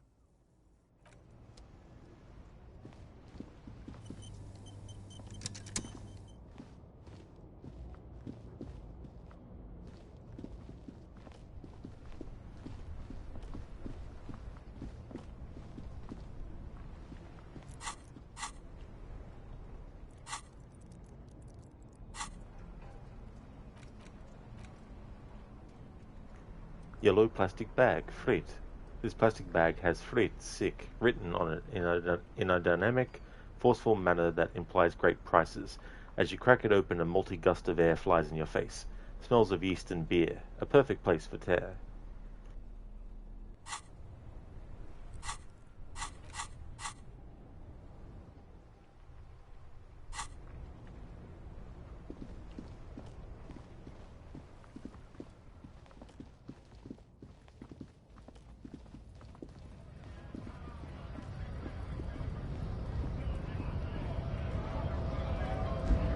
Scab?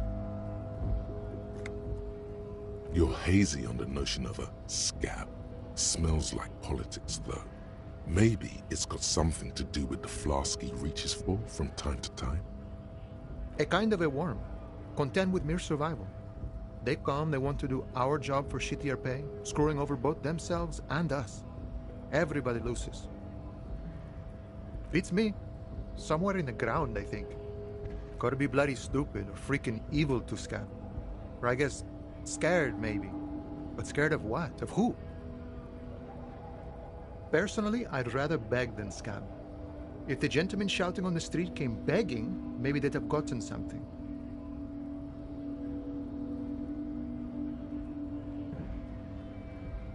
We've explained the matters, but they don't listen. This lot would be reasonable and go home if the big guy wasn't riling them up all the time. I was just messing with you. No one's ever seen a cop scab. Imagine, you cops going on a strike, but then another cop comes in and says, "Let us cop for less money."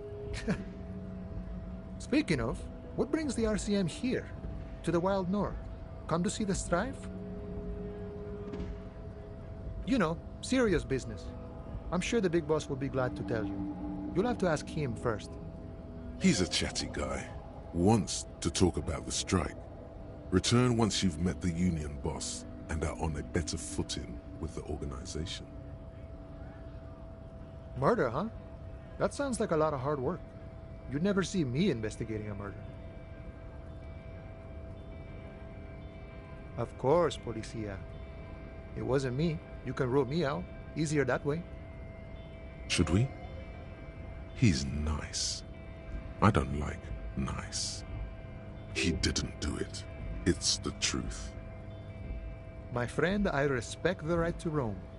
The open range awaits. I don't operate in that capacity. I'm not a granter of passage. The passage grants itself. If it's all so simple, why don't the strikebreakers just go up the stairs? Aye. Walk right past Measurehead and go in. Yeah, the 2.5-meter tall Semini Supremacist is there. Walk right past him, then press the button to unlock the door, then go past him again, and you enter the arbor through the office. Está. The man whispers a jaunty tune. A coastal breeze ruffles his hair. Volumetric shit compressor. Bizarre scientific news from Revachol West today, where a police officer's shit has been observed at a pressure of around 495 gigadecimals. These metallic hydrogen levels of shit togetherness were thought to exist only at the center of collapsing stars, not law officials. It remains to be seen how long the shit singularity lasts.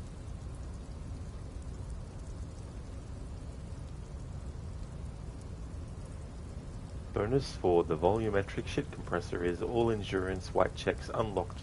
Learning cap for endurance raised to 4.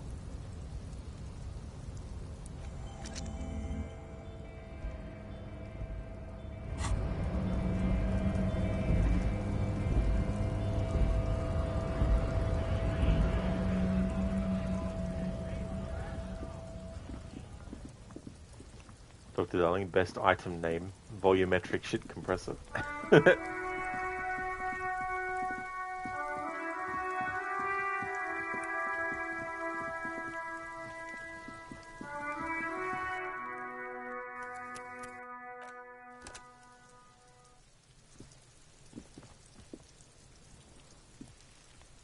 There he still is, looking right through you with his white eye. Ha ha ha! Again, the corpse laughs at you, pus dripping from its mouth. You will never be able to hold it in. It's always too much. Every time it happens, it gets worse and worse. There's nothing more to throw up now. All that's left is crying and convulsing dryly at the same time.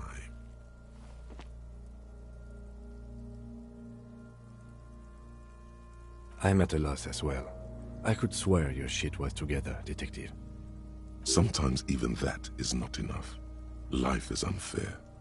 Officer, you just need to be stronger. Learn to keep it in long enough for us to work. There's nothing else to do. You can open this white check again by going to your character sheet and spending a skill point to upgrade your endurance. Gain new skill points by exploring and completing side tasks.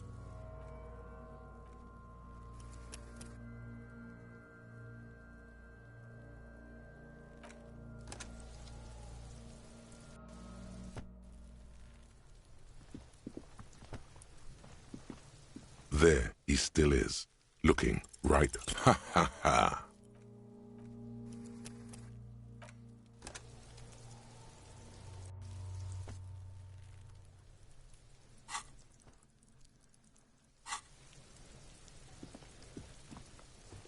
There he still is, looking. As you breathe in, the odor comes over you. It's a smell of the mind telling you to run, and your stomach to wring itself empty. With your hands at your sides and your eyes squinting, you stand in it. They do after 7 days, yes. We are deep in decomposition here. The man before you is naked, but for a pair of underpants and enamel boots. His skin is greenish, marbled with decaying veins, and blotched by lividity. A fading web of tattoos covers his chest and shoulders. The cargo belt used to fasten him to the branch above appears industrial in strength. The material appears to be ceramic. Its clean white stands in stark contrast to the decaying flesh above the knee. The man wore thick polymer socks, probably for padding. A fine array of interlocking plates covers them. Delicate and fragile, they feel alien to the world around you, out of place somehow. These are clearly not boots. They're armor, possibly part of a larger set. Indeed. Technically speaking, these are sabatons, not boots. Ceramic plate, zirconium dioxide, most likely. This is where the make would be. Under the heel, Fairweather. Fairweather model T500 VE. I'm guessing that's vitreous enamel. This is advanced stuff. Piece by piece. He's been out here for 7 days. It would be odd if they didn't. We should keep a lookout for these species. The armor could yield information. This is one thing he might actually know. The sabatons dangle off the man's decaying form, ageless and synthetic. It is. It's expensive. We've requested similar material for our tactical units for years now. The constabularies deemed it too costly. In that time, we've lost 6 men to semi-automatics. For a full set, about 4 years of wages. For the northwest region of Revachol, an officer's average yearly income is 5,500 rial, unadjusted for rank.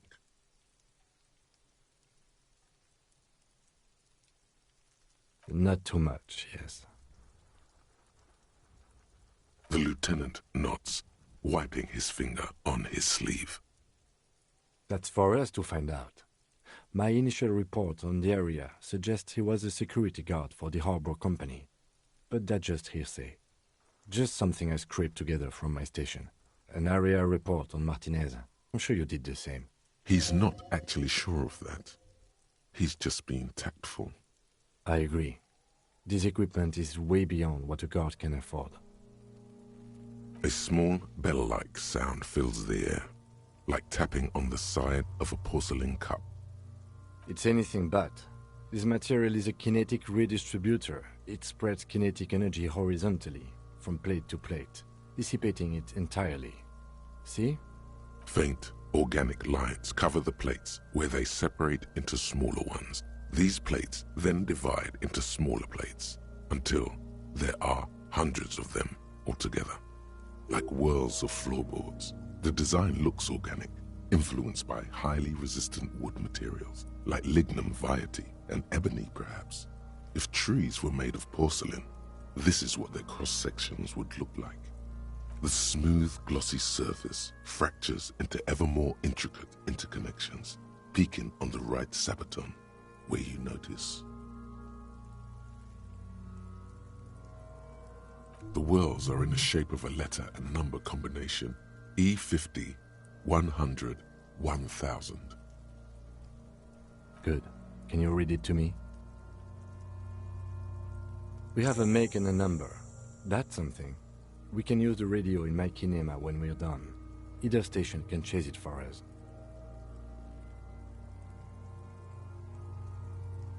The cadaver slowly twists on the cargo belt, his torso covered in tattoos, and extremities blotched pink and blue.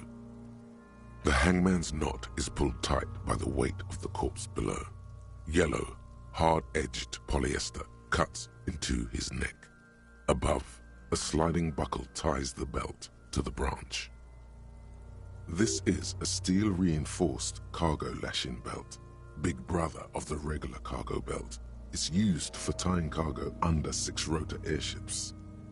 Airlifting? I thought it was used on lorries for strapping cargo to them. The local harbor uses 6 rotors to shuffle containers around. I get the sense they use whatever was on hand, without paying much attention to not incriminating themselves.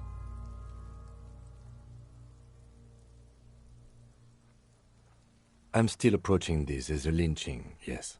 Motivated by the ongoing strike. You? No. You feel like it was something else. But what?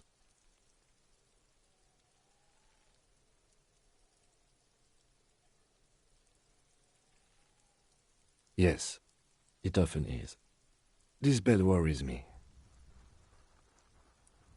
I was afraid it would be. Thin steel wiring, parallel strands. This makes getting him down more problematic than I had assumed. A noose is one of those things that's easier to use one way around.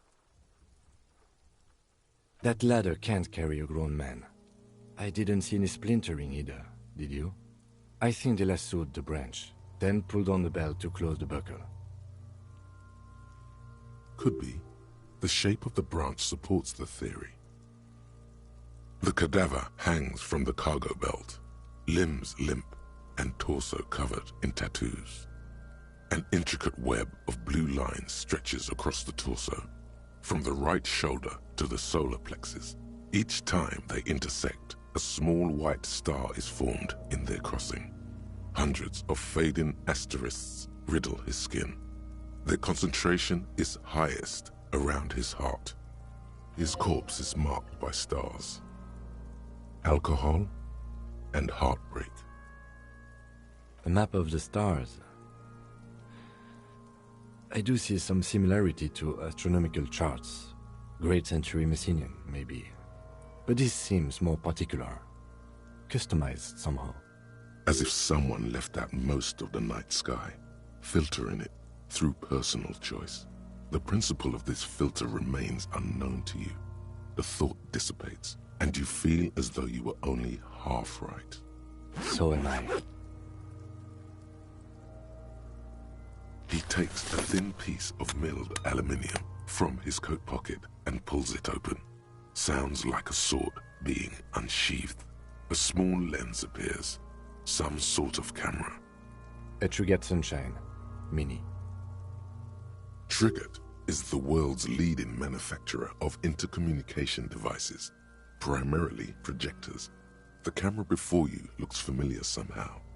Shit, Kuno! What the fuck is that? An instant color camera. I have only 2 ampoules, so nobody move. I don't want to waste one. A sound, a shrill flash, followed by the breaking of a small ampoule of glass. You see streams of color pour onto the thick, glossy piece of paper, rolling out. In case we need it. Yes, it is pretty cool, isn't it? There is only one ampoule left. Use it wisely. It contains insight to the victim's person. By his build, I'd say this was a man of physical violence. The story he wanted his body to tell was important to him. It is his letter, to us. Someone should decipher it. We'll need to show it around. Sure, just don't lose it. The glassy-eyed corpse looks by, his mouth mute and his skin as colorful as the chemical rainbow on the photo paper, teeming with opportunistic organisms. His eyes are milky white and blind to the world, protruding comically from their sockets. There is no one home, just subaquatic terrors there. Dark brown hair grows on his head. His face is ready to explode from the organic processes inside. The death's head grin has passed. What remains is an unrecognizable mess. Underneath the curdled meat there is an expression, not carried on his features, but below, inside, an expression of pleasure. This man was experiencing joy at the moment of his death. Why do you think so? Okay.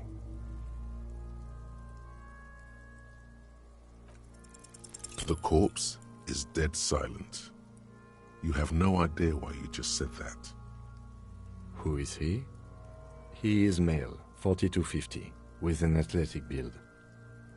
The corpse looks right through you as you distance yourself from its stench, eyes like a shark. As you narrow your eyes, the monster before you blurs into a violent mess of green and pink. This is a trick. You've done it before. Pink is where the blood settled in the first hours post-mortem. You can use it to see if the corpse has been tampered with. Does his position at the time of death match the discoloration? Only the lower extremities are pink with a dash of blue. His fatted hands, thighs, and his neck, just above the noose. The rest of the corpse appears dark green in the cold spring air. I see it. His neck too. The lividity goes right up his chin. We have good, well-pronounced discoloration here. The monster comes back into focus, an explosion of color, coursing with dark marbled veins. His stomach appears pregnant with something. Black liquid streams down his thigh and onto his boot. So, what do you think?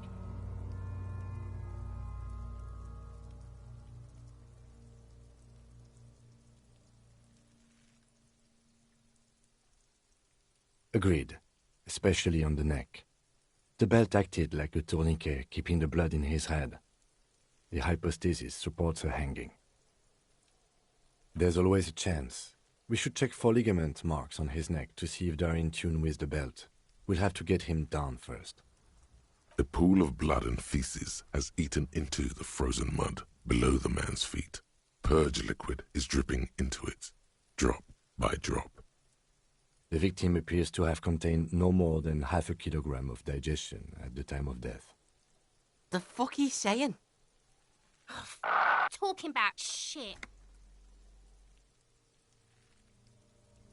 Maybe.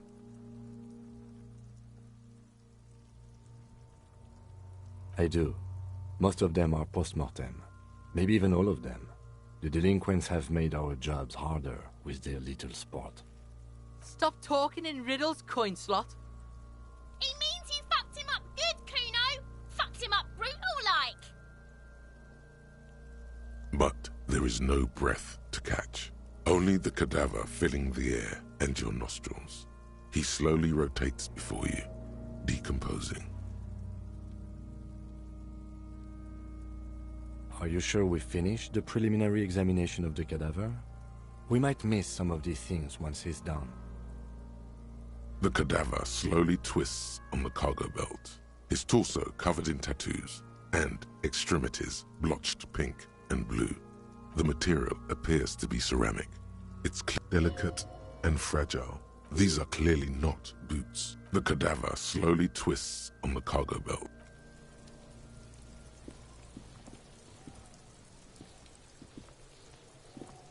Fuck does Kuno care? The fuck about it? Kuno doesn't give a shit about the armor. Kuno's fuck gimp's got one big thing wrong with him.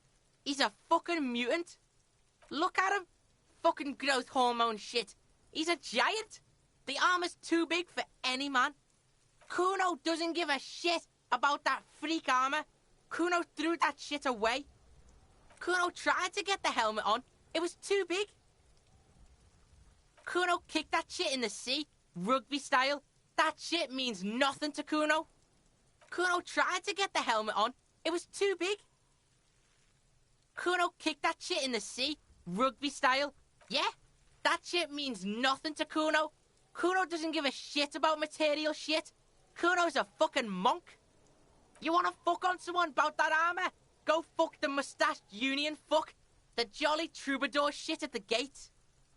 Yeah, cocking boot. You know that jolly union cow fucker? Came around talking about cows or some shit? Came around pretending like he cares about cows? Yes, you met him at the gates. The one with the boots and the jolly smile. Yeah, he's the one you want to talk to. He's fucking crazy about that armor shit. Coming here pretending like he likes cows. Trying to catch a peep at Kuno's armor. Curious, my liege. Why did Kuno feed you this information? Yeah, Kuno's doing charity today. Kuno Day. Kuno feels sorry for you two loser pigs. Kuno's doing pity now. Still, seems suspicious. He may have it in for that guy. Or you may be paranoid. That is also a possibility, sire. Fuck are you talking about? What is this contusion shit? He says you're stupid, Kuno. They want to make you stupid again. Oh, did Kuno make your shit sniffing harder? Obstruction of shit sniffing. This is Kuno's kingdom. Kuno fucking rules here. You hear the lieutenant hum. You're testing Kuno's patience here. Get lost, Yeah, the kingdom of Kuno. The fuck do you want with it? Yeah, Kuno doesn't know shit about that. That shit is beneath Kuno. Listen, listen. Kuno doesn't care about this small-time shit. Just listen. Kuno saw what you did there, dumpster diving. Sad shit. Kuno could hook you up with some sweet rags. Shit like Kuno's wearing. Your size, good price. 500 real. Pig, these are found modulars. Liquid fit, performance crotch, urban survival shit. Made in Mirova by scientists. Pants scientists. Believe it, you need this shit. These could drastically improve your chances of survival in the urban wilderness. They will also make you into an idiot.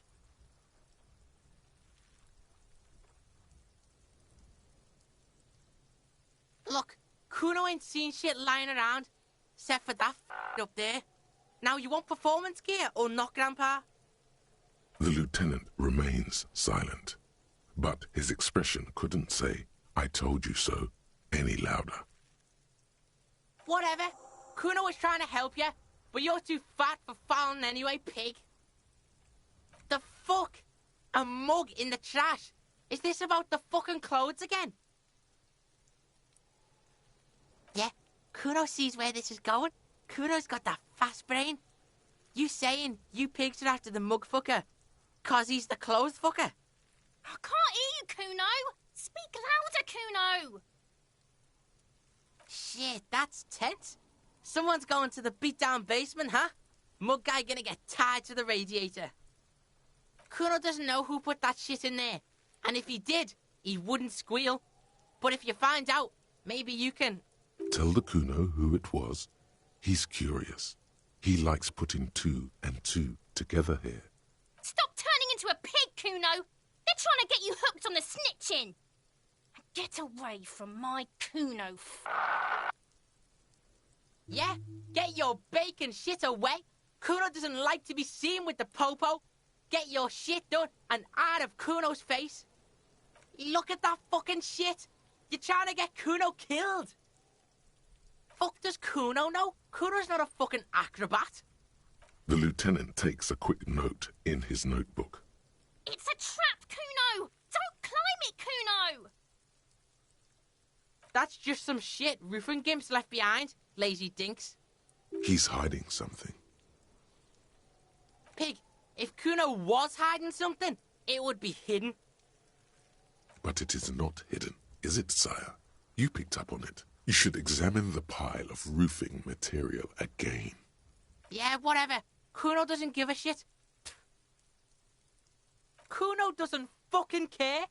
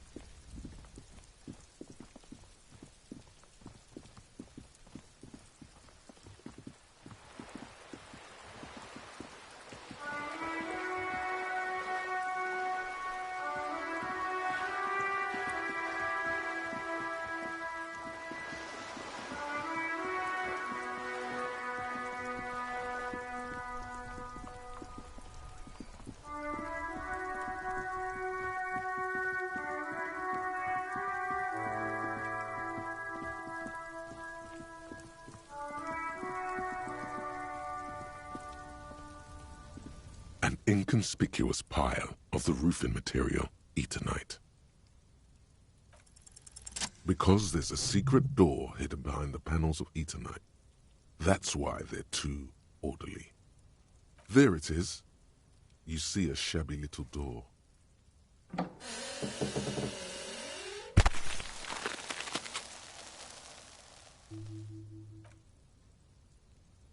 What is this, then? A tool shed? Let's investigate.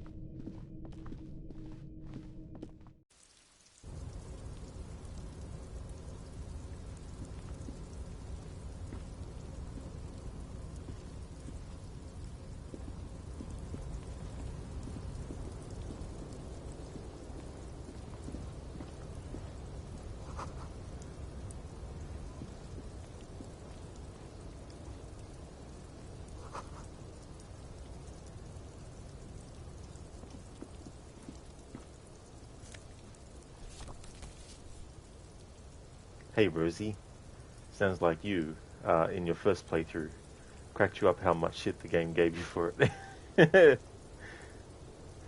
Yeah. It's been a bit rocky because, like, there's been some dialogue choices that have led me into having Harry not be competent.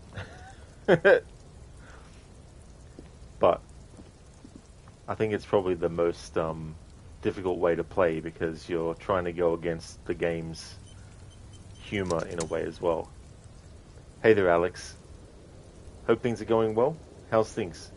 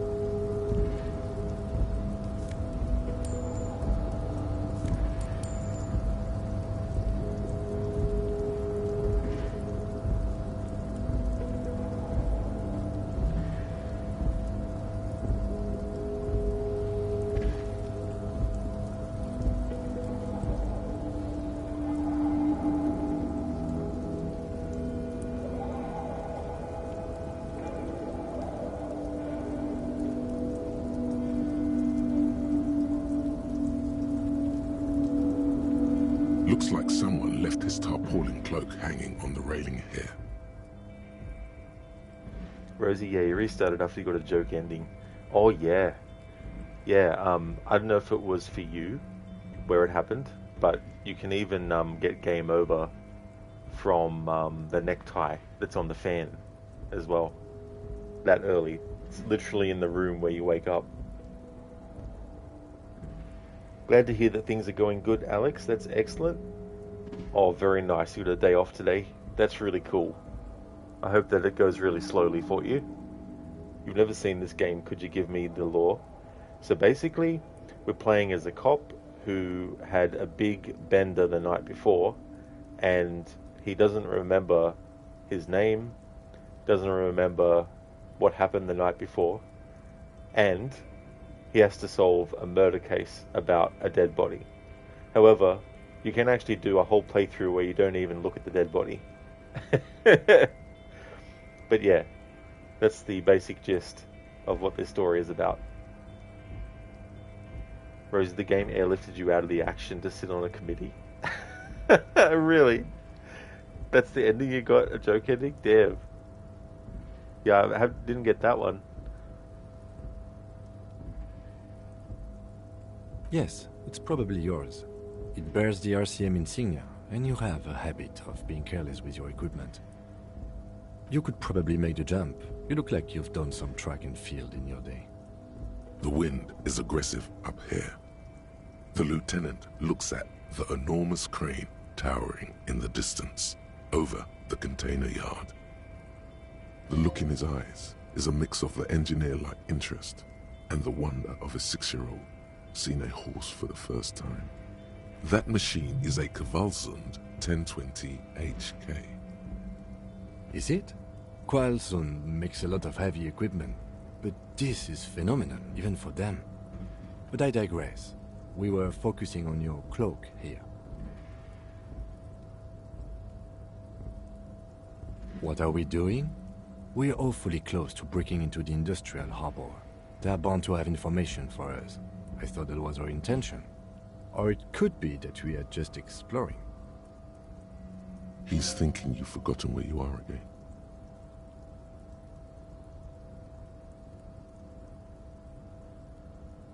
The cloak? I do think it's yours, yes. As to whether you should go for it?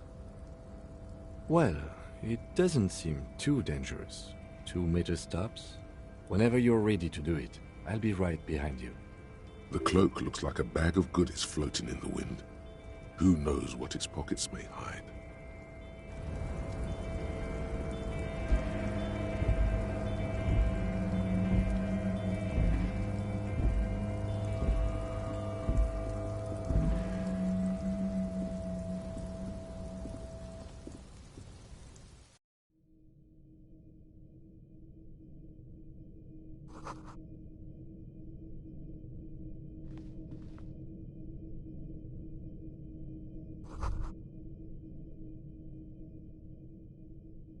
Be still, my beating heart. It's amphetamine, sweet amphetamine. The lieutenant isn't studying the powder in the mirror. He's studying you. There's a good, vague way to ask where he stands on drug use. Professionally, I mean. Perhaps not. This is below our pay grade, detective. However, but that there was an interesting find. An alternative path into the harbor that the kid uses. Well done.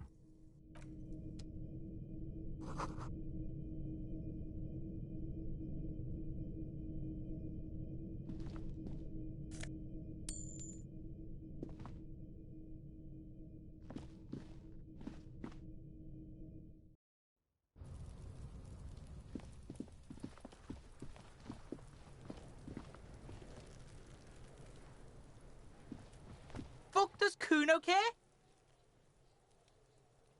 You found Kuno's secret door to Kuno's secret shack. It was closed for 5,000 years. How the fuck did you get in? And then what? You fucking there? You fucking Kuno's kingdom? He's trying to fuck at you again, Kuno! Oh, that? Kuno decapitates pigs. That's just a Kuno demo tape.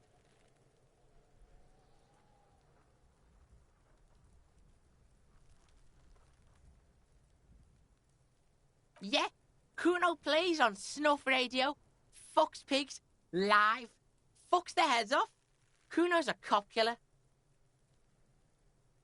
That's where Kuno gets his daily hit of electric. Kuno Shazam. Kuno rides the fucking lightning in there, pig. Hello, Dumbledore. Good morning to you two. How's things? Bet you'd like to ride the lightning too, wouldn't you? You feel tired and old, but you could have that sparkle in your eyes. It's a vitamin, pig. Don't you know anything? You could use some. Yeah, it's the mag. You fucking need that shit to stay on top of your game. Kuno goes through like a tube a day, rips mag like a motherfucker, and you could use a bottle. Oh, nice, Dumbledore. That's really good. It's good that things are going well. Oh, don't teach him, Kuno! He's gonna use it against you, Kuno! You're not getting this, pig. It completely takes away the hangover. It's like you didn't do anything. Like you stayed home playing with your choo-choo. Fuck you, pig! Don't do mag! You're gonna OD and you're gonna fucking die! Is it? You got pretty fucked. Kuno's surprised you've still got your head after all that. Don't sweat it, drunk pig. Kuno will keep your nasty secrets. Kuno's not snitching. He's saying you climbed up there. He probably saw you do it. Yet, that conclusively explains how the coat got up there. Of course you fucking can. How do you think Kuno made all the docky boys his gimps? Just gotta fly, pig. Not for you, pig. Kuno can't wait to see you get all scared and shit your pants. Kuno can't wait to see you shit your fat pants! Good call, Pigmeister. Don't come and talk to Kuno about his kingdom. Kuno doesn't fucking care.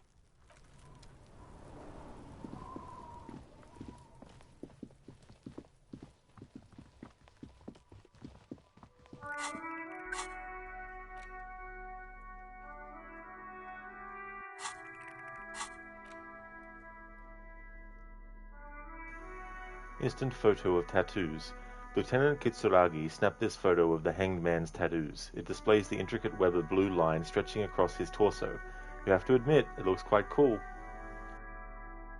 An intricate web of blue lines stretches across the torso of the hanged man, from the right shoulder to the solar plexus. Each time the lines intersect, a small white star is formed in their crossing. Hundreds of fading asterisks riddle his skin. Their concentration is highest around his heart. It still kind of looks like a map of the stars in the night sky, but something's not right. Gone. For you to discover. You've gotten as far as you will without assistance. Someone who knows about history could tell you.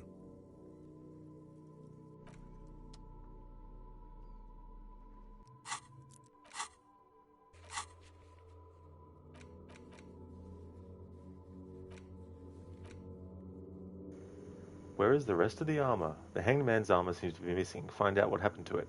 The kid throwing rocks at the corpse seems to be a good place to start. Ask him about the body first.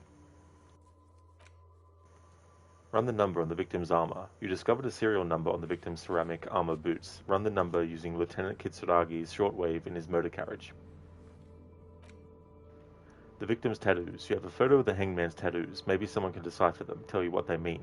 You should probably talk to about 2 people about them for this.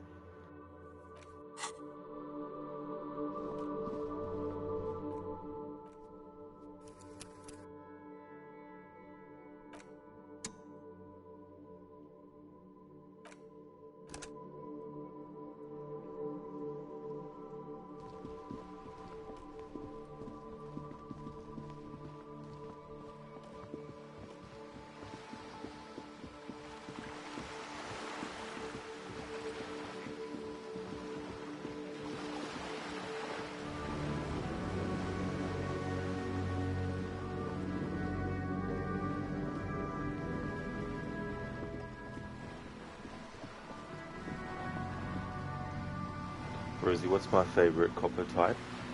That's a good question, Rosie.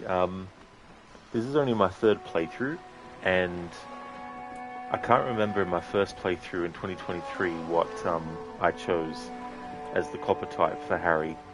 But in last year's playthrough that I did, it was Apocalypse Cop, is what I went with. And I found that quite interesting and funny, actually, to go with that. And so, yeah, this is only my second playthrough out of the 3 where I've gone with a specific Coppo type that I want to get. But what's yours?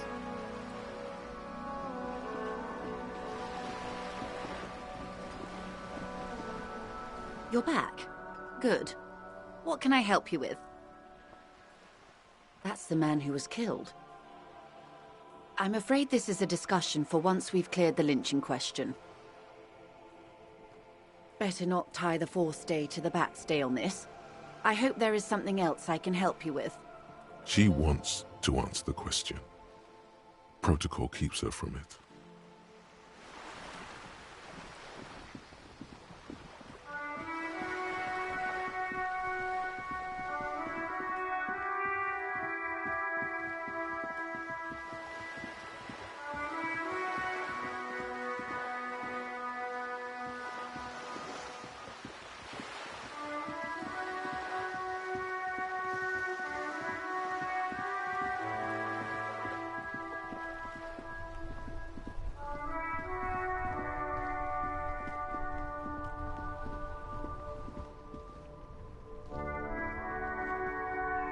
Inside, you see a set of steering levers, a radio microphone, a pull-out toolbox, and the soft glow of the fuel preheater gauge.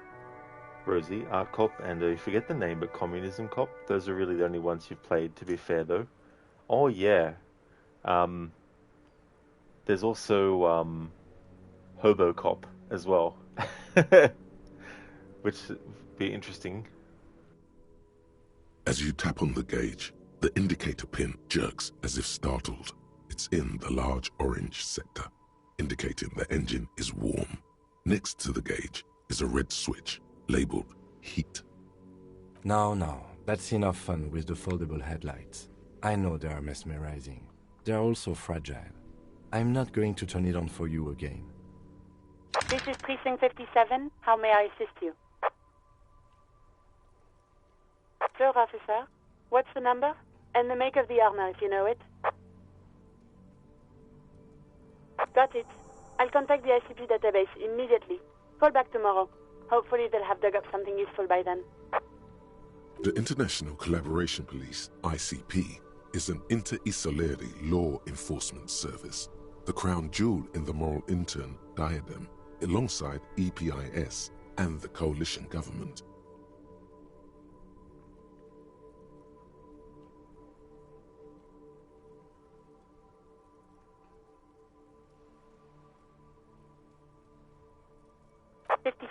Over and out. In the cabin, you see a set of steering levers, a radio on a hook.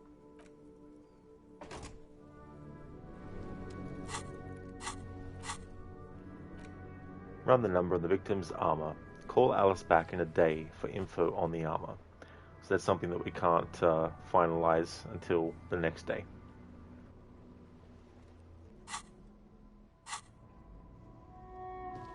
Yes?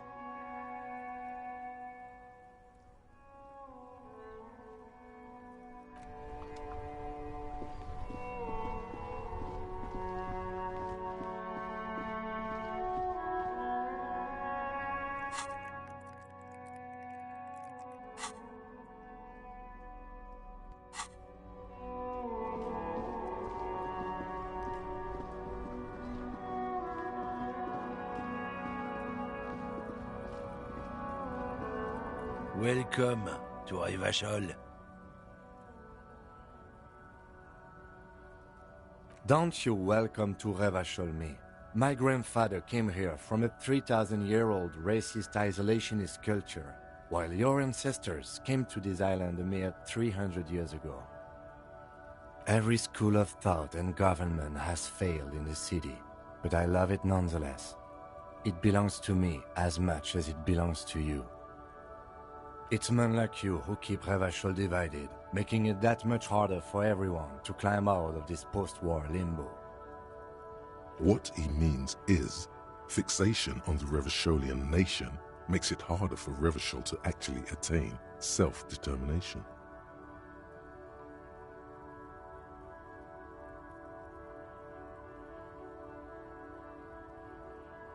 Oh, come on, man. I just said, welcome to Revachol. It's a lorry driver thing. I know exactly what you meant.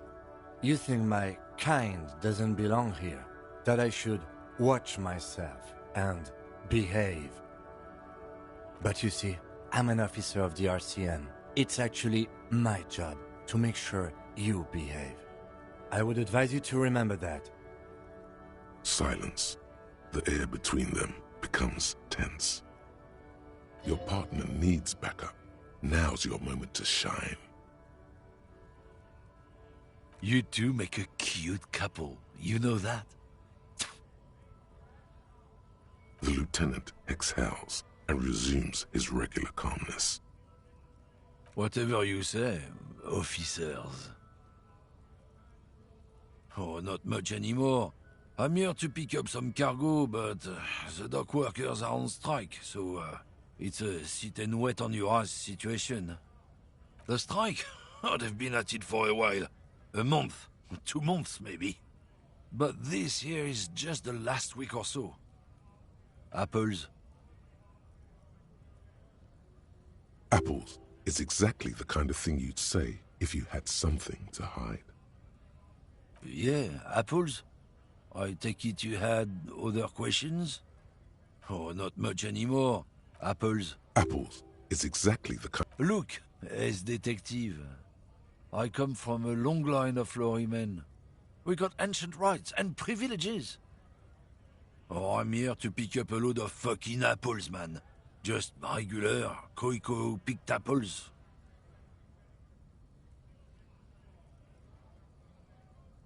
Damn, you're not gonna get more out of him on this. He's put up the wall of racism. Oh yeah, they're a big deal. My great-grandfather was a carter. Had a royal license and everything. We've tried to hold on to our privileges. Someone with a cart. What did you think it was? That's how deep into history our thing reaches. Before machines.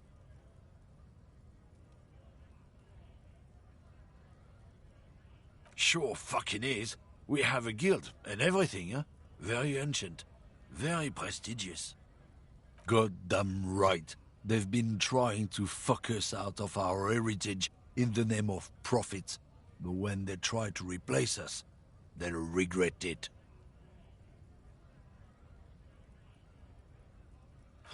Trusting street thugs with their goods is going to fuck them right up the ass. Mark my words. Generations of practice ain't no laughing matter. Oh yeah, they're a big deal.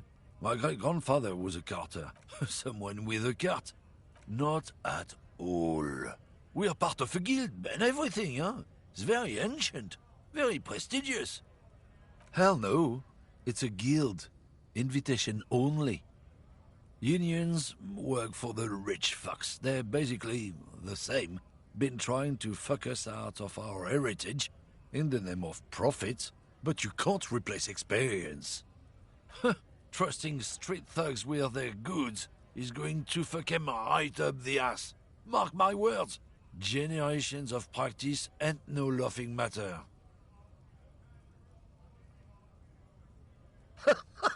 Oh man, that's great.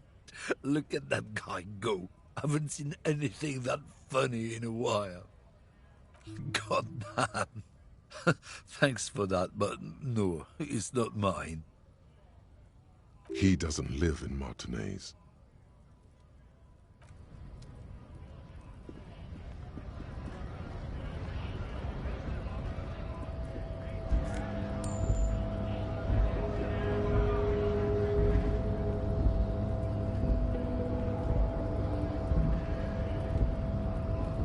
Hola, Wandering Man. How can I help you? The little boy had the good on his promise. To get me into trouble. To sick the pigs on me, pardon the choice of words, not mine. What happened? I was asked to look into that armor situation. Official Union probe, you know. Track it down, see who took it. Did you? At first I thought, why not? Maybe the pieces can feed the strike. Buy us a few more days under the sun, you know? So I went to this boy. He said he'll make me his prison bitch. He's got eyes everywhere, and the cop's in his pocket, and he's the king of Jamrock. Serves me right for doing menial footwork. I dropped that probe right then and there, and it still got me into trouble. One bad move is all it takes. It's a minor nuisance. It's all good. I learned that people don't want to talk to a drunk Union man about some armor. What else? Not much. Technical stuff mostly. That was the interesting part. I did some research into this armadura. Let's say I have friends at the library. I didn't get into the material science, just how it comes off. How does it come off? In parts. 4 in total. The helmet was the first to go. The kid says he tore it off and kicked it into the sea. I believe him. The boots were still on the guy last I saw. Too hard to remove. So, as I count, there are 2 parts missing. The gauntlets and the cuirass. This is where I left off. Too much hassle. More like a job for some militia. Oh, they're just gone. They don't exist anymore, if they ever did at all. Forget about them. I did. I agree, officer. Let's focus on the hanging, and later some junior officers can take care of the rest. Nice. From what I learned, it was a very heavy, boring set of armor. No problem. If you see that kid, thank him from Call Me Mañana. Thank him for showing me the way. He is sincerely grateful he is not tracking down pieces of armor right now.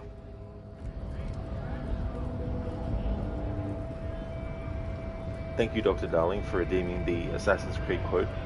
You miss Assassin's Creed, so you can choose. No trouble at all.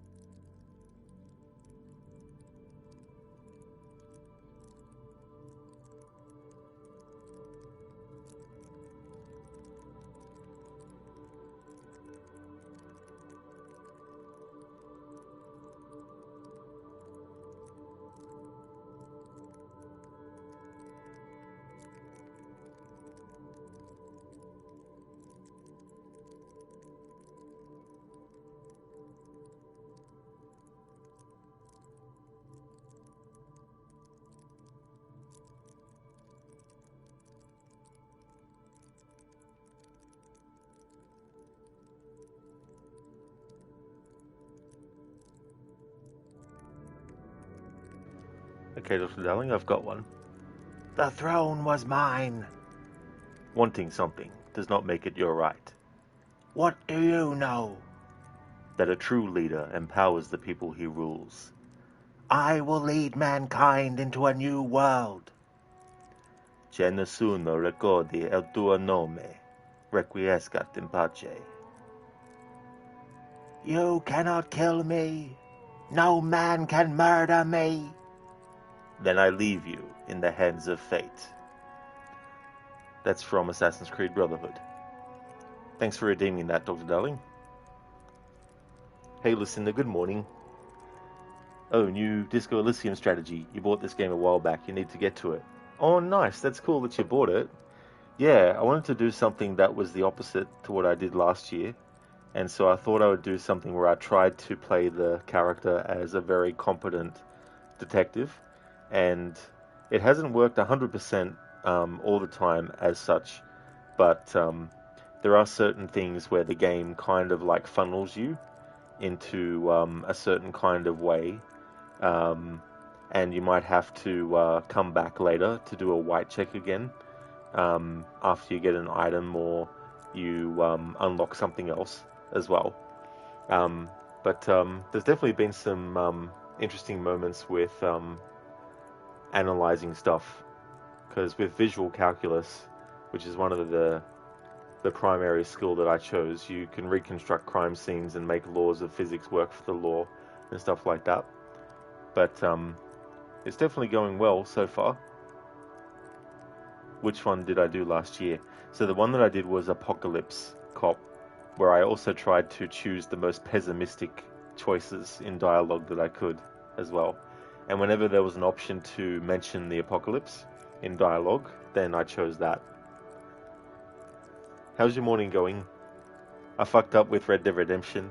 I was trying to show the differences in the I Know You Stranger missions as John Marston, but I accidentally saved over both of the John Marston save files I had after having done the first choice in the first I Know You mission, and then I decided to have the bright idea of importing my save files from the PlayStation 4 version, but I forgot that on that version I had 2 Jack save files where I'd already done the Remember My Family Stranger mission, and I had a John Marston save file where I'd already done all the Stranger missions. So I fucked myself over twice. So that's why I need to start the game again from the start, off stream, and play through it. So I'll get to the end eventually. I thought I was going to end it yesterday, but no. Had that issue happen with the time it took to do the lies dice and all that kind of stuff. And then today had that other issue. Listen, the morning is going well. It's Friday. You just got to make it through today. Been in a funk this week, but you've been surviving. That's good, Lucinda, to be on that path. You know, like even though it's been difficult as well, you know, it's good to keep trying and take each day as you can as well. So hopefully you'll be able to have a better week next week as well. Lucinda, oh no, yeah, it was really, really ridiculous. I was like, damn it. Shaky, no automatic cloud backup on your PS5. I'm not too sure if it would kick in this situation, because there's only 3 save files, and I transferred the ones from the PS4 version of the game, and so it overrode the PlayStation 5 saves that I had. So, I mean, it might be different. I'll just have to check that, but yeah, I wasn't going to do that on stream because it would have ended the stream anyway, because I would have had to shut the game down. But if it turns out that it does do that, then I might be okay.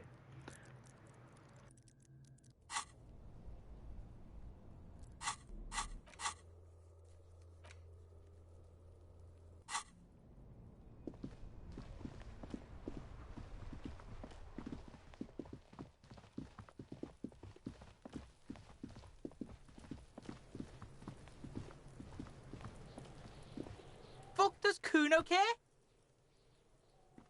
So?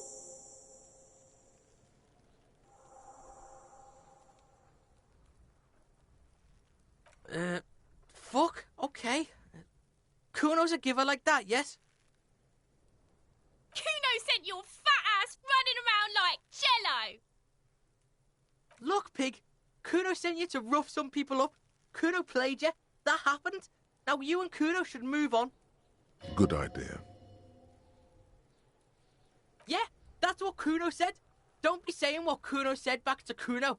Get the fuck out of here, Patterson Kuno. After this shit, you better have something real interesting to say if you want to stay in Kuno's face. Yeah, real interesting.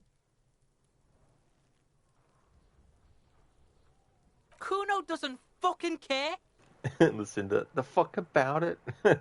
Kuno doesn't fucking care.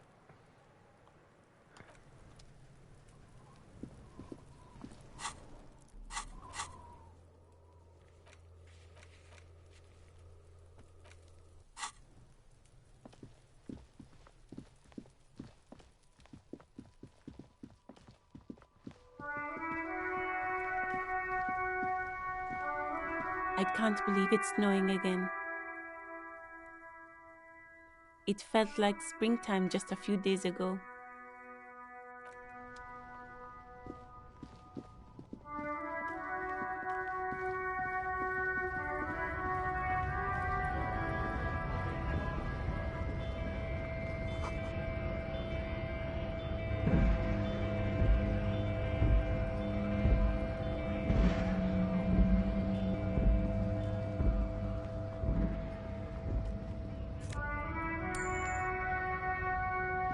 A lorry stuck in the traffic jam.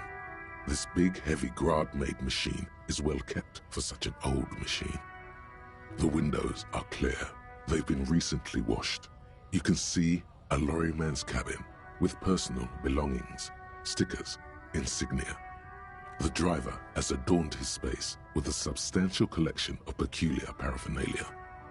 Proclamations about honor, strength, and purity are glued to various panels. The back end of the cabin is a small perch to sleep, large ashtrays. There are several suns and wheels sewn into the curtains. A book with ragged edges catches your notice.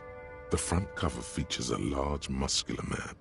The title reads, Man from Heimdall in the Lost City of the Pygmies. Heimdall. In Heimdall. The man from Heimdall, who hailed from Heimdall, named Heimdall. Racist nationalist paraphernalia, not unusual in this part of town. This is our guy. Likely, yes. This guy's proud of who he is, drapes it all over his machine.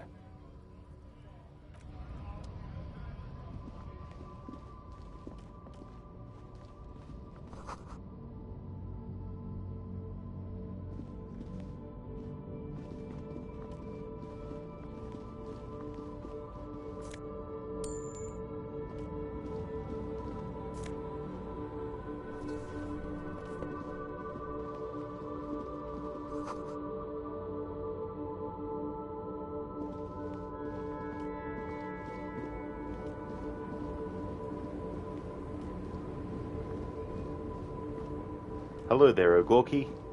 How's things?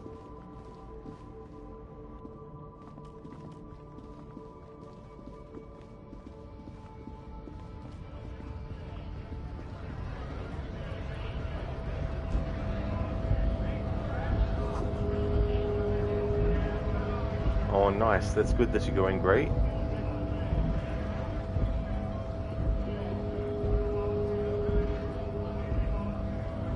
Bastards!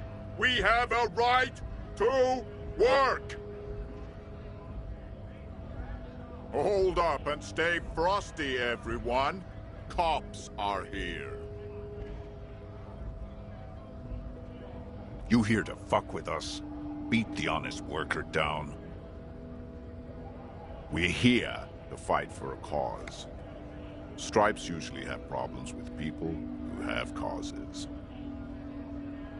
Good. We're fighting for a cause here. Right to work! Right to work! Besides, we're not that different.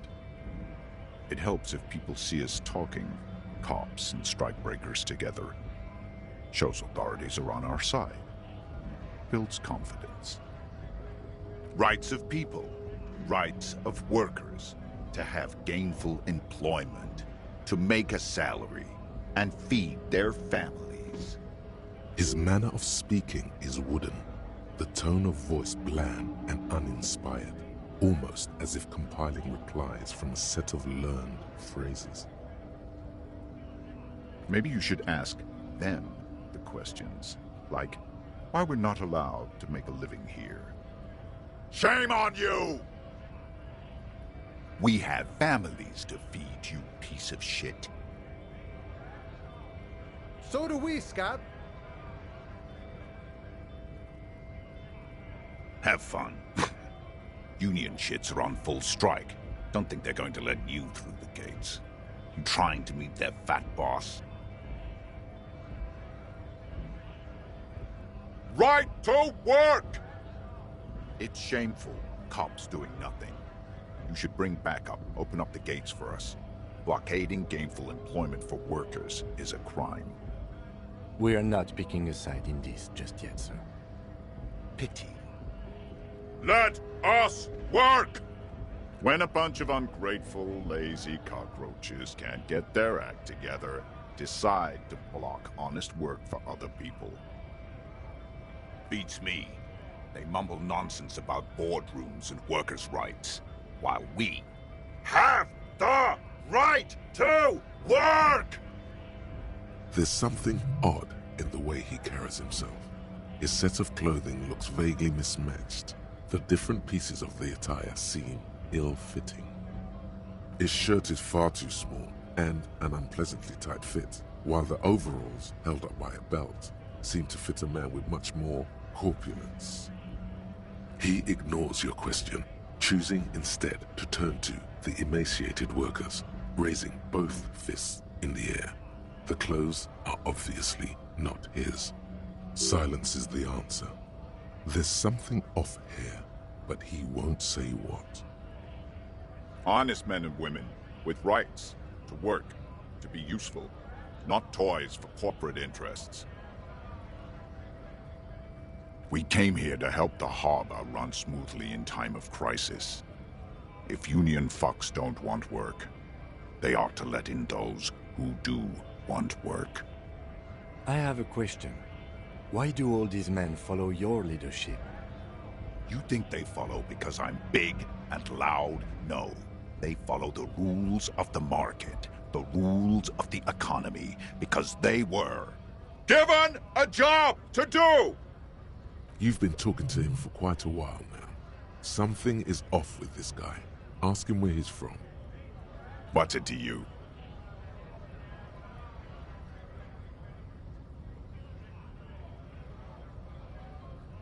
Am I a suspect? Done no crimes. I only fight for the rights of people. We're all workers, right? Workers stick together. Came from the eminent domain, in Jamrock.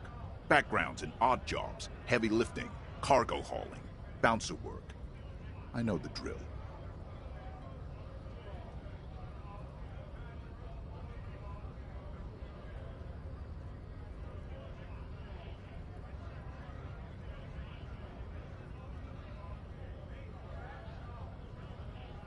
Worked at Territorial. Ring a bell? Uh-huh. It was a long time ago. We were promised work. We'd be in there, working, if the bastards hadn't shut the gates. Main gate's locked. Would take heavy ordnance to bust it open. Could try to get in through the secretary's office. Door's locked. The guards blocking the way to the access panel. Doors locked. Thanks for redeeming a Bane impression, Ogorki.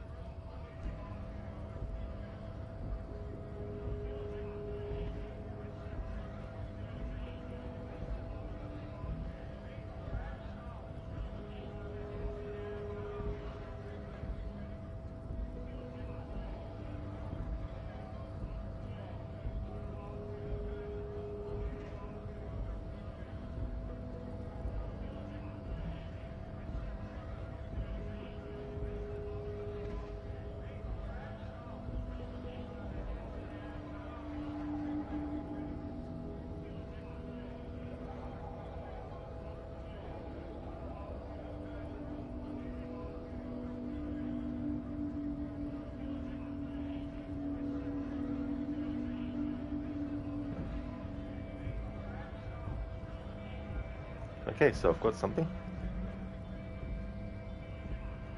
If music be the food of love, play on. Give me excess of it, that, surfeiting, the appetite may sicken, and so die. That strain again, it had a dying fall. Oh, it came over my ear like the sweet sound that breathes upon a bank of violets, stealing and giving odor. Enough, no more. 'Tis not so sweet now as it was before. O spirit of love, how quick and fresh art thou, that, notwithstanding thy capacity, receiveth as the sea. Naught enters there, of what validity and pitch soever, but falls into abatement and low price, even in a minute, so full of shapes is fancy, that it alone is high fantastical.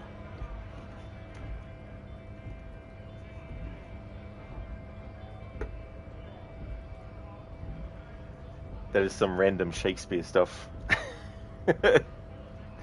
Thanks for redeeming that as a Bane impression, Ogorki. That was from the 12th Night. I didn't even see what play it was from. Hey there, Dex. How's things going? Hope things are going well. Damn, this is a game you bought on Steam sale and you still have yet to play. Oh, very nice, Quick Dex. Definitely recommend it. It's one of those games too where, like, I'm not a big fan of like tabletop games and, you know, like games with rolling dices and stuff, you know, role-playing games like that. However, it's one of those situations where there's so much about this game that I liked that even though I'm not big on the genre, this is sort of like a bit of a standout one for me. It doesn't mean that I'll be a big fan of other games like this, but it's just one of those situations. It's like when you're not really a fan of a certain genre of music, but there might be a song that you like regardless of the fact of what genre it's with. Happy Friday to you, Dex, as well. That's okay, Gorky. Absolutely no worries at all. Dex, are you a massive Dungeons and Dragons guy, huh? The closest I've come to anything Dungeons and Dragons was watching that animated series when I was a kid that was on television. It's good to take every game as its own entity. Yeah, that can definitely happen too, as well. But yeah, when I first saw this game being played, I think it was a combination of like the art style, the music, also the story was interesting as well, and some very kind of like, you know, eccentric characters and stuff like that. And I don't mean the scrawny mess punk either. I mean head measurer, or whatever he is. Huge Seminese guy standing up there on the overhead passage. Won't let anyone by. The access panel is right behind him. Bad. Standing on a narrow bridge, he's got a strategically advantageous position. And he's trained. I don't know how the Union has a trained killer up there. But that one's no joke. And my men are tired and hungry. They're workers, not fighters. Dex, so you didn't get into Baldur's Gate 3. Haven't even tried Baldur's Gate 1. I've heard that the third game is more friendly to people who aren't really into like turn-based games and stuff. But that was the same with Clair Obscur Expedition 33, and I don't know if that's enough for me to go from story moment to story moment. But yeah, it's just been one of those things. There's so many games that to choose from, and it's sort of like after a while there just become certain games that the appeal to play them is very, very low, and so it's one of those things where it's not never say never, but if I do play it, I don't know when or if, you know. Why don't you go arrest them instead? I'm sure they've done plenty of criminal shit. They have that look. It would be better for the neighborhood if you went home, at least for now, if you can't get in anyway. No! They will give up eventually. Or get drunk. Leave the button unguarded. Then we charge. We were promised work. We'd be in the main gate's locked. And I don't mean the scrawny mess punk. Like civilized folk, you mean? These native fucks don't understand civilized. It would be better for the... No! They will! Okay, so it's definitely fair. There's no shortage of games. You just got to play what you love. Oh, exactly. That's the thing. There's so much to choose from as well. And it can be difficult too because when there's like a game that you really enjoy, there's also some games that you really enjoy that have a bit of a steep learning curve or a very early stage where if you don't keep playing until you get past that point and you stop playing, other people who've played it might have felt that way, but it wasn't enough to prevent them from wanting to play it, so they got past that part, and then after that point the game became, really, really great for them. And so when they recommend it, they're recommending it from the place of how great it was, not from the place of the early times in the game as well. Because there's some games where, it's like it has a really difficult sort of like way to like sink your teeth into it as well.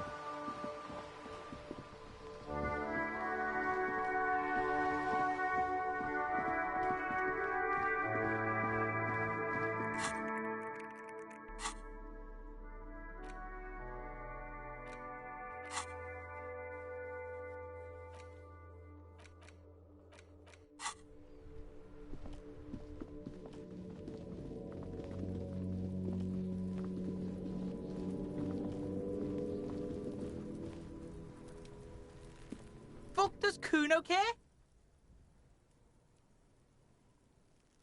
Kuno does...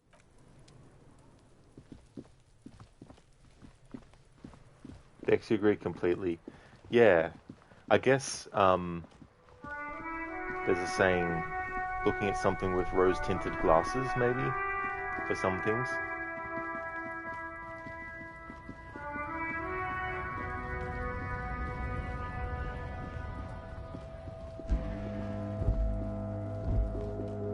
Because we all have things in games that we are willing to put up with because we really, really want to keep going, and there's other elements that we recognize that are really strong, that entice us to want to continue.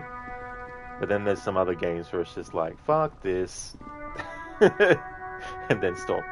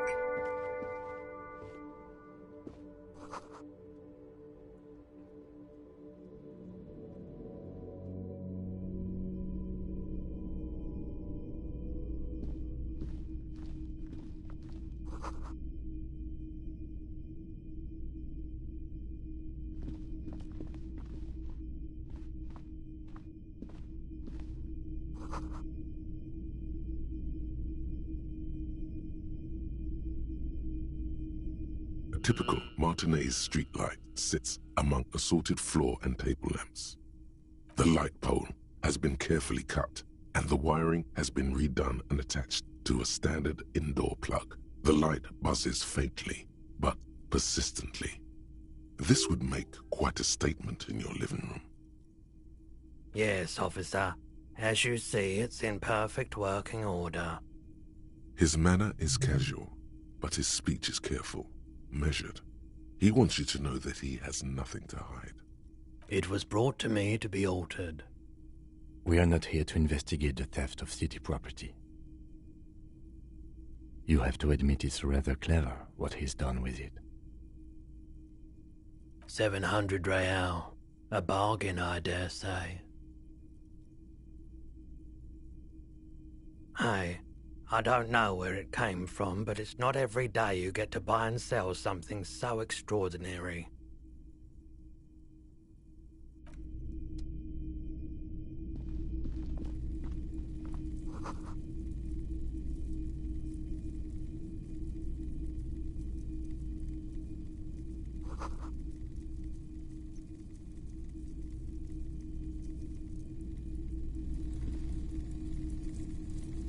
You see rows of toy soldiers guarding the rest of the trinkets displayed on the table.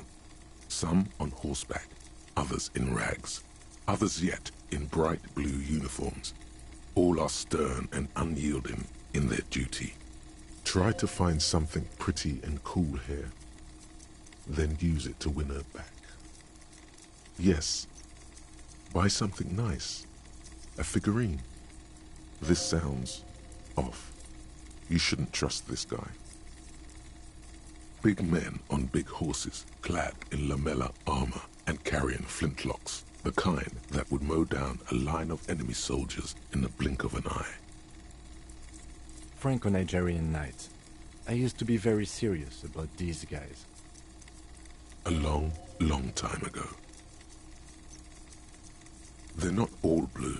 These figurines also wear gold coats and caps, complemented by orange trousers. They are variously posed, wielding swords and rifles with bayonets.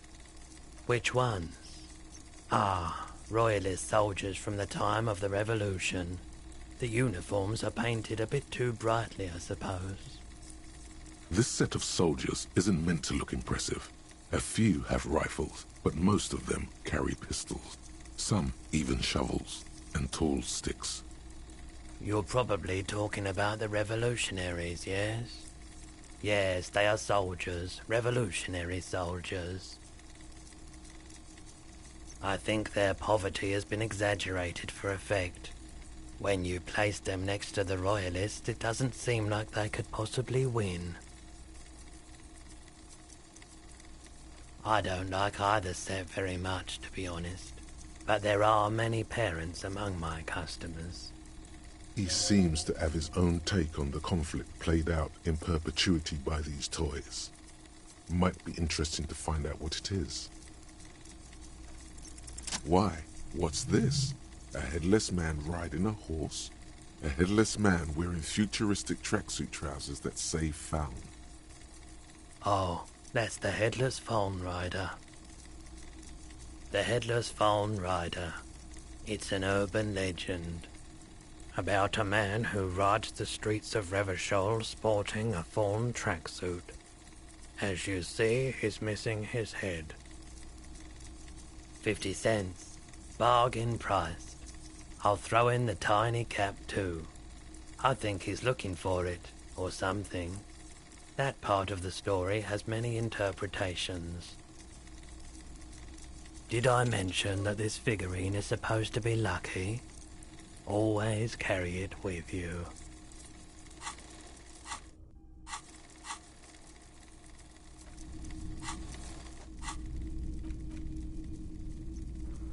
Figurine set, Headless Found Rider. The plastic Headless Found Rider sits atop his equally plastic bull, his posture indicating either desperation or pride. Comes as a set with the infamous Found cap for which he lost his head. The head is not included.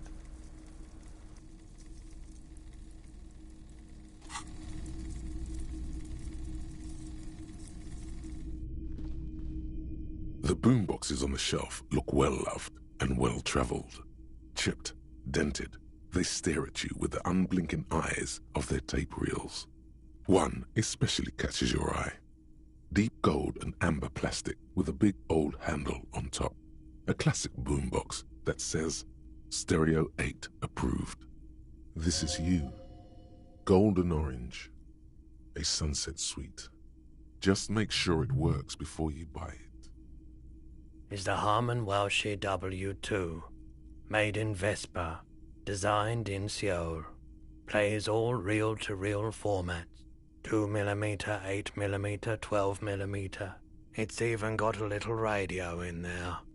It'll set you back 12 real. If police work means playing tapes, sure. You can use it for that, or any other time you'd need to play a tape. Like a beach party, with sand and sun and seagulls dancing on the breeze.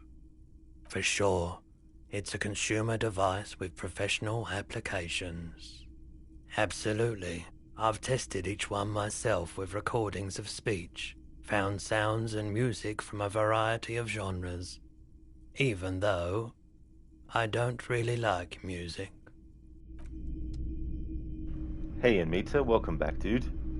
The game is going well. We're still on day 1. It's one of those games where the time doesn't just tick by. You have to actually talk to people, and there's also, other different things to progress time. So we're still on day 1, but have gotten pretty far into things. Oh yeah, Anmita, yeah, what happened with Red Dead Redemption? Damn, yeah. So, oh man. But yeah, hopefully when I do the stream on Tuesday, hopefully I will have gotten through the game again, and then have those things set up to finish off the playthrough.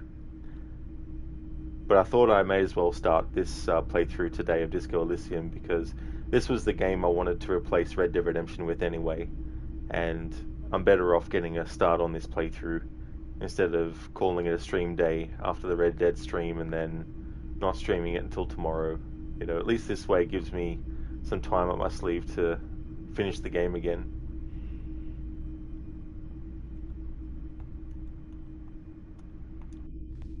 It's not often that I see officers from the RCM in my pawn shop. What can I do for you? His courtesy is not insincere, but he prefers being alone with his projector, just watching the movement of light across the walls of the shop. I haven't had any problems myself, though some of my customers have complained about inconsistent law enforcement. Who are your customers usually? All kinds of people come through here. Locals, travelers, people looking for a deal, people looking for a keepsake, people who are terminally bored. As you can see, I have a wide selection of goods for everyone to choose from. It keeps me entertained. I doubt it, but I can try and answer any questions you may have. I do my best to keep my distance from all manner of butchery. Bad for business, bad for everyone. He doesn't know anything. The pawnbroker's gaze is already fixed on the dancing colors. Hello again. How can I help you? Okay, he definitely is high. Whatever it is, you've probably done it, and many other things besides. But you can't cut through the jumble of sensations to get to the answer. Looking at his wares, talking to him, that might give you more clues. A guarded man like him wouldn't tell you if you asked out loud.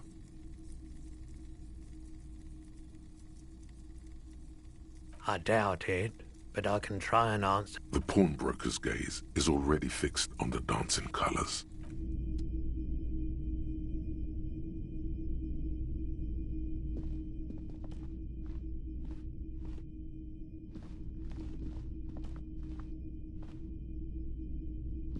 A typical Martinez streetlight sits among assorted floor and table.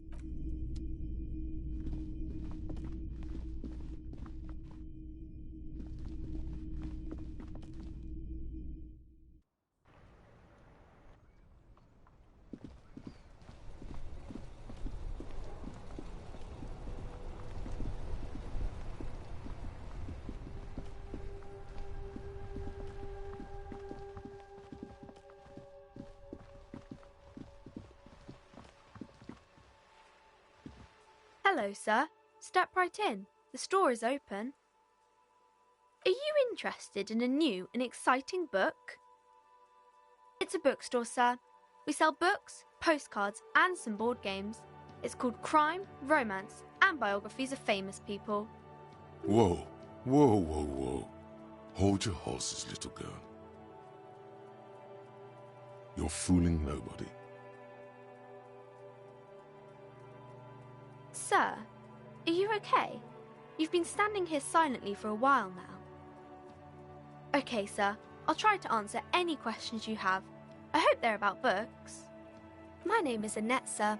My mum, her name is Plaisance. She owns the store. She's inside minding the register or organising the stock. Feel free to step in and browse our wares. I'm signalling that the store is open. Otherwise people might not know. They'd miss out on the crime, romance and biographies of famous people. A sudden gush of wind turns the pages of the books on the counters. She covers her face, smiling. But she's cold. Kind of you to offer, sir. What could you do to help her anyway? Oh, no, sir. I'm happy to help Mum by luring in customers. Besides, I have some hot juice in my vacuum bottle to keep warm. I do my studies at home at the moment. I have to help Mum keep this place running. Mum says it's necessary to do both because it builds character. Mum says a proper worker is dutiful. That's how you get ahead in life. You succeed. There is stress and unease behind these words. She's reciting etiquette. Mum says it's peachy. She was a little afraid at first. There's talk about this house being cursed. Behind her, the window has been boarded up. You sense the boards creaking, twisting for a second, and some kind of doubt in her tense shoulders. Cursed in the way that makes them say that no business has ever really thrived here, sir. That they all go... Exactly, but we've been doing fine so far. They shouldn't be, but they seem real.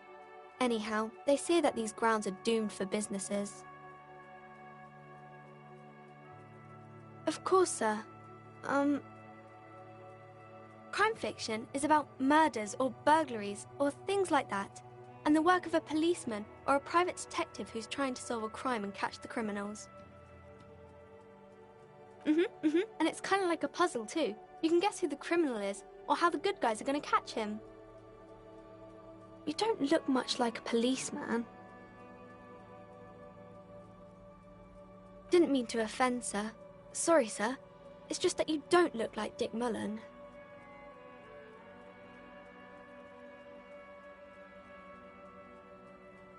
More about books, maybe? Oh, kings and queens and generals of old, or artists and writers, or musicians, those kinds of people. There's usually something extraordinary about them. I think that's why people read them, to find the secrets of their fame.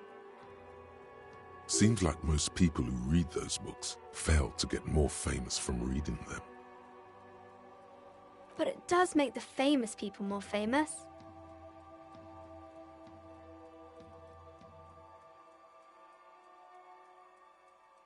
Annette's expression remains ever so helpful, but she doesn't say anything. Okay.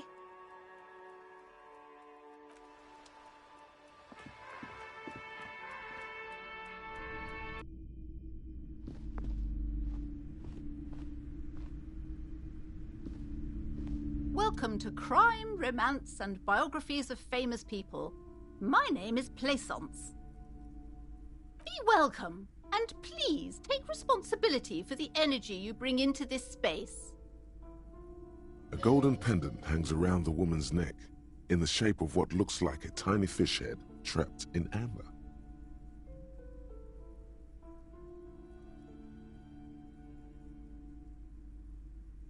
I am the proudest owner of our little shop of culture. Annette, yes, my daughter. I hope she wasn't slacking off again with her nose in science fiction. Tell me, was she at her post doing her job like a proper girl? Wonderful! Did you talk to her? Great! On a scale of 1 to 10, how compelled were you to buy books after talking with her? Her opinion of her daughter depends on how well she lured you into the store. My precious, her dedication brings joy to my heart. If you have children, I hope they turn out as great as Mayonette. The woman before you scans the store, her shoulders rigid and tense. Every now and then, she nudges her glasses. Cursed? Who said that? Annette? I will have a word with her. This place is not cursed. It has a robustly magnetic energy. Good for commercial activity. My business is thriving, sir. Absolutely, Dr. Darling. Yep, there'll be another phase. There'll be one more phase after 2. But I'm going to wait until after I do my annual playthrough of it.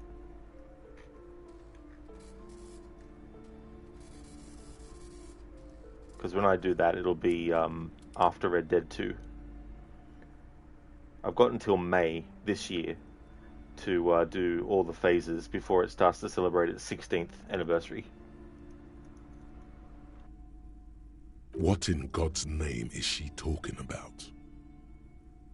Doesn't feel like it's thriving. Feels ghostly. Then why are you talking to me? Everything is on the shelves to browse. Don't you feel compelled to buy anything? See those shelves there? Go. Be drawn. Everything is on the shelves. Take a look yourself. The shelves compel you, don't they? She's attempting to mentally direct you towards the shelves. She only wants you to buy the goods. She doesn't care about the books. Truth be told, not really. My sister brings in most of the goods. I'm sure it's all very literary stuff with well-written prose. But you don't learn about the important things in life from fabricated stories. I provide a valuable service. As long as people buy books, I'm fine. The truth is available if you just know where to look, and you have to open and free your mind to understand. She smiles and nods, seemingly relieved.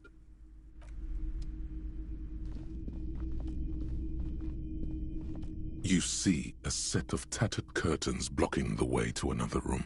A strange cage-like trinket dangles from the curtains. Excuse me, officer. The back room is strictly for employees only. Nothing. Why aren't you browsing the books? Don't you feel compelled to look at the books? You ought to. She speaks almost as if she's trying to put a spell on you, urging you to buy more books. The power of books compel you. The power of books compel you. Oddly enough, the more she tries to draw you away from the curtains, the more alluring they become. You see some kind of charm, an irregular polyhedron assembled from bones, sticks, and straw. Inside, a disturbing fish head with empty eye sockets stares at you. This is a traditional Seminese ward, meant to provide protection against ill luck, bad dreams, curses, and other supernatural scourges. Inhabitants of Ile de Fantôme, the Seminine Islands down south. Aside from poking at it suspiciously, there is nothing else to do with the fish head charm at this time. The curtains remain shut before you. Just as you're about to pull apart the curtains, the petrified voice of the shop owner cries out once more. Sir, don't touch that. I told you it's off limits for the customers. Hello, RV. It is going good, thank you. It's good to replay this game again. This is my 3rd playthrough. How's things going with you? Lucinda, okay, right, it's time for you to head off to work. Hope you have a great rest of your stream. Thank you, Lucinda, very much. I hope that work goes quickly and smoothly for you today. Thank you for being here. Would definitely like to recommend people check out Lucinda's channel. Has been doing a playthrough of Dishonored. It's one of her favorite series. Also a big fan of Resident Evil. And when Resident Evil 9 Requiem comes out, she'll be doing a playthrough of that on her channel. Has some really cool raccoon-themed emotes as well. So definitely recommend. No worries at all for the shout out, Lucinda. Thank you for the great rest of the stream wishes as well. Thank you, really appreciate it. Ave, you're okay. You still can't speak. Oh, really? Did you lose your voice? Have you had like a sore throat and stuff? Sorry to hear about that, Ave, if that's what's happened. Parapsychologically speaking, we're done if you decide to open them. I won't be held responsible for the consequences. It's too dangerous. She looks away, mumbling.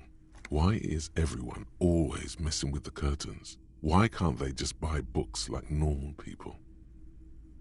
No, it's just a storeroom for the employees, I told you. Now please step away from the curtains.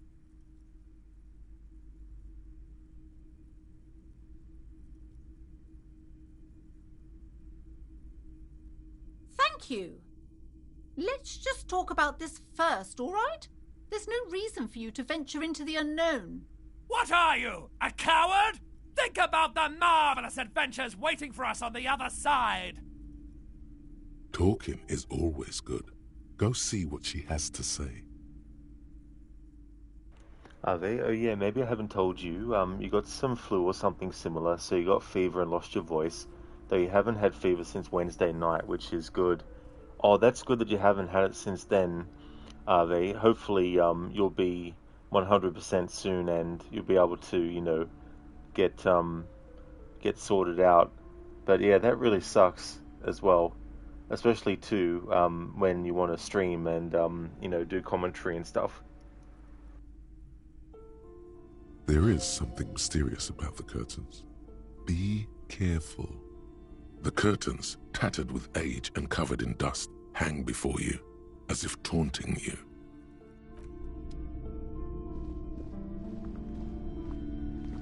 Hello again, esteemed officer, and welcome to Crime, Romance, and Biographies of Famous People. That's all good, Ave. It can be really annoying too when these things happen. I already told you, it's just a storage room for employees. I don't understand why it's so important to you. Just let it go, officer. Go buy some goddamn books. You're supposed to be drawn to the books. It's just for decoration.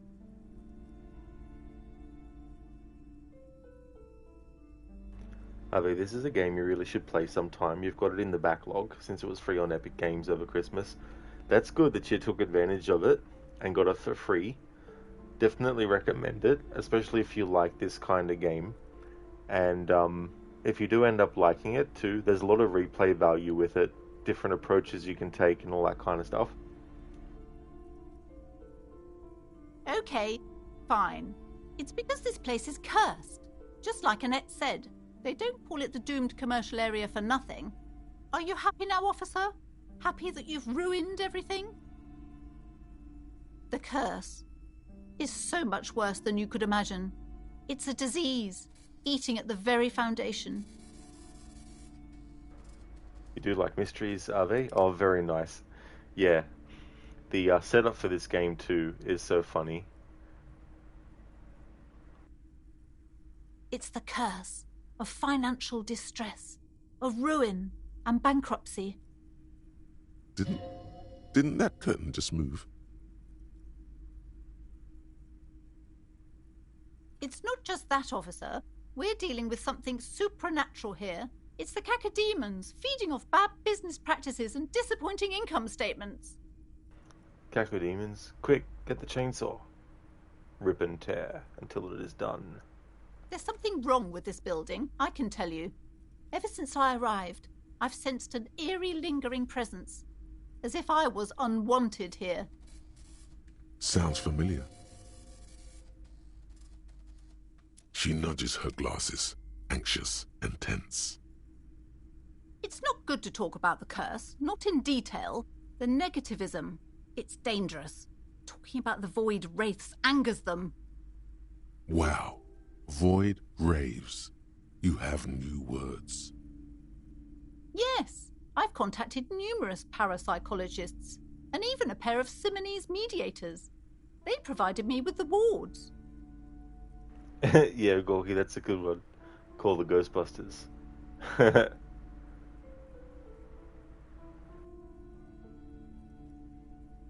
The The wards help to keep the doom at bay and protect us against the darkness that lies further in the building, even though now I fear it's not enough. Oh, this? No, it's a special Himian amulet, blessed by desert pygmy shamans, with a spell of compulsion. It's to compel people to buy books. There are numerous spells cast throughout the store. I had the books anointed with a different inducement spell, for example. It's guaranteed to boost sales 15%. Desert pygmy shamans. That sounds like a rather questionable way to describe a group of people.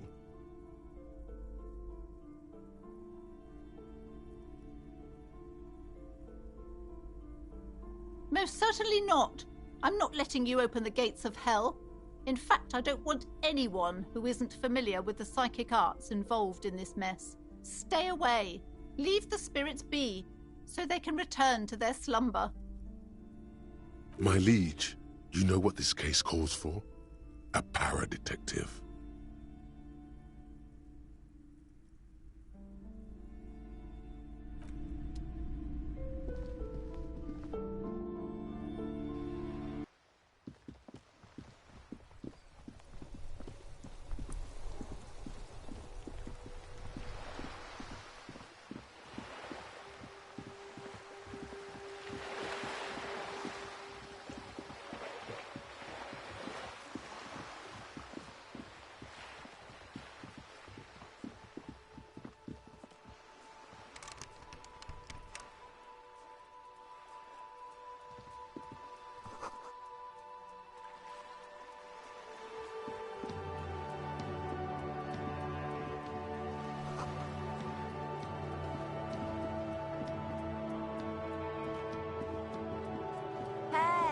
The streets will flow red once more.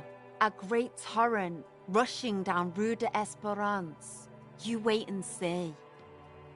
The streets will not flow red with anything. Who are you? I'm Cindy the fucking Skull. What else do you want to know? Date of birth, blood type, the last time I was tested for Hep C.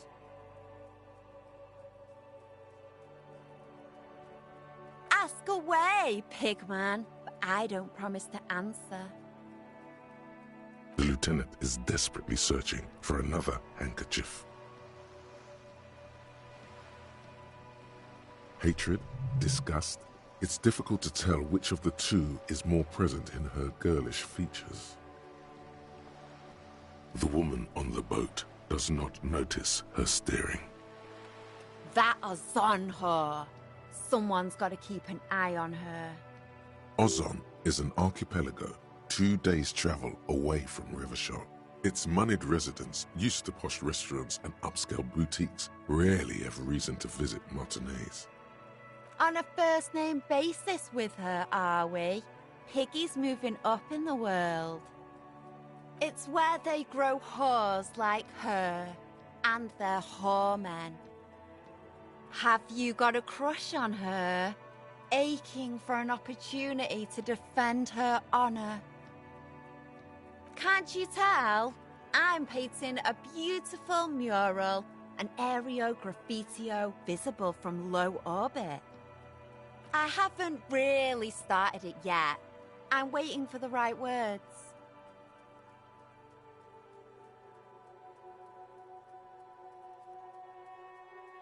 Have you ever tried your hand at graffitio? When faced with a blank wall, most people write unimaginative stuff, like pigs go home and Mona was here. We rarely see pigs round here, though. Just union cards. And my name's not Mona, so... She wants it to be something true and total. This place is severely lacking in havoc. Not even the occasional trash can fire to break up the tedium.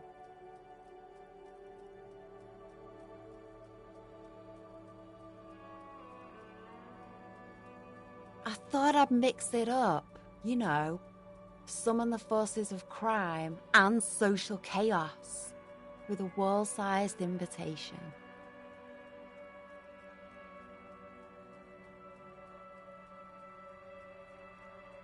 Yeah? Lying is cool, I guess. I ain't no snitch, pigstein. Go forth and forage in someone else's shit. No shortage of squealers in these parts. Actually, there is a shortage of people who talk to us in a normal, calm, informative manner. We weren't put on this earth to make your life pleasant, fucko. Watch your back, Ungulate. You've got eyes on you.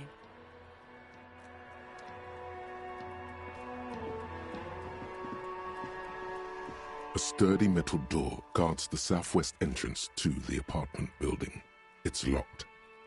The door rattles against your knuckles, but there's no response.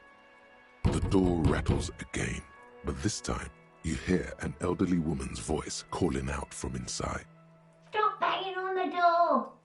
I'm not letting any more strangers inside. Doesn't matter who I am. Now go on, get out of here. Ha! The police? Everyone knows the police don't come round here. No, I already told you. I won't be responsible for any more strangers getting into the building. Go check the backyard door. Maybe someone there will. Backyard door? There must be another entrance to the east.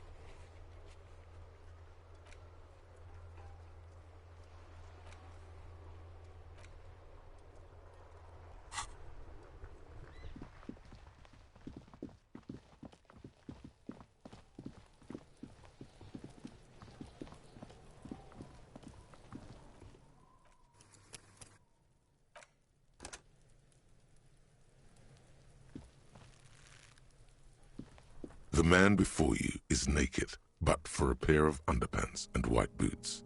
His skin is marbled with decaying veins and blotched by lividity.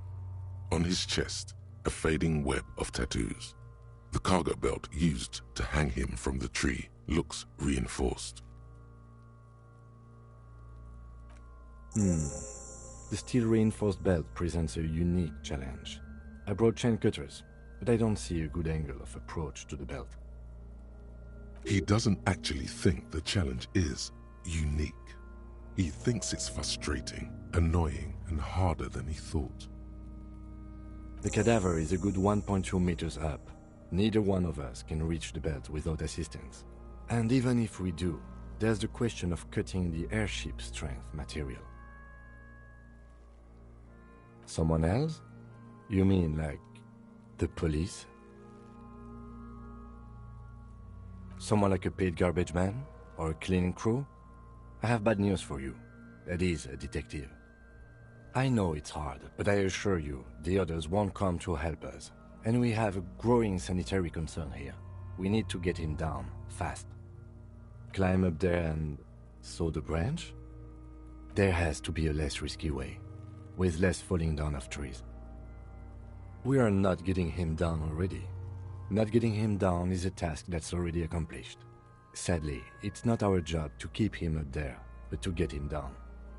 I was really hoping we wouldn't. The Union appeared to be suspect in this case. It seems like a dangerous route to go down. But what other options?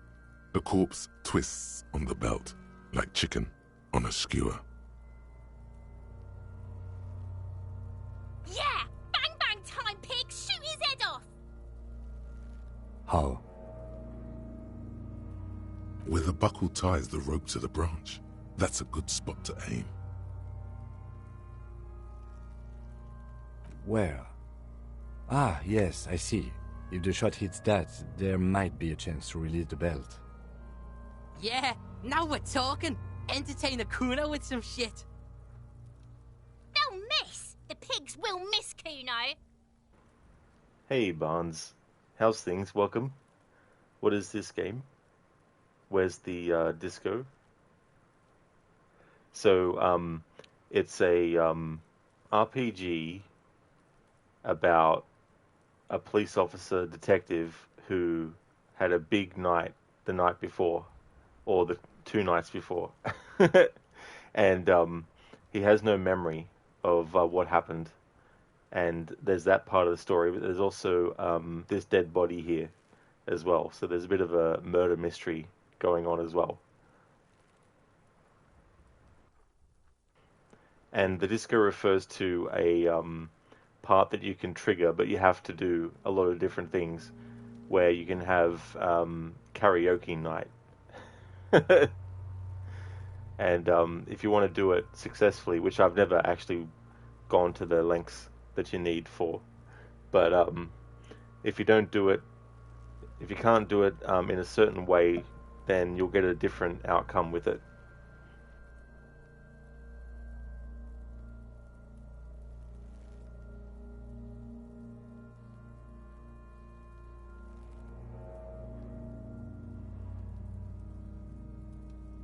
I'll blow his head off. Take it! Take the shot! Yeah, take the shot. Kuno wants some of that shit. Silence. With his elbow sharp, the lieutenant unzips his jacket and produces a lightweight firearm. He drops a paper cartridge in the barrel, separates the scouring stick, and gives the cartridge 5 tucks, securing it in place. That's a Kiel A9090 Armistice, mass-produced muzzleloader, ascetic, frugal, one of the most common firearms in the world. He then steps back and assumes the fellow's desk position, taking aim. The corner of his eye twitches. His finger is on the trigger. He's gonna fucking miss! The kid's voice is drowned in a shrill blast that echoes off the walls of the surrounding tenements. A cloud of smoke slowly parts in the air as the lieutenant steps back and says to himself, God damn it. He feels bad about it, about his eyes mostly, just having bad eyesight, probably from a young age. Whatever you do, do not console him. Fucking idiot! Mukabat asshole! Kuno could have hit it easy, but then Kuno's not fucking handicapped, is he? Kuno's sorry too. Kuno feels sorry for the Beano Cloud. The lieutenant doesn't say a word, just looks at the gun in his hand. Yeah, not Fry. I've only played that game twice, Quantum Break. I did a replay of it last year, because I hadn't played it for a very long time, and it actually celebrates its 10th anniversary this year. So I definitely want to do some stuff for that as well. But I do like that game, and it's not fully owned by Remedy yet. So they can't do any sequels to it. And if they want to do references to it, they have to go a roundabout way to do it, which they have done in games like Alan Wake 2. But hopefully, Remedy will eventually get the full rights back to it so they can actually do sequels and stuff. Hey there, Bearsuit. How's things going, dude? Welcome on in. Nofry, is it worth playing? You see, turn on PC Game Pass, it looks okay. Definitely worth giving it a shot, for sure. The thing about it, though, is that there are actually live-action episodes that take place between certain points in the story. So, if you're not really a fan of having to watch extra content that's not in the game itself, that you don't play, then it might be a bit off-putting.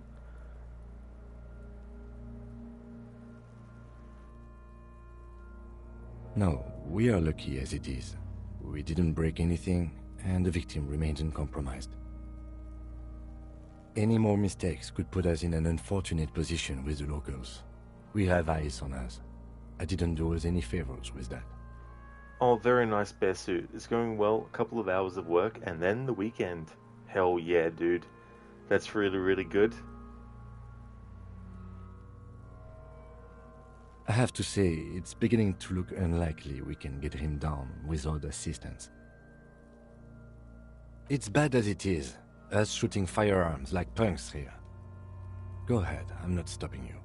Just don't hit the victim. They only have one gun! Not right, yeah. It says in the description it's part game, part live action show, lol.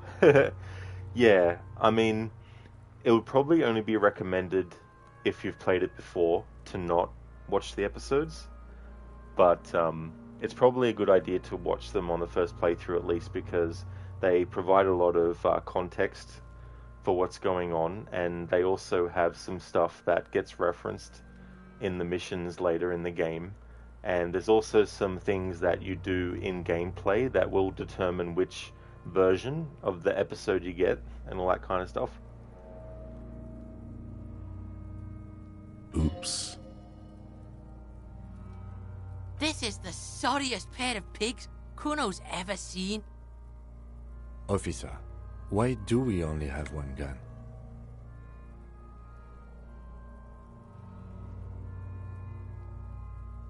That is even more unfortunate than the badge. You need to contact your station about it as soon as possible. Try not to lose this one, please. Bessert, I heard you say you had a save issue with Red Dead Redemption, so you switched games. I still need to actually finish the playthrough. I've just got to redo the game from scratch off stream and get myself back up to the point where the 2 stranger missions that I want to do, I can have 2 save files for it. So this game was going to replace Red Dead Redemption anyway, so instead of just calling it a stream day and then waiting until tomorrow to finish off Red Dead, which I'm going to probably need to replay it off stream anyway, which will take more than just a day, and all that. So I figured I may as well start my Disco Elysium playthrough today, and then on Tuesday I'll worry about the Red Dead Redemption stuff. But yeah, it was just my own fault of saving over save files and not remembering details about what I had on each save as well. Because you can't name your saves, and the only indication of where you're up to is the last mission you did, which doesn't help when you have 2 save files with the same mission coming up as the name of the mission that you last did. Plus the complications of what I was doing as well, trying to show multiple different outcomes using multiple save files without having to play the ending over and over again as well. Not right, gotcha. It definitely looks kind of interesting. You might have to give it a go sometime. Yeah, it's got interesting sort of like powers that you can get too. Yeah, take it, you fucking banana boyka! Take it and shoot yourself in the mouth! The cold piece of bakelite and gunmetal is surprisingly light. Your fingers fit right through the guard, instinctively resting on the trigger. The fuck are you waiting for, Kuno? Tell him to shoot himself in the mouth! The buckle comes into focus in your sights. You stand with your feet planted firmly in the ground and your left hand supporting your gun arm. Why don't you just shoot yourself in your mouth? At least you won't miss. Your field of view narrows. The branch slowly moves, becoming entirely 2-dimensional. The metal buckle glimmers, catching the evening light as the corpse slowly rotates. The slow movement of the branch in the wind and your shoulders directing the gun sync up, dancing hypnotically. Look, he's crying! You gonna cry now, fucking faggoty?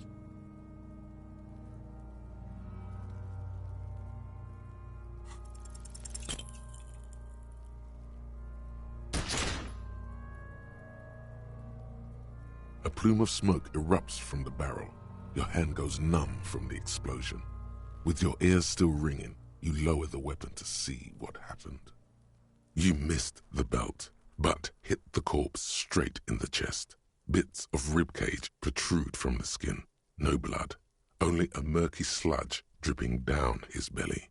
The sudden stink makes your eyes water. Bearsuit, oh well, hasn't been that much disappointment since Syndicate Grappling Hook. Yeah, I mean, the complexity of it is you've got the Stranger mission that is only for John Marston, and then you've got one that's only for Jack. But to get to Jack's part, you have to finish the main story.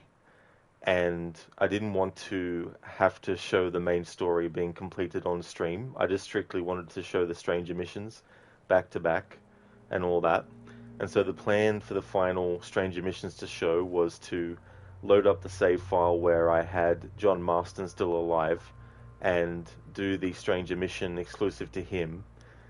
But the Stranger mission that is exclusive to him, you have a couple of different choices in the first two parts that you can do. So I wanted to show the differences between those two choices in both parts out of the 3 parts.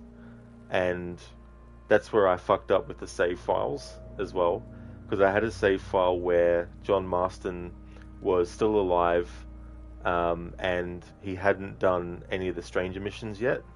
And I did the first Stranger mission and I chose one of the options and then I saved, but then I saved over the second file as well. So I had 2 saves where I'd already done the first part of the I Know You questline. So then I thought, oh, I've got some PS4 saves, so I'll just transfer them. And so I did that, forgetting that on this PS4 I had already finished the story and done the Stranger missions, because it was the 100% playthrough that I did a few months ago. And so the only save file I had left then with Jack Marston was one where his Stranger mission had already been done. So I fucked myself. Oh my god, he's gonna fucking cry! I knew it! What a mulko! The armistice is sufficiently precise, officer, especially at close range. It's not the gun's fault you can't shoot. It's your pig hands. Pigs don't have hands. They have, like, fucking hooves or something. Kuno has hands. Kuno can shoot that shit down for you. Bearsuit, you're dedicated, Rod. Yeah. And the thing about it is, too, like, if it was just a simple case of just film the gameplay and then edit it later, I wouldn't have to worry about this. But the whole point in what I was doing was to do a live performance version of it. So instead of having it just be something I film and then edit later so that the scenes are just back to back like that, I wanted to orchestrate it in a way where I was doing it in real time. So I did pretty good with the first pass through, where I was playing one part of a Stranger mission as John Marston, saving, loading up the save file where I had already finished the main story and was playing as Jack, and then had him do the first part of the same Stranger mission, then save, and then bounce back and forth, back and forth. I did that pretty well and got through that, but it's just this other one where I wanted to show what happens if you start the mission as John but don't finish it as him and finish it as Jack, because there's different dialogues that can happen, and also there's multiple parts to so many Stranger missions. And so I had to also test off stream before yesterday's stream to see all the different variations for myself, to even know when to stop playing as John Marston in the Stranger mission and when to start playing as Jack to cover that.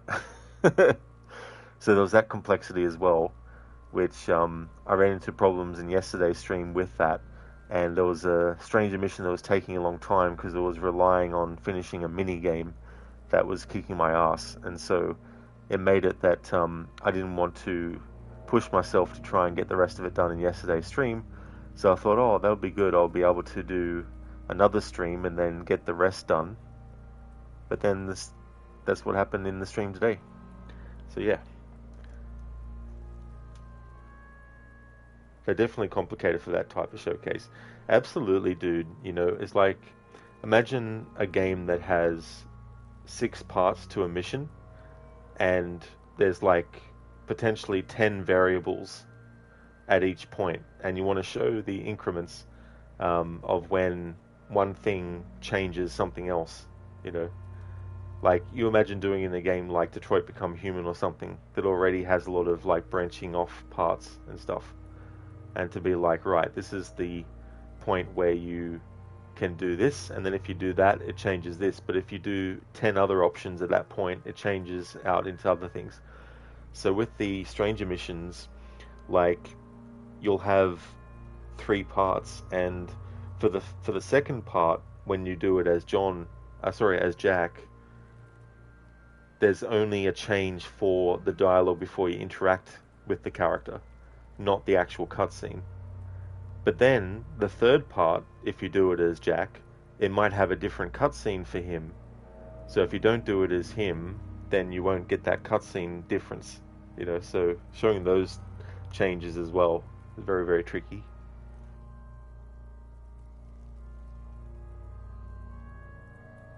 The lieutenant does not dignify that with an answer.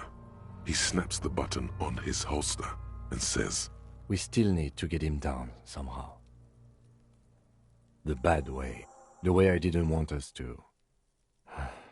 By asking the harbor for help. They have the tools and the men. If they put him up there, they can take him down too." Or we can reload the save that I made before doing this.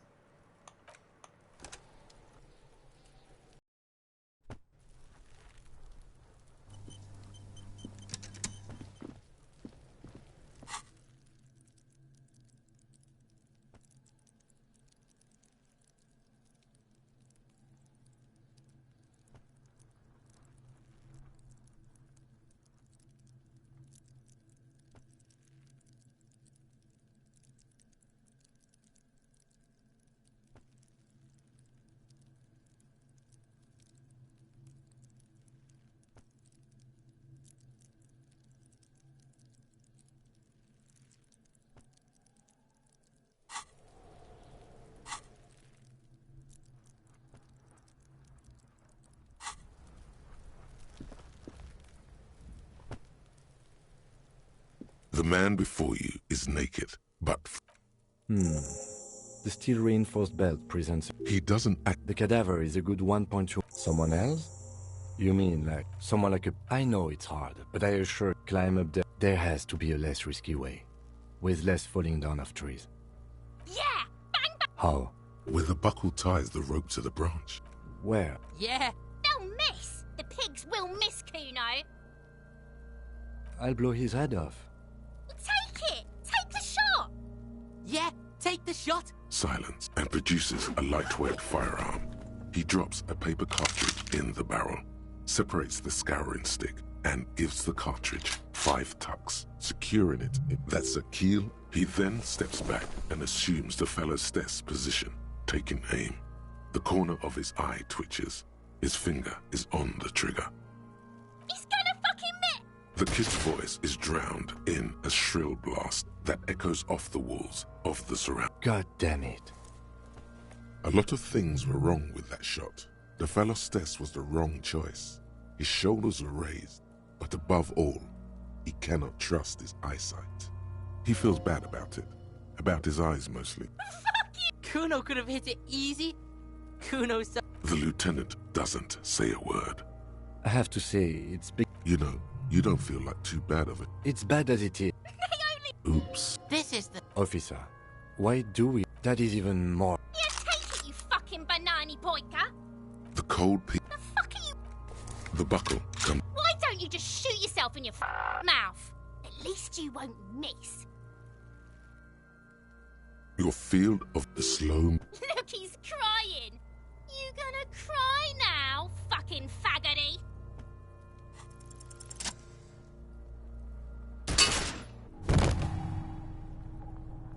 The buckle explodes into tiny pieces, coming loose with a whir. With your hand numb from the recoil, you look at the body slump down. For a moment, the man appears to kneel in front of you, looking straight at you, helpless, trapped within itself. Communism. It takes a millisecond for the association to flash within your cortex. You have no idea where it's coming from, only that it's right.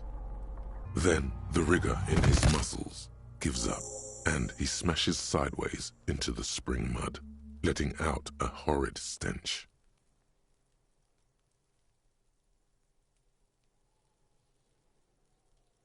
By being a damn good shot, ace is high. The ace is high, a custom invented by the aerostatic brigades during the revolution, is used to celebrate success in Revachol, especially in sports. The gesture is spread across the world, despite the defeat of the revolutionaries themselves.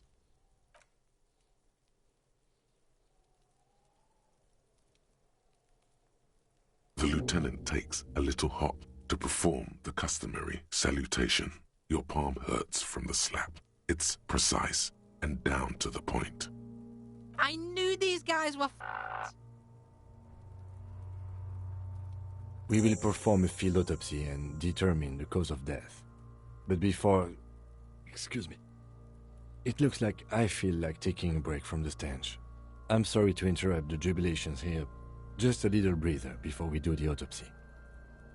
In the meantime, we should try to interview Evrard Clare, the leader of the Union. Harbor property was clearly used in the hanging. The harbor just east of here. Getting in might prove a challenge, though. I would also suggest we interview Joyce, the Wild Pines representative. But we've already done that, so good for us. One down, one to go. Yes. And those were the interviewees. Let's go.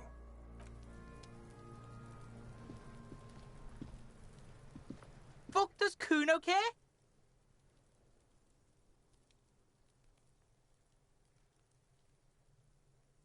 Kuno doesn't...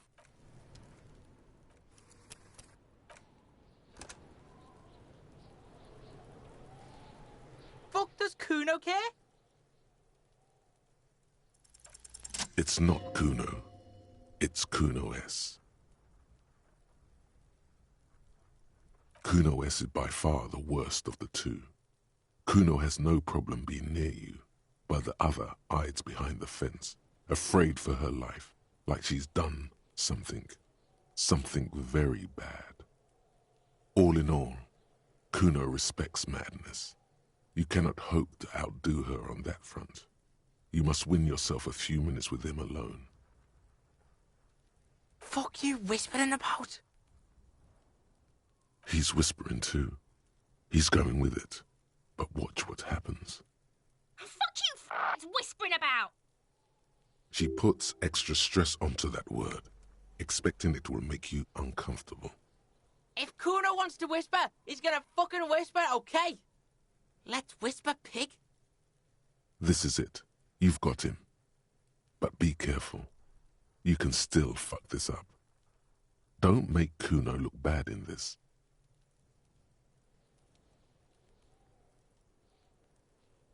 It's okay. The pig's trying to pit us against each other. Not gonna let him do that. That's it. You let him off the line. That was a bad, manipulative thing to say. You should understand. I got you this far. I couldn't get you all the way. Try to fuck my Kuno! Try to fuck my Kuno away! Me and Kuno are tight. We ride for life. You were too pushy last time. Think this through. Try to really understand the psychological bond Kuno has with Kuno S. Yeah, Gorky, that's true. Yeah, Kuno S can be really, really irritating. Just look. While Kuno has no problem being near you, she always hides. All in all, Kuno is... Fuck you whispering about? He's whispering too. He's going with it. Fuck you! She puts... If Kuno wants to whisper, he's gonna fucking whisper, okay? Let's whisper, pig. This is it. You've got him. But be careful. You can still fuck this up. Don't make Kuno look bad in this.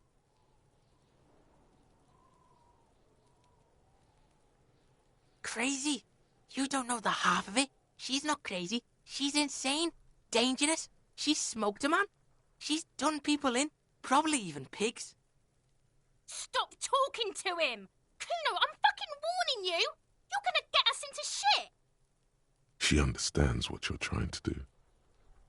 Yo, see? Did Kuno not tell you? Kuno told you. Kuno talks to whoever he wants.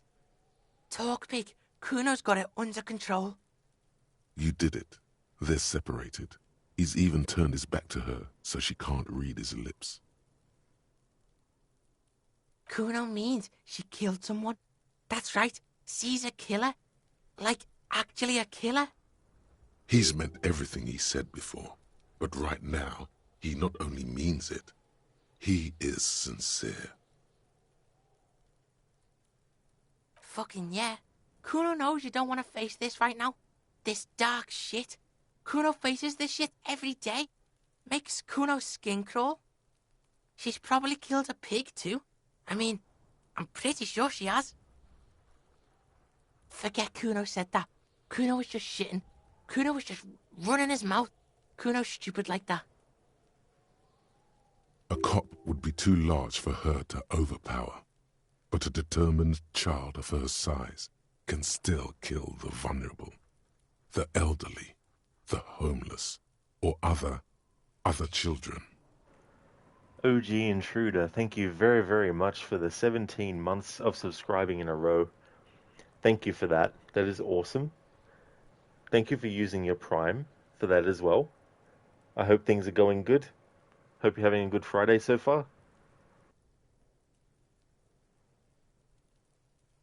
The creature peers at you both from over the fence. There is something searching in her eyes. Kuno falls silent. He does not look at you when he replies. Kuno, that's what Kuno is starting to think, yeah? Yeah, she would have liked to fuck him up, but she didn't. Kuno wasn't around, and she was with Kuno. Intruder has got home from work and getting ready to chill for the weekend. Very nice, that's cool. I hope that you can relax as well.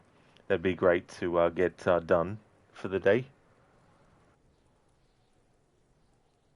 Look, Kuno's gonna put you at ease. We didn't do it. He speaks the truth, my liege. Yeah, she's psycho. None of that kiddie psycho, cat burning shit.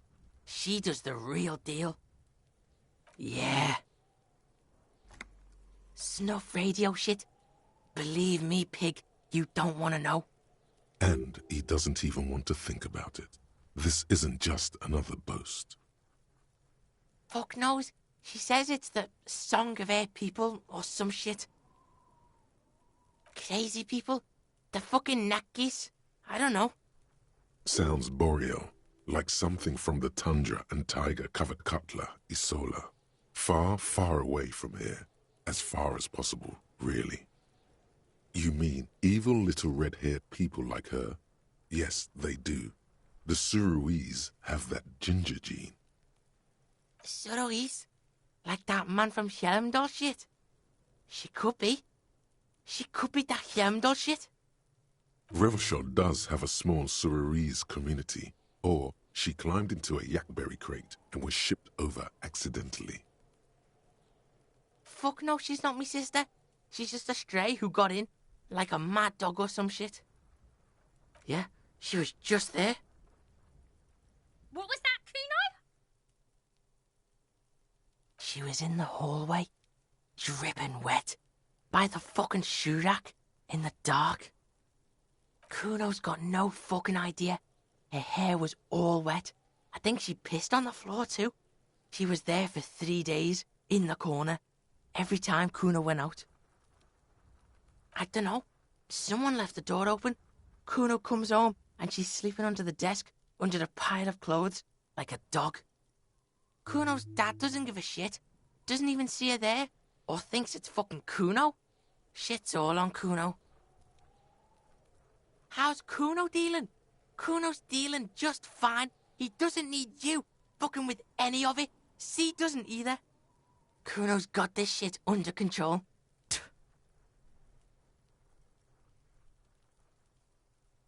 No, it's not okay. C is Kuno's go-to. Kuno's protecting her. You fuck with C, You fuck with Kuno. You threaten her. You threaten to take her away. This is what it all comes down to. He needs you to take him seriously now. I'm going to kill you. I'll run when you put the cuffs on her, sneak up on you later, and fuck you up. You understand?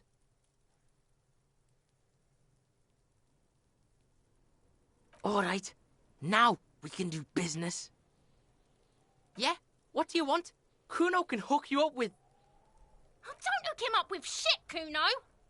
See? Relax. He respects the Kuno.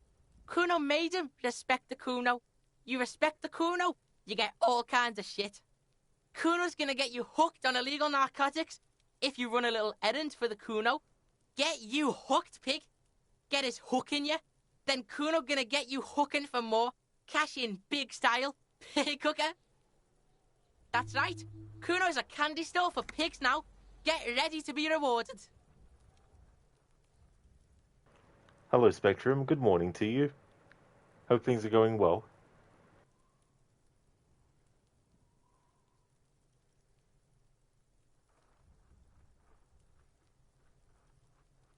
Kuno gets it from his dad. Kuno and his dad are major suppliers. That's where Kuno gets his lightning on. Problem is, Kuno and his dad had a little falling out. Now junkies clawing at Kuno's door. Streets going mad. Kuno's got to throw his dirty popo man at it. Don't take for fucking ever. Kuno's got wheels turning everywhere. Kuno doesn't fucking care.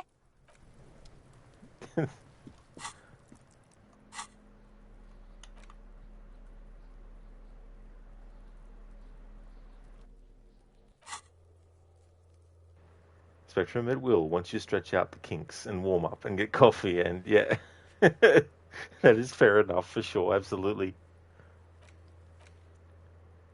Perform field autopsy. The hanged man is down. Perform a closer inspection of his body, arriving at cause of death. This will need a form to be filled in 3 parts. Interview the union boss. Enter the harbour and seek an audience with the local Debade's union leader, Everard Clare. You need to ask him about the murder in his district.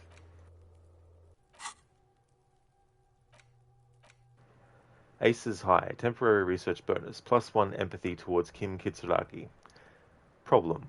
The Insulindian Civil War was not the first war to see the use of aerostatic aircraft on both sides, but it was the longest. For 8 years, folded multi-rotor aircrafts crisscrossed the air above Revachol, Ozon, Face-la-Mer, and the Arcade Islands. They made sweeps over sandy beaches and shot each other out of the blue sky, then sank as wrecks to the bottom of the sea. The Aces High was a custom on the revolutionary side, performed by squadron mates after landing. Lieutenant Kitsuragi likes it. Why is that? Alright, we'll have that thought to process.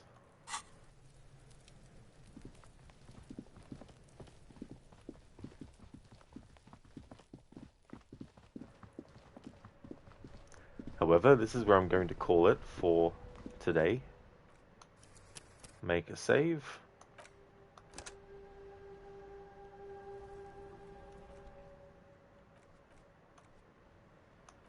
Would like to thank everyone so much for watching the stream.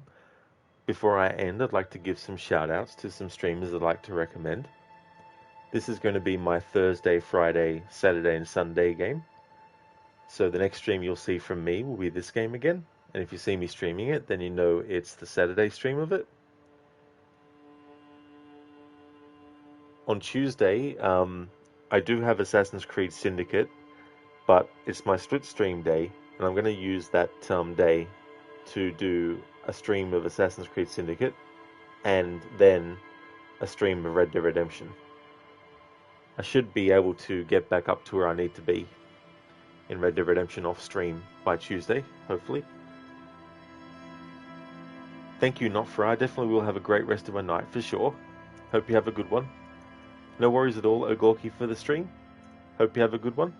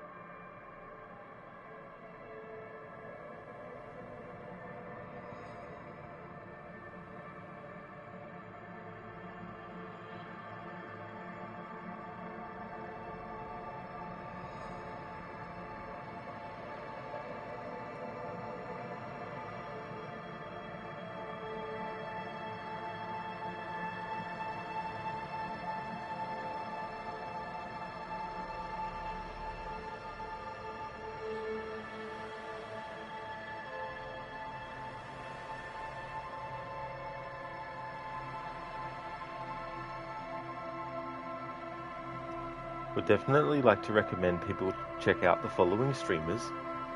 Alex Mandaric, who's been doing The Last of Us Part 2, the remastered version. RVV Only, who has been doing Resident Evil. They had their category set to Resident Evil Requiem, because I do believe there's some kind of promotion that Capcom's got going for people who do that. Book Lover has been doing Call of Duty. Bootleg Space Kittens has been playing Total War Rome 2. And Mita is doing a first playthrough of Horizon Forbidden West. Barnes has been doing Fallout 4. I'm in a Bear Suit has been playing the remake of Resident Evil 1, the GameCube version on an actual GameCube console, and also doing it old school style with an CRT. Crocodiles is doing a playthrough of Assassin's Creed Unity. Lone Star is doing Final Fantasy VII Rebirth. Lucinda is doing a playthrough of the first Dishonored. QuickDex has been doing his first playthrough of Cyberpunk 2077. Shillerlock is doing a playthrough of The Witcher 3 on Death March difficulty, going for all achievements.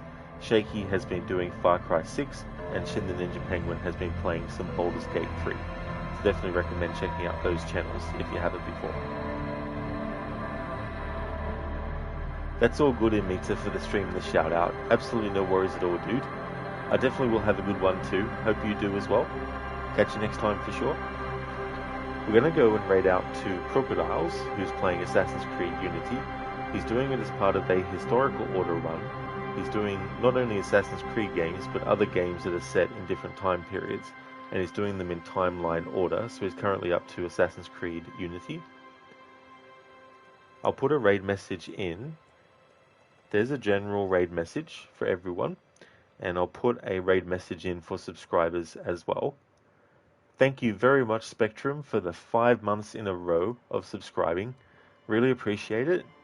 Thank you as well for using your Prime for that too. Thank you very, very much.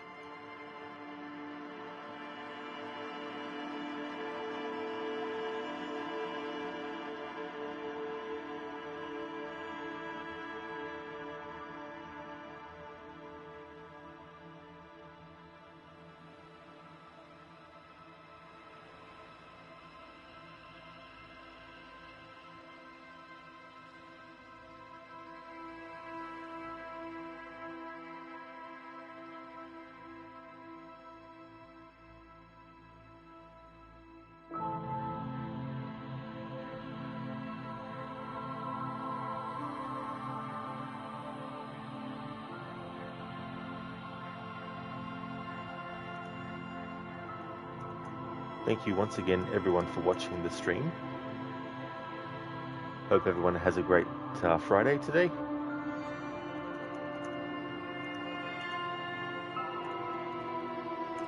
And we'll raid Crocodiles and see how he's doing with Assassin's Creed Unity.